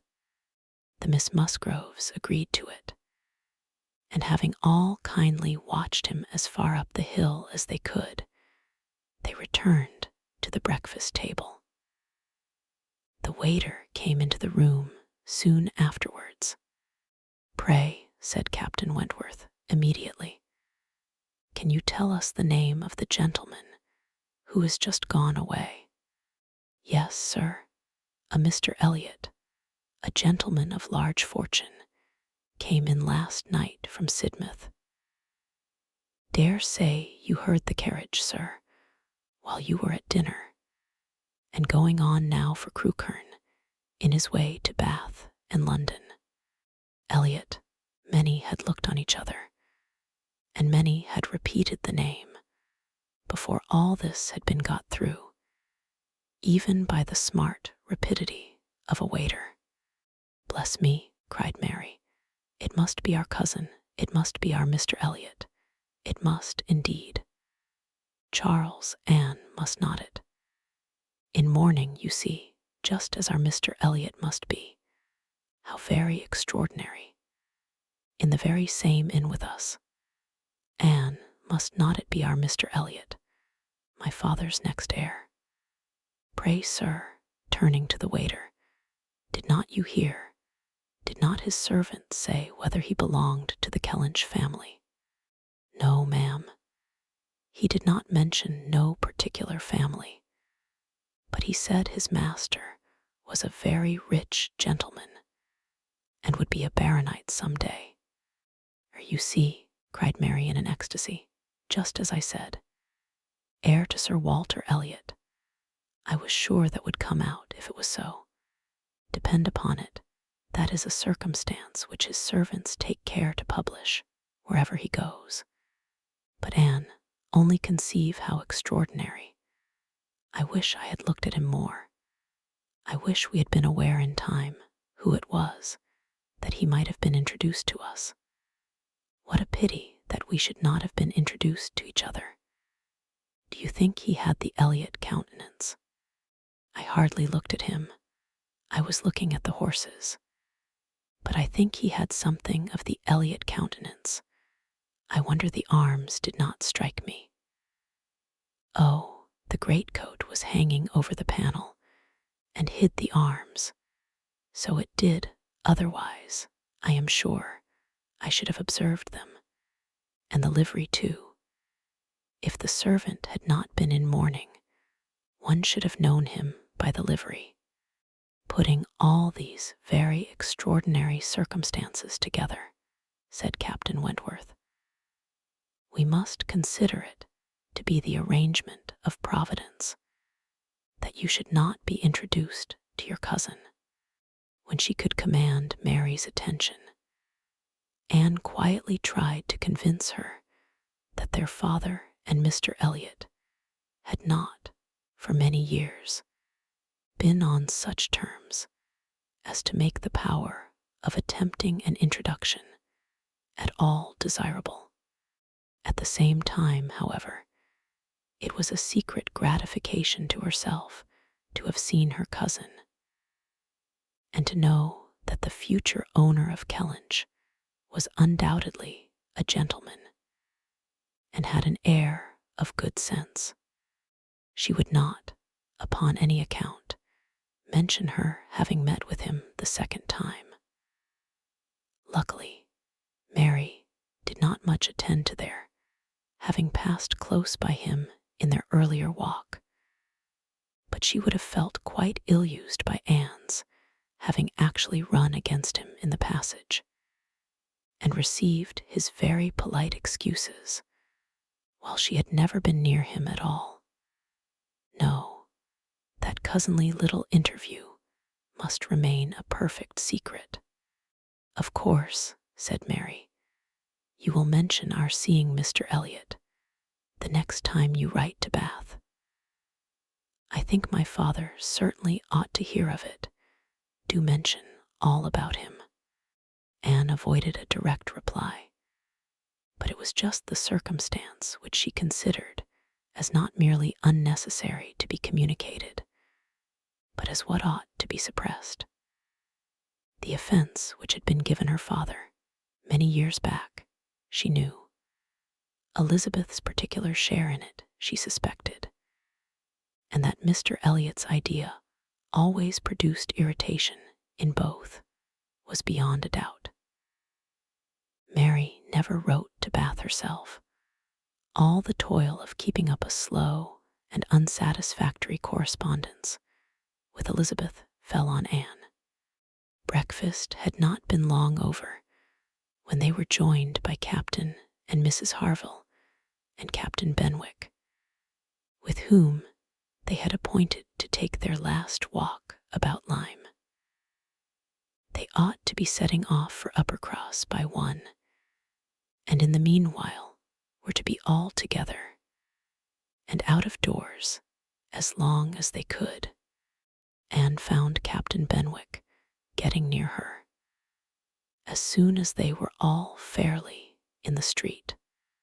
Their conversation the preceding evening did not disincline him to seek her again, and they walked together some time, talking as before of Mr. Scott and Lord Byron, and still as unable as before, and as unable as any other two readers, to think exactly alike of the merits of either, till something occasioned an almost general change amongst their party, and instead of Captain Benwick, she had Captain Harville by her side.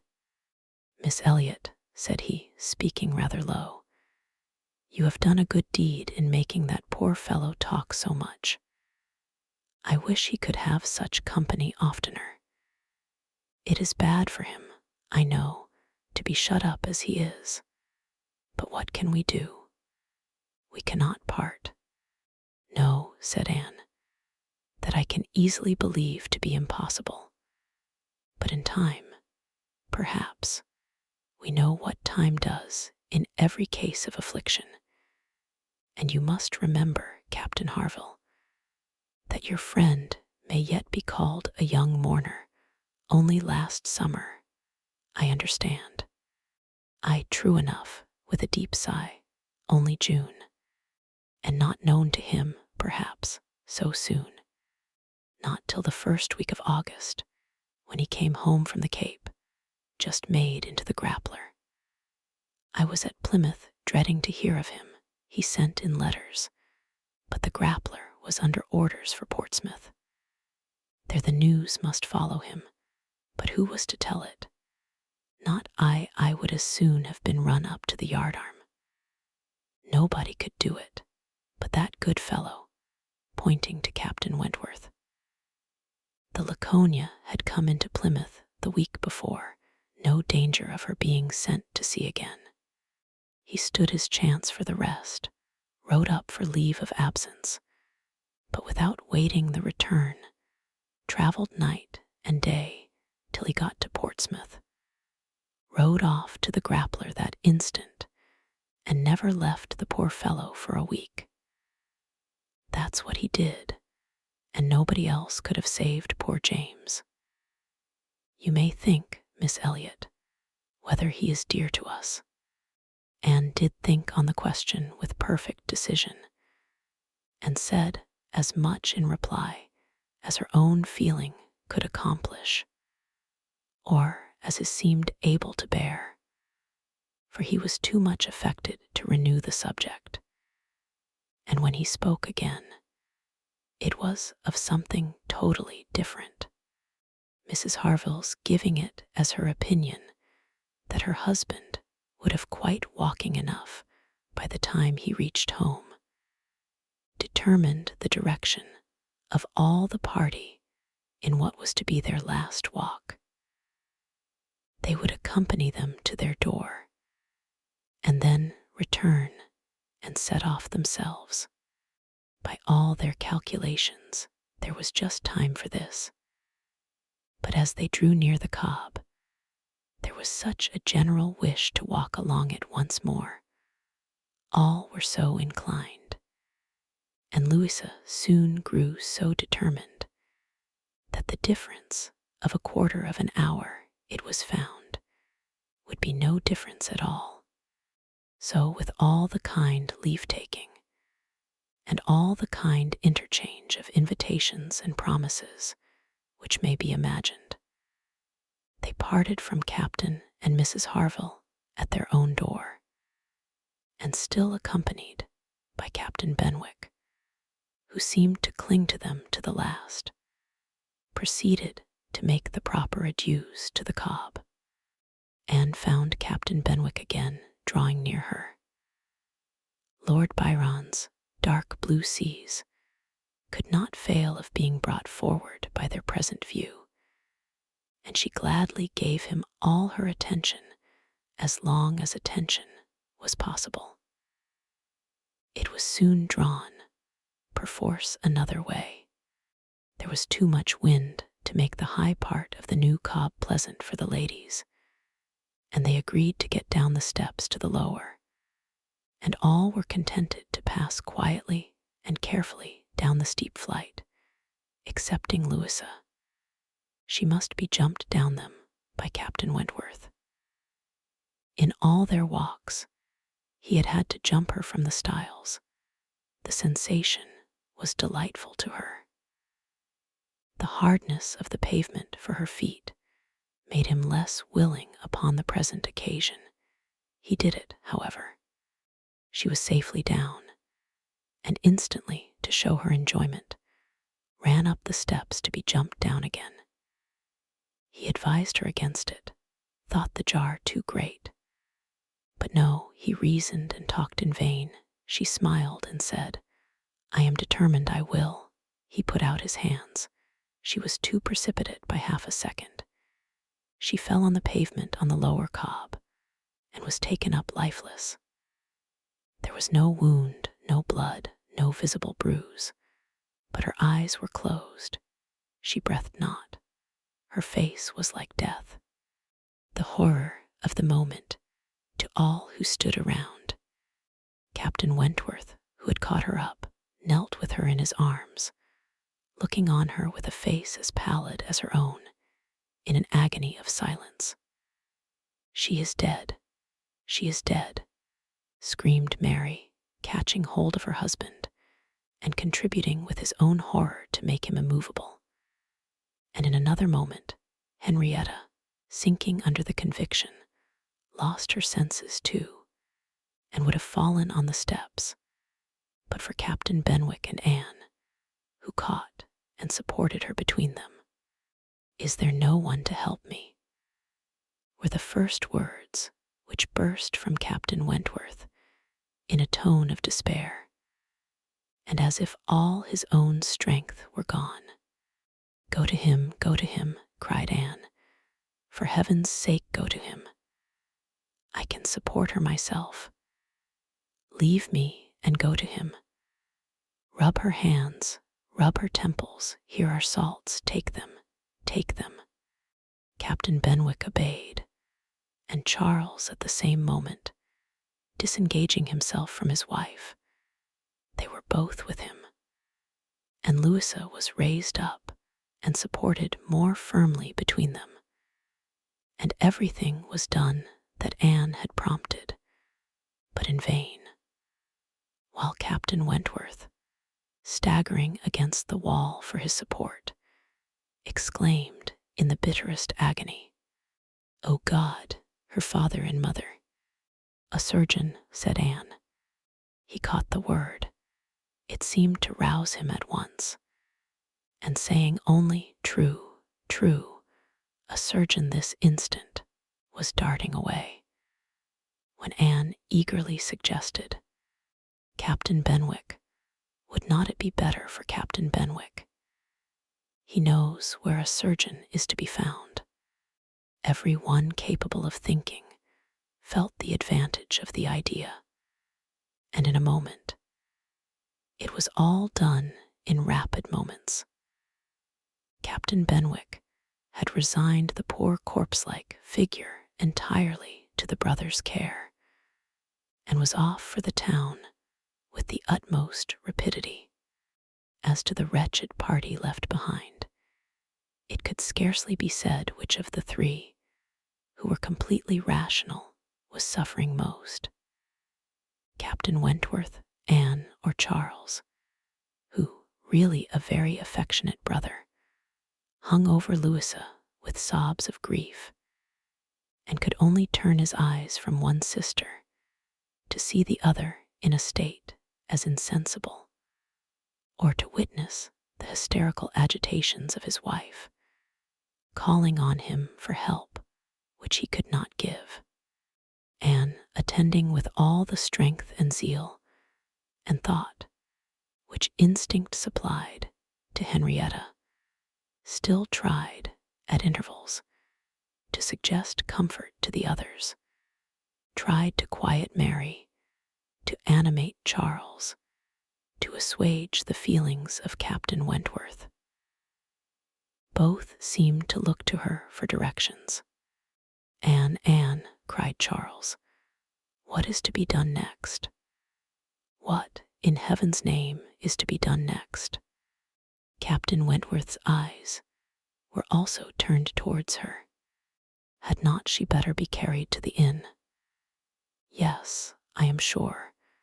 Carry her gently to the inn. Yes, yes, to the inn, repeated Captain Wentworth, comparatively collected, and eager to be doing something. I will carry her myself. Musgrove, take care of the others. By this time, the report of the accident had spread among the workmen and boatmen about the Cobb, and many were collected near them, to be useful if wanted, at any rate, to enjoy the sight of a dead young lady, nay, 2 dead young ladies, for it proved twice as fine as the first report. To some of the best-looking of these good people Henrietta was consigned, for though partially revived, she was quite helpless, and in this manner, Anne walking by her side, and Charles attending to his wife, they set forward, treading back with feelings unutterable, the ground, which so lately, so very lately, and so light of heart, they had passed along. They were not off the Cobb before the Harvilles met them. Captain Benwick had been seen flying by their house, with a countenance which showed something to be wrong, and they had set off immediately, informed and directed as they passed, towards the spot.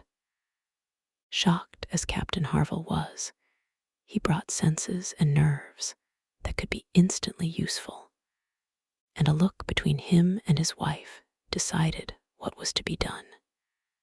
She must be taken to their house. All must go to their house, and await the surgeon's arrival there. They would not listen to scruples. He was obeyed. They were all beneath his roof.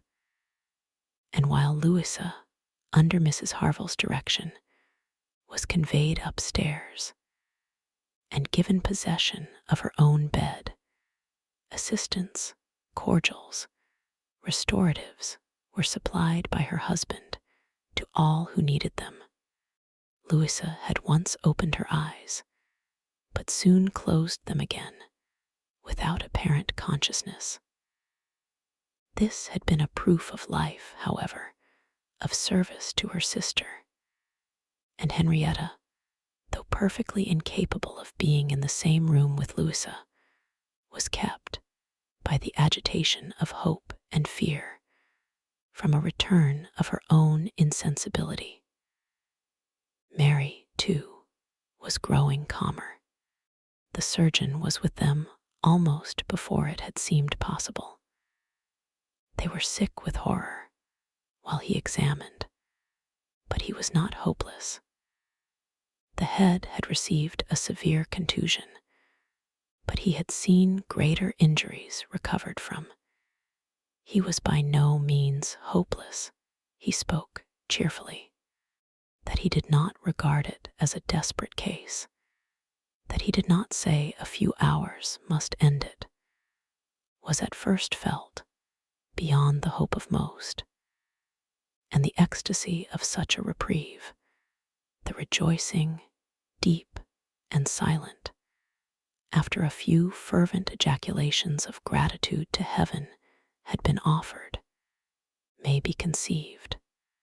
The tone, the look, with which "thank God" was uttered by Captain Wentworth, Anne was sure could never be forgotten by her, nor the sight of him afterwards, as he sat near a table, leaning over it with folded arms and face concealed, as if overpowered by the various feelings of his soul, and trying by prayer and reflection to calm them.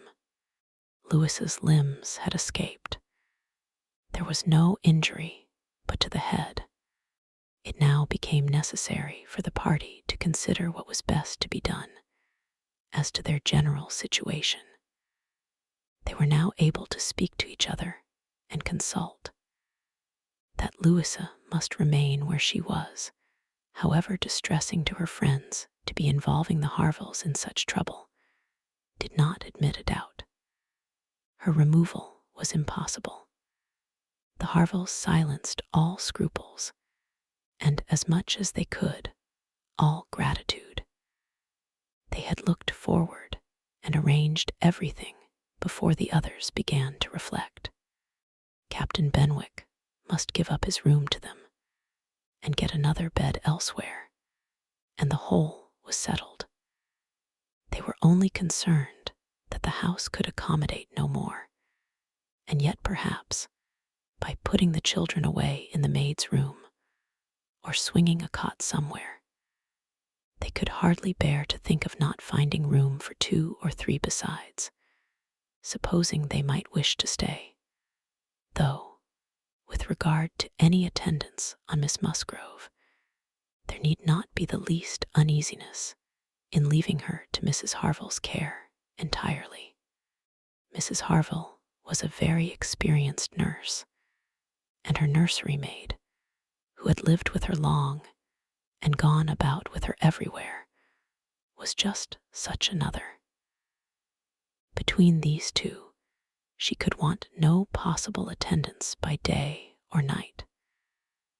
And all this was said with a truth and sincerity of feeling irresistible. Charles, Henrietta, and Captain Wentworth were the 3 in consultation, and for a little while it was only an interchange of perplexity and terror. Uppercross, the necessity of someone's going to Uppercross, the news to be conveyed, how it could be broken to Mr. and Mrs. Musgrove, the lateness of the morning, an hour already gone since they ought to have been off, the impossibility of being in tolerable time. At first, they were capable of nothing more to the purpose than such exclamations. But after a while, Captain Wentworth, exerting himself, said, "We must be decided, and without the loss of another minute. Every minute is valuable. Some one must resolve on being off for Uppercross instantly. Musgrove, either you or I must go." Charles agreed, but declared his resolution of not going away. He would be as little encumbrance as possible to Captain and Mrs. Harville, but as to leaving his sister in such a state, he neither ought nor would.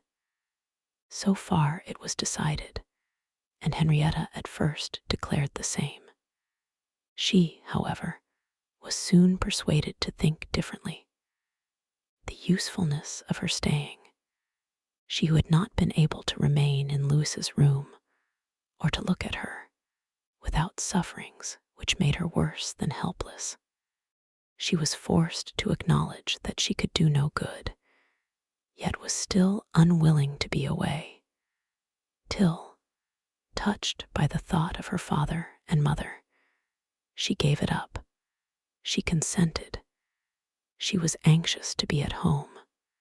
The plan had reached this point when Anne, coming quietly down from Lewis's room, could not but hear what followed, for the parlor door was open.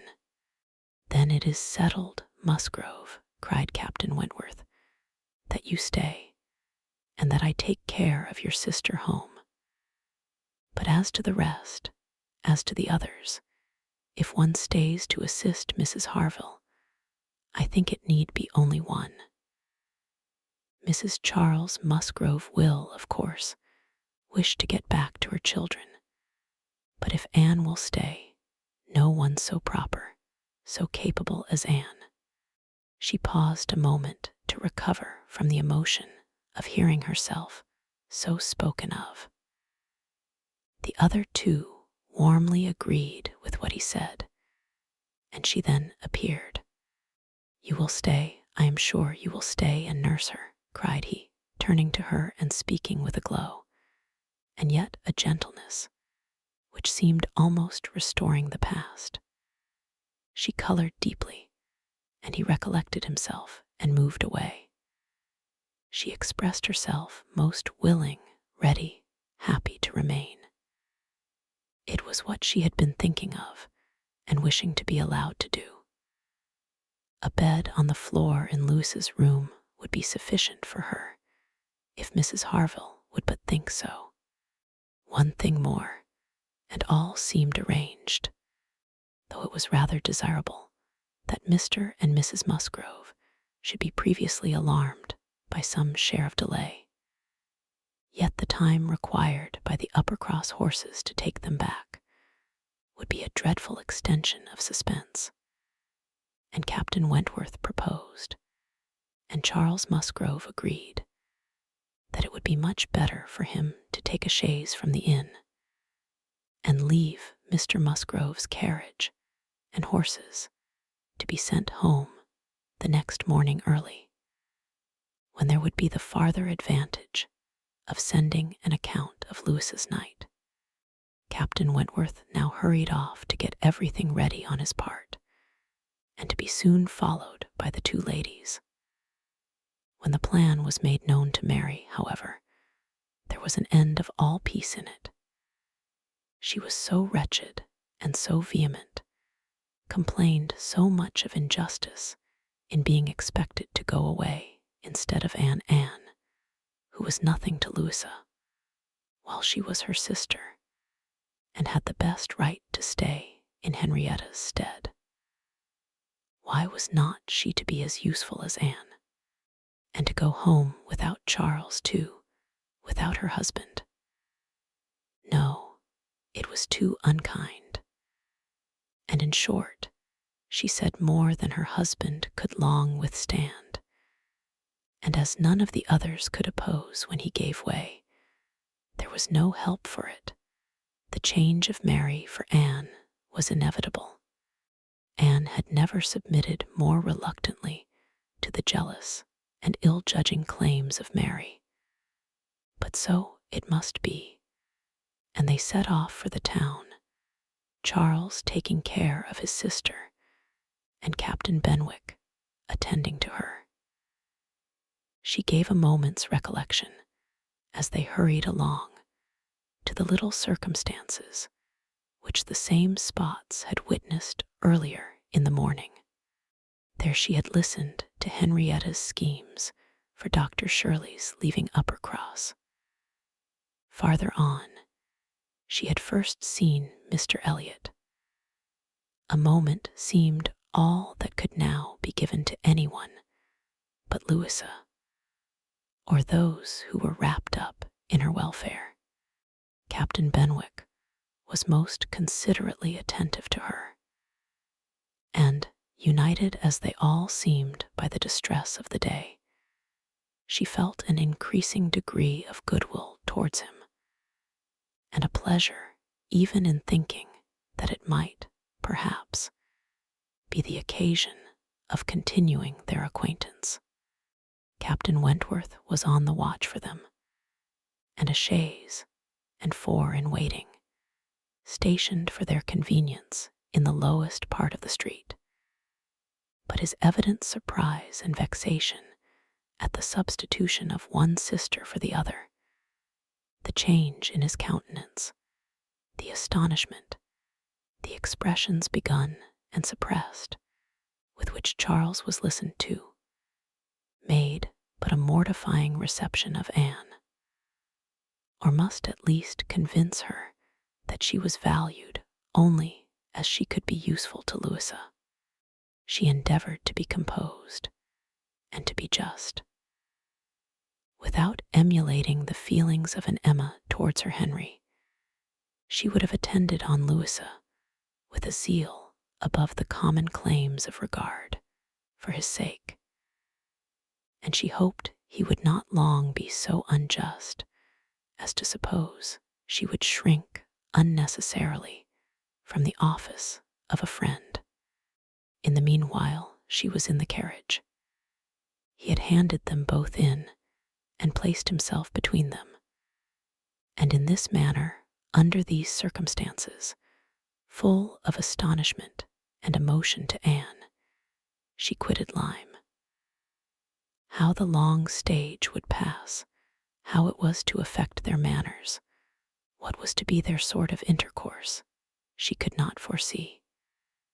It was all quite natural, however. He was devoted to Henrietta, always turning towards her, and when he spoke at all, always with the view of supporting her hopes and raising her spirits. In general, his voice and manner were studiously calm. To spare Henrietta from agitation seemed the governing principle. Once only, when she had been grieving over the last ill-judged, ill-fated walk to the Cobb, bitterly lamenting that it ever had been thought of, he burst forth, as if wholly overcome. "Don't talk of it, don't talk of it," he cried. "O God, that I had not given way to her at the fatal moment, had I done as I ought, but so eager and so resolute. Dear, sweet Louisa." Anne wondered whether it ever occurred to him now to question the justness of his own previous opinion as to the universal felicity and advantage of firmness of character, and whether it might not strike him that, like all other qualities of the mind, it should have its proportions and limits. She thought it could scarcely escape him to feel that a persuadable temper might sometimes be as much in favor of happiness as a very resolute character. They got on fast. Anne was astonished to recognize the same hills and the same objects so soon. Their actual speed, heightened by some dread of the conclusion, made the road appear but half as long as on the day before. It was growing quite dusk, however, before they were in the neighborhood of Uppercross, and there had been total silence among them for some time, Henrietta leaning back in the corner, with a shawl over her face, giving the hope of her having cried herself to sleep. When, as they were going up their last hill, Anne found herself all at once addressed by Captain Wentworth.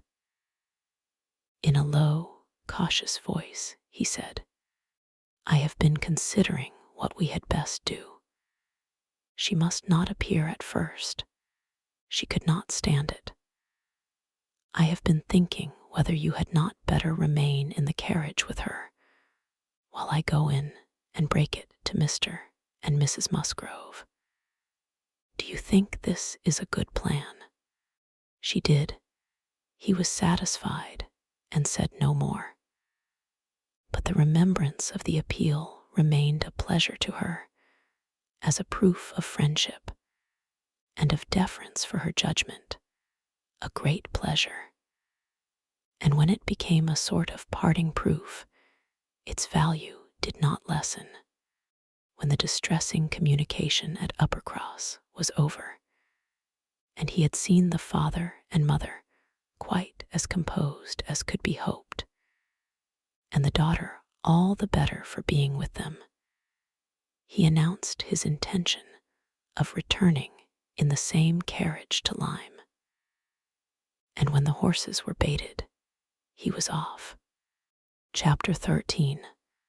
The remainder of Anne's time at Uppercross, comprehending only 2 days, was spent entirely at the mansion house, and she had the satisfaction of knowing herself extremely useful there, both as an immediate companion and as assisting in all those arrangements for the future, which, in Mr.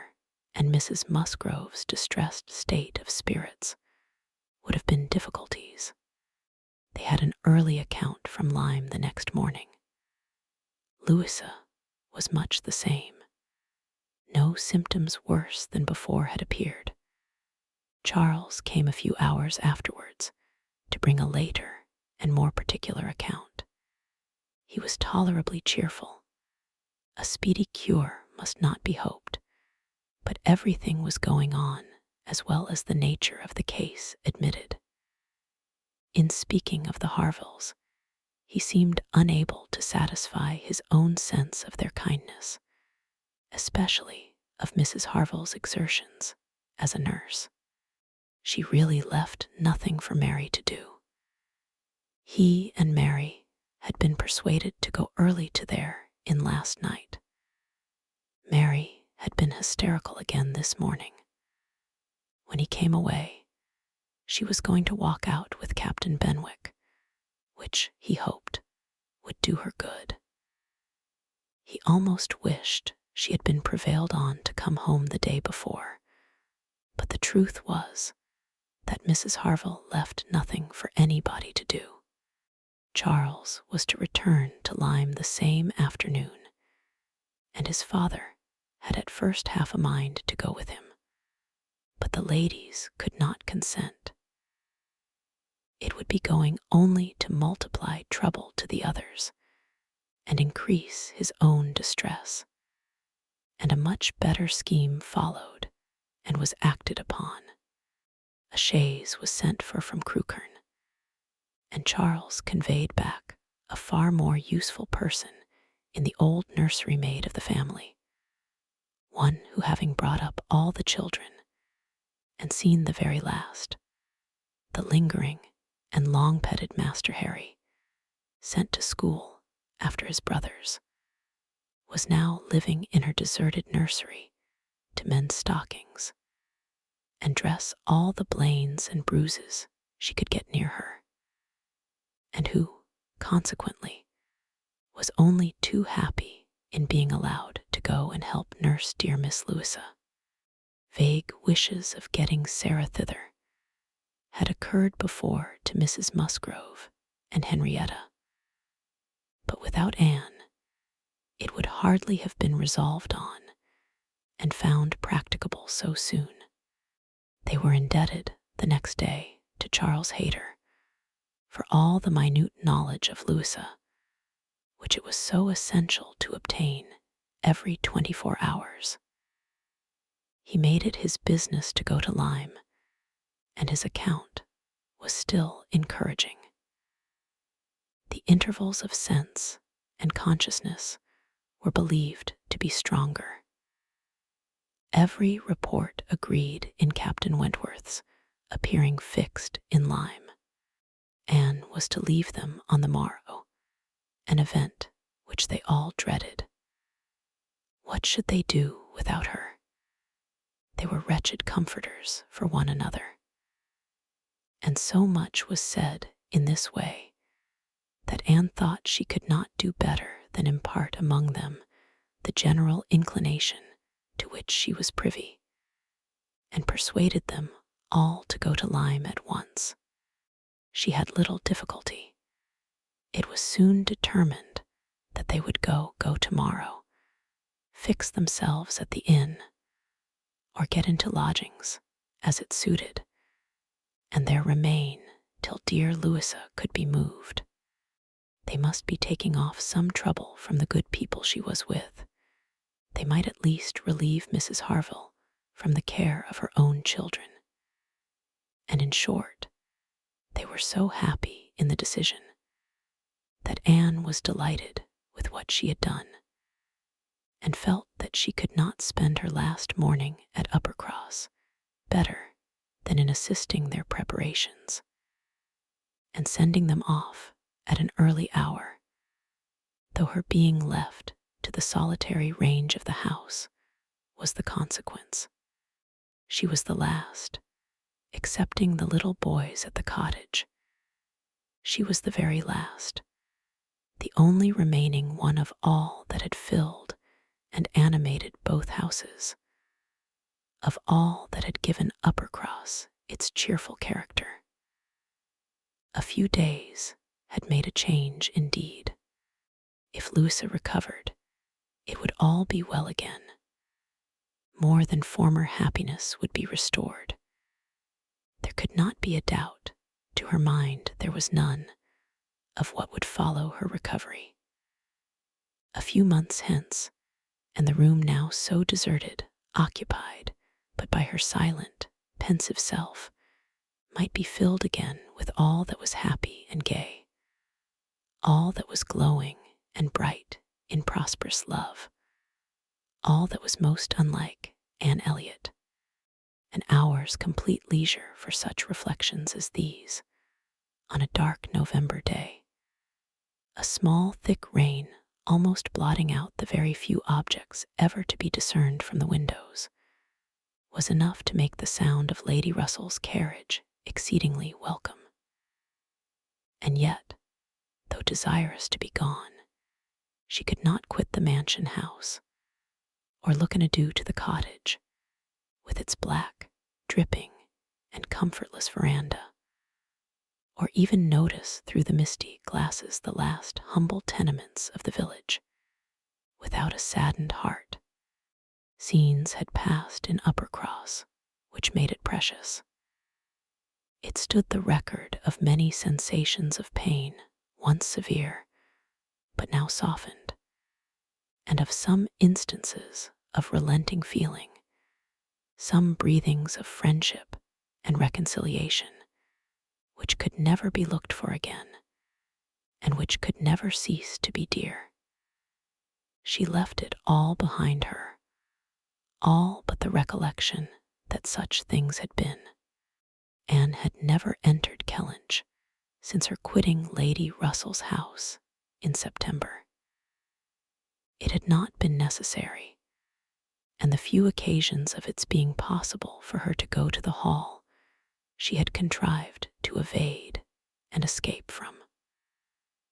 Her first return was to resume her place in the modern and elegant apartments of the lodge, and to gladden the eyes of its mistress. There was some anxiety mixed with Lady Russell's joy in meeting her.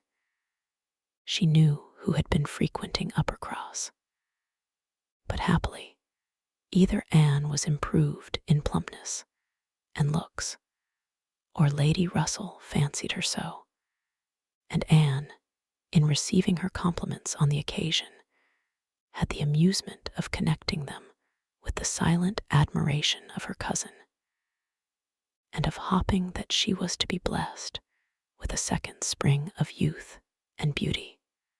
When they came to converse, she was soon sensible of some mental change. The subjects of which her heart had been full on leaving Kellynch, and which she had felt slighted and been compelled to smother among the Musgroves, were now become but of secondary interest. She had lately lost sight even of her father and sister and Bath. Their concerns had been sunk under those of Uppercross, and when Lady Russell reverted to their former hopes and fears, and spoke her satisfaction in the house in Camden Place, which had been taken, and her regret that Mrs. Clay should still be with them. Anne would have been ashamed to have it known how much more she was thinking of Lyme and Louisa Musgrove, and all her acquaintance there. How much more interesting to her was the home and the friendship of the Harvilles and Captain Benwick than her own father's house in Camden Place, or her own sister's intimacy with Mrs. Clay. She was actually forced to exert herself to meet Lady Russell with anything like the appearance of equal solicitude on topics which had by nature the first claim on her. There was a little awkwardness at first in their discourse on another subject. They must speak of the accident at Lyme. Lady Russell had not been arrived 5 minutes the day before, when a full account of the whole had burst on her.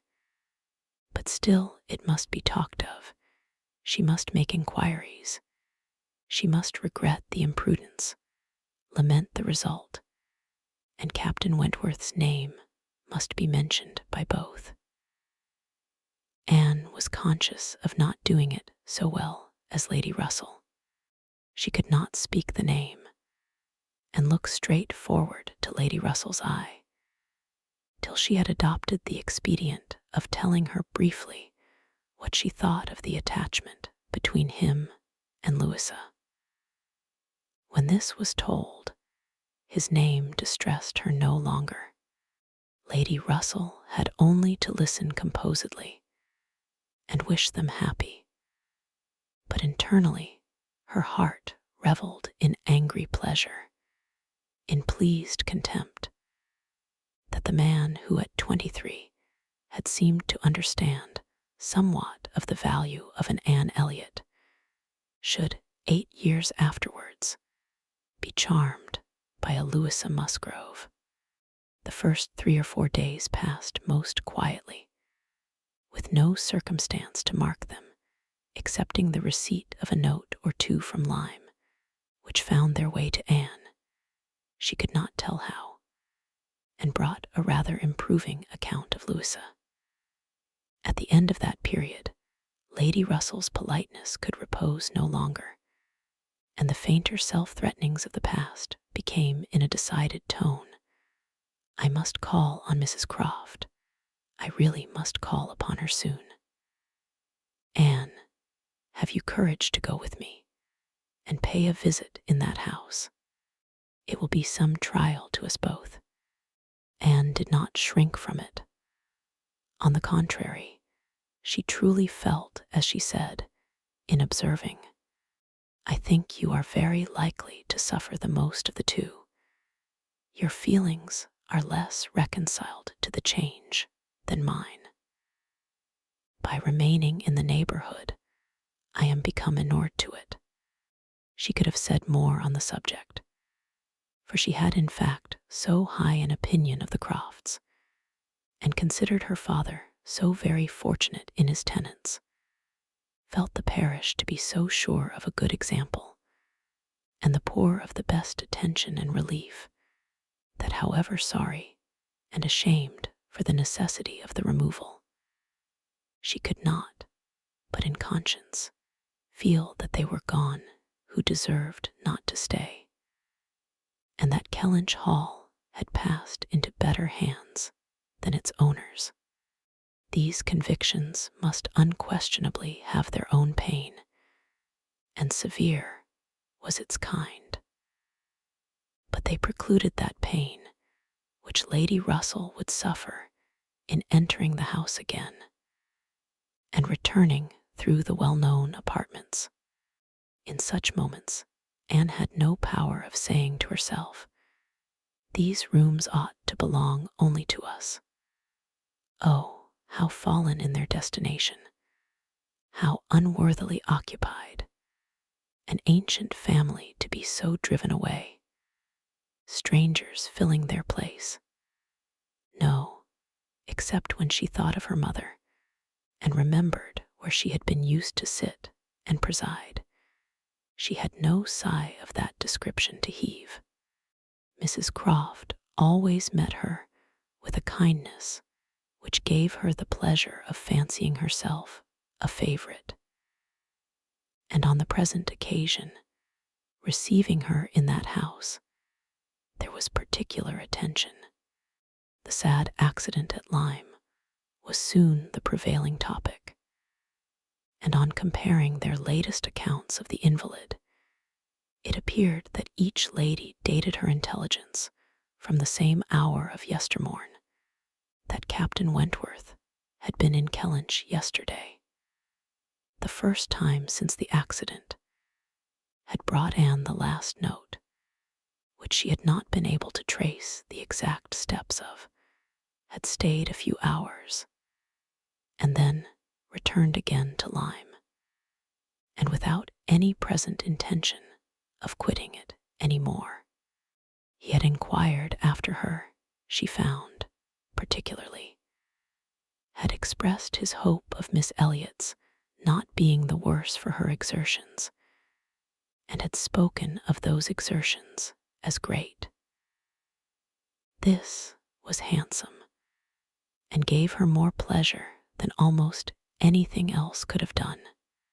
As to the sad catastrophe itself, it could be canvassed only in one style by a couple of steady, sensible women, whose judgments had to work on ascertained events, and it was perfectly decided that it had been the consequence of much thoughtlessness and much imprudence, that its effects were most alarming, and that it was frightful to think how long Miss Musgrove's recovery might yet be doubtful, and how liable she would still remain to suffer from the concussion hereafter. The Admiral wound it up summarily by exclaiming, "Aye, a very bad business indeed. A new sort of way this, for a young fellow to be making love by breaking his mistress's head, is not it, Miss Elliot? This is breaking a head and giving a plaster, truly." Admiral Croft's manners were not quite of the tone to suit Lady Russell, but they delighted Anne. His goodness of heart and simplicity of character were irresistible. "Now, this must be very bad for you," said he, suddenly rousing from a little reverie, "to be coming and finding us here. I had not recollected it before, I declare, but it must be very bad. But now, do not stand upon ceremony. Get up and go over all the rooms in the house, if you like it. Another time, sir. I thank you, not now. Well, whenever it suits you. You can slip in from the shrubbery at any time, and there you will find we keep our umbrellas hanging up by that door. A good place is not it, but," checking himself, "you will not think it a good place, for yours were always kept in the butler's room. Aye, so it always is, I believe. One man's ways may be as good as another's, but we all like our own best. And so you must judge for yourself whether it would be better for you to go about the house or not." Anne, finding she might decline it, did so, very gratefully. "We have made very few changes either," continued the Admiral, after thinking a moment. "Very few. We told you about the laundry door at Uppercross. That has been a very great improvement. The wonder was how any family upon earth could bear with the inconvenience of its opening as it did so long. You will tell Sir Walter what we have done, and that Mr. Shepherd thinks it the greatest improvement the house ever had. Indeed, I must do ourselves the justice to say that the few alterations we have made have been all very much for the better. My wife should have the credit of them, however. I have done very little besides sending away some of the large looking glasses from my dressing room which was your father's. A very good man, and very much the gentleman, I am sure. But I should think, Miss Elliot, looking with serious reflection, I should think he must be rather a dressy man for his time of life. Such a number of looking-glasses. Oh Lord, there was no getting away from oneself. So I got Sophie to lend me a hand, and we soon shifted their quarters. And now I am quite snug, with my little shaving glass in one corner, and another great thing that I never go near. Anne, amused in spite of herself, was rather distressed for an answer, and the Admiral, fearing he might not have been civil enough, took up the subject again, to say, "Next time you write to your good father, Miss Elliot, pray give him my compliments and Mrs. Croft's, and say that we are settled here quite to our liking, and have no fault at all to find with the place. The breakfast-room chimney smokes a little, I grant you, but it is only when the wind is due north and blows hard, which may not happen 3 times a winter. And take it altogether, now that we have been into most of the houses hereabouts, and can judge, there is not one that we like better than this. Pray say so, with my compliments. He will be glad to hear it." Lady Russell and Mrs. Croft were very well pleased with each other. But the acquaintance which this visit began was fated not to proceed far at present. For when it was returned, the Crofts announced themselves to be going away for a few weeks, to visit their connections in the north of the county, and probably might not be at home again before Lady Russell would be removing to Bath. So ended all danger to Anne of meeting Captain Wentworth at Kellynch Hall, or of seeing him in company with her friend. Everything was safe enough, and she smiled over the many anxious feelings she had wasted on the subject. Chapter 14. Though Charles and Mary had remained at Lyme much longer, after Mr. and Mrs. Musgrove's going, than Anne conceived they could have been at all wanted, they were yet the first of the family to be at home again. And as soon as possible after their return to Uppercross, they drove over to the lodge.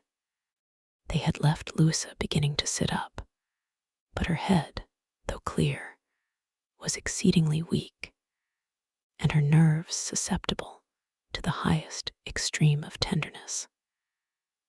And though she might be pronounced to be altogether doing very well, it was still impossible to say when she might be able to bear the removal home.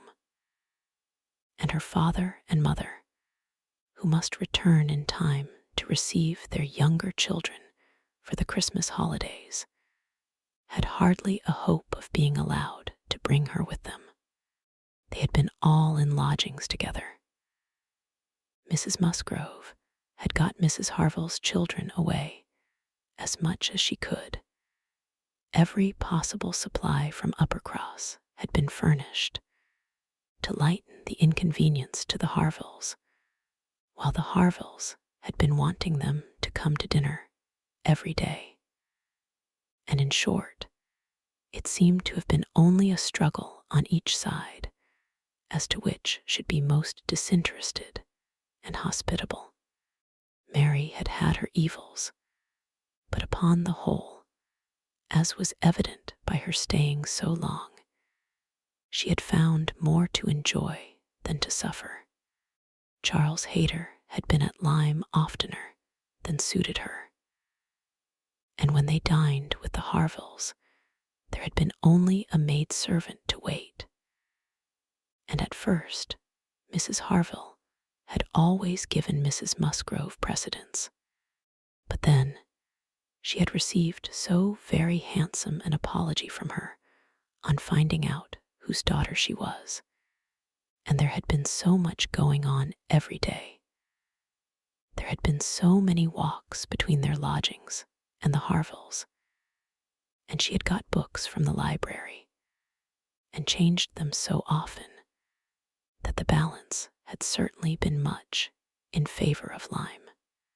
She had been taken to Charmouth too, and she had bathed, and she had gone to church, and there were a great many more people to look at in the church at Lyme than at Uppercross. And all this, joined to the sense of being so very useful, had made really an agreeable fortnight. Anne inquired after Captain Benwick. Mary's face was clouded directly. Charles laughed. "Oh, Captain Benwick is very well, I believe, but he is a very odd young man. I do not know what he would be at. We asked him to come home with us for a day or two. Charles undertook to give him some shooting, and he seemed quite delighted, and for my part, I thought it was all settled, when behold, on Tuesday night, he made a very awkward sort of excuse. He never shot, and he had been quite misunderstood, and he had promised this, and he had promised that, and the end of it was, I found, that he did not mean to come. I suppose he was afraid of finding it dull, but upon my word, I should have thought we were lively enough at the cottage for such a heartbroken man as Captain Benwick." Charles laughed again and said, "Now, Mary, you know very well how it really was. It was all your doing," turning to Anne. "He fancied that if he went with us, he should find you close by. He fancied everybody to be living in Uppercross, and when he discovered that Lady Russell lived 3 miles off, his heart failed him, and he had not courage to come. That is the fact, upon my honor. Mary knows it is, but Mary did not give in to it very graciously, whether from not considering Captain Benwick entitled by birth and situation to be in love with an Elliot, or from not wanting to believe Anne a greater attraction to Uppercross than herself, must be left to be guessed. Anne's goodwill, however, was not to be lessened by what she heard. She boldly acknowledged herself flattered and continued her inquiries.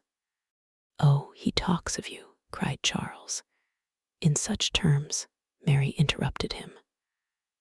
"I declare, Charles, I never heard him mention Anne twice all the time I was there. I declare, Anne, he never talks of you at all." "No," admitted Charles. "I do not know that he ever does, in a general way. But however, it is a very clear thing that he admires you exceedingly. His head is full of some books that he is reading upon your recommendation, and he wants to talk to you about them. He has found out something or other in one of them which he thinks, oh, I cannot pretend to remember it, but it was something very fine. I overheard him telling Henrietta all about it. And then Miss Elliot was spoken of in the highest terms. Now, Mary, I declare it was so. I heard it myself, and you were in the other room. Elegance, sweetness, beauty. Oh, there was no end of Miss Elliot's charms. And I am sure, cried Mary warmly, it was a very little to his credit, if he did. Miss Harville only died last June. Such a heart is very little worth having, is it, Lady Russell? I am sure you will agree with me. I must see Captain Benwick before I decide, said Lady Russell, smiling, and that you are very likely to do very soon. I can tell you, ma'am, said Charles. though he had not nerves for coming away with us and setting off again afterwards to pay a formal visit here. He will make his way over to Kellynch one day by himself. You may depend on it. I told him the distance and the road, and I told him of the church being so very well worth seeing, for as he has a taste for those sort of things, I thought that would be a good excuse, and he listened with all his understanding and soul. And I am sure from his manner that you will have him calling here soon. So, I give you notice, Lady Russell.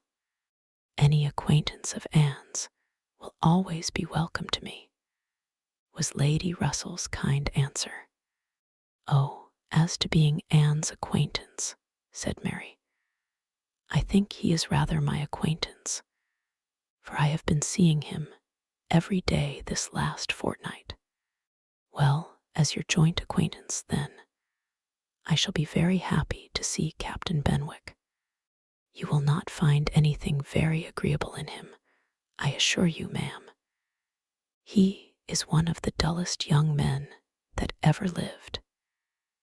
He has walked with me sometimes from one end of the sands to the other without saying a word.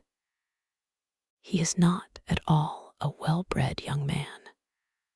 I am sure you will not like him. There we differ, Mary, said Anne.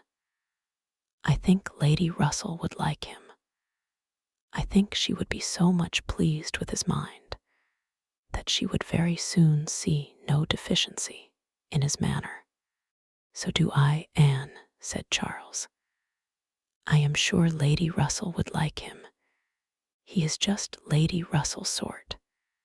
Give him a book, and he will read all day long. Yes, that he will, exclaimed Mary tauntingly. He will sit poring over his book and not know when a person speaks to him, or when one drops one's scissors, or anything that happens. Do you think Lady Russell would like that?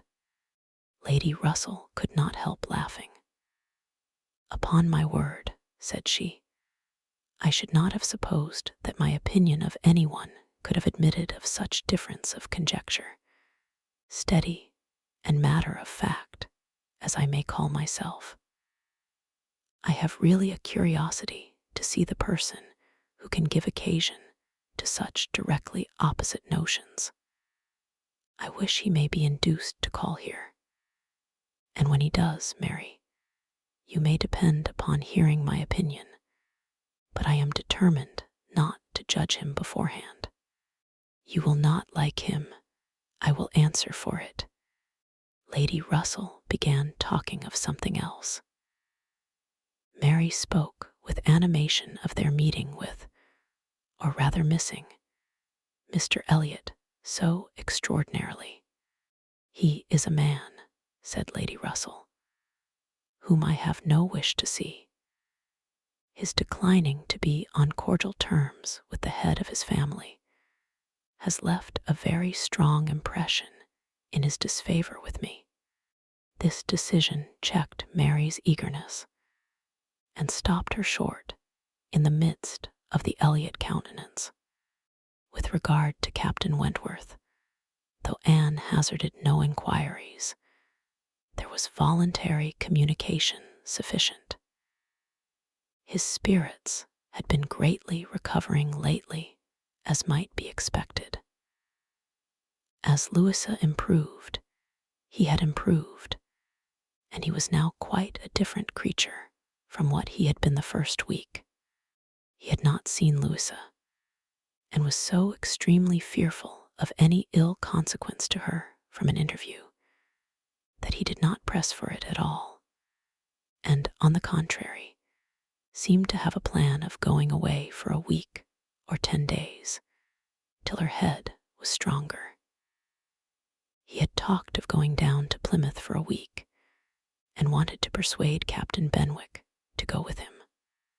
But, as Charles maintained to the last, Captain Benwick seemed much more disposed to ride over to Kellynch. There can be no doubt that Lady Russell and Anne were both occasionally thinking of Captain Benwick from this time. Lady Russell could not hear the doorbell without feeling that it might be his herald, nor could Anne return from any stroll of solitary indulgence in her father's grounds, or any visit of charity in the village, without wondering whether she might see him or hear of him. Captain Benwick came not, however. He was either less disposed for it than Charles had imagined, or he was too shy. And after giving him a week's indulgence, Lady Russell determined him to be unworthy of the interest which he had been beginning to excite. The Musgroves came back to receive their happy boys and girls from school, bringing with them Mrs. Harville's little children to improve the noise of Uppercross and lessen that of Lyme. Henrietta remained with Louisa, but all the rest of the family were again in their usual quarters. Lady Russell and Anne paid their compliments to them once, when Anne could not but feel that Uppercross was already quite alive again. Though neither Henrietta, nor Louisa, nor Charles Hayter, nor Captain Wentworth were there, the room presented as strong a contrast as could be wished to the last state she had seen it in. Immediately surrounding Mrs. Musgrove were the little Harvilles, whom she was sedulously guarding from the tyranny of the two children from the cottage, expressly arrived to amuse them. On one side was a table occupied by some chattering girls, cutting up silk and gold paper, and on the other were trestles and trays, bending under the weight of brawn and cold pies, where riotous boys were holding high revel, the whole completed by a roaring Christmas fire, which seemed determined to be heard, in spite of all the noise of the others. Charles and Mary also came in, of course, during their visit, and Mr. Musgrove made a point of paying his respects to Lady Russell, and sat down close to her for 10 minutes, talking with a very raised voice, but from the clamor of the children on his knees, generally in vain. It was a fine family piece. Anne, judging from her own temperament, would have deemed such a domestic hurricane a bad restorative of the nerves, which Louis's illness must have so greatly shaken. But Mrs. Musgrove, who got Anne near her on purpose to thank her most cordially, again and again, for all her attentions to them, concluded a short recapitulation of what she had suffered herself by observing, with a happy glance round the room, that after all she had gone through, nothing was so likely to do her good as a little quiet cheerfulness at home. Louisa was now recovering apace. Her mother could even think of her being able to join their party at home before her brothers and sisters went to school again. The Harvilles had promised to come with her and stay at Uppercross whenever she returned. Captain Wentworth was gone for the present to see his brother in Shropshire. "I hope I shall remember in future," said Lady Russell, as soon as they were reseated in the carriage, "not to call at Uppercross in the Christmas holidays. Everybody has their taste in noises as well as in other matters, and sounds are quite innoxious, or most distressing, by their sort rather than their quantity. when Lady Russell, not long afterwards, was entering Bath on a wet afternoon and driving through the long course of streets from the Old Bridge to Camden Place, amidst the dash of other carriages, the heavy rumble of carts and drays, the bawling of newspapermen, muffin men and milkmen, and the ceaseless clink of pattens, she made no complaint. No, these were noises which belonged to the winter pleasures. Her spirits rose under their influence, and like Mrs. Musgrove, she was feeling, though not saying, that after being long in the country, nothing could be so good for her as a little quiet cheerfulness. Anne did not share these feelings. She persisted in a very determined, though very silent disinclination for Bath, caught the first dim view of the extensive buildings, smoking in rain, without any wish of seeing them better, felt their progress through the streets to be, however disagreeable, yet too rapid, for who would be glad to see her when she arrived, and looked back, with fond regret, to the bustles of Uppercross and the seclusion of Kellynch. Elizabeth's last letter had communicated a piece of news of some interest. Mr. Elliot was in Bath. He had called in Camden Place, had called a second time, a third, had been pointedly attentive. If Elizabeth and her father did not deceive themselves, had been taking much pains to seek the acquaintance and proclaim the value of the connection, as he had formerly taken pains to show neglect. This was very wonderful if it were true, and Lady Russell was in a state of very agreeable curiosity and perplexity about Mr. Elliot, already recanting the sentiment she had so lately expressed to Mary, of his being a man whom she had no wish to see. She had a great wish to see him. If he really sought to reconcile himself like a dutiful branch, he must be forgiven for having dismembered himself from the paternal tree. Anne was not animated to an equal pitch by the circumstance, but she felt that she would rather see Mr. Elliot again than not, which was more than she could say for many other persons in Bath. She was put down in Camden Place, and Lady Russell then drove to her own lodgings in River Street. This concludes the serene escape with Jane Austen's Persuasion, Part 1. To stay updated, subscribe to our channel, ring the bell for notifications, and explore more soothing tales like this one.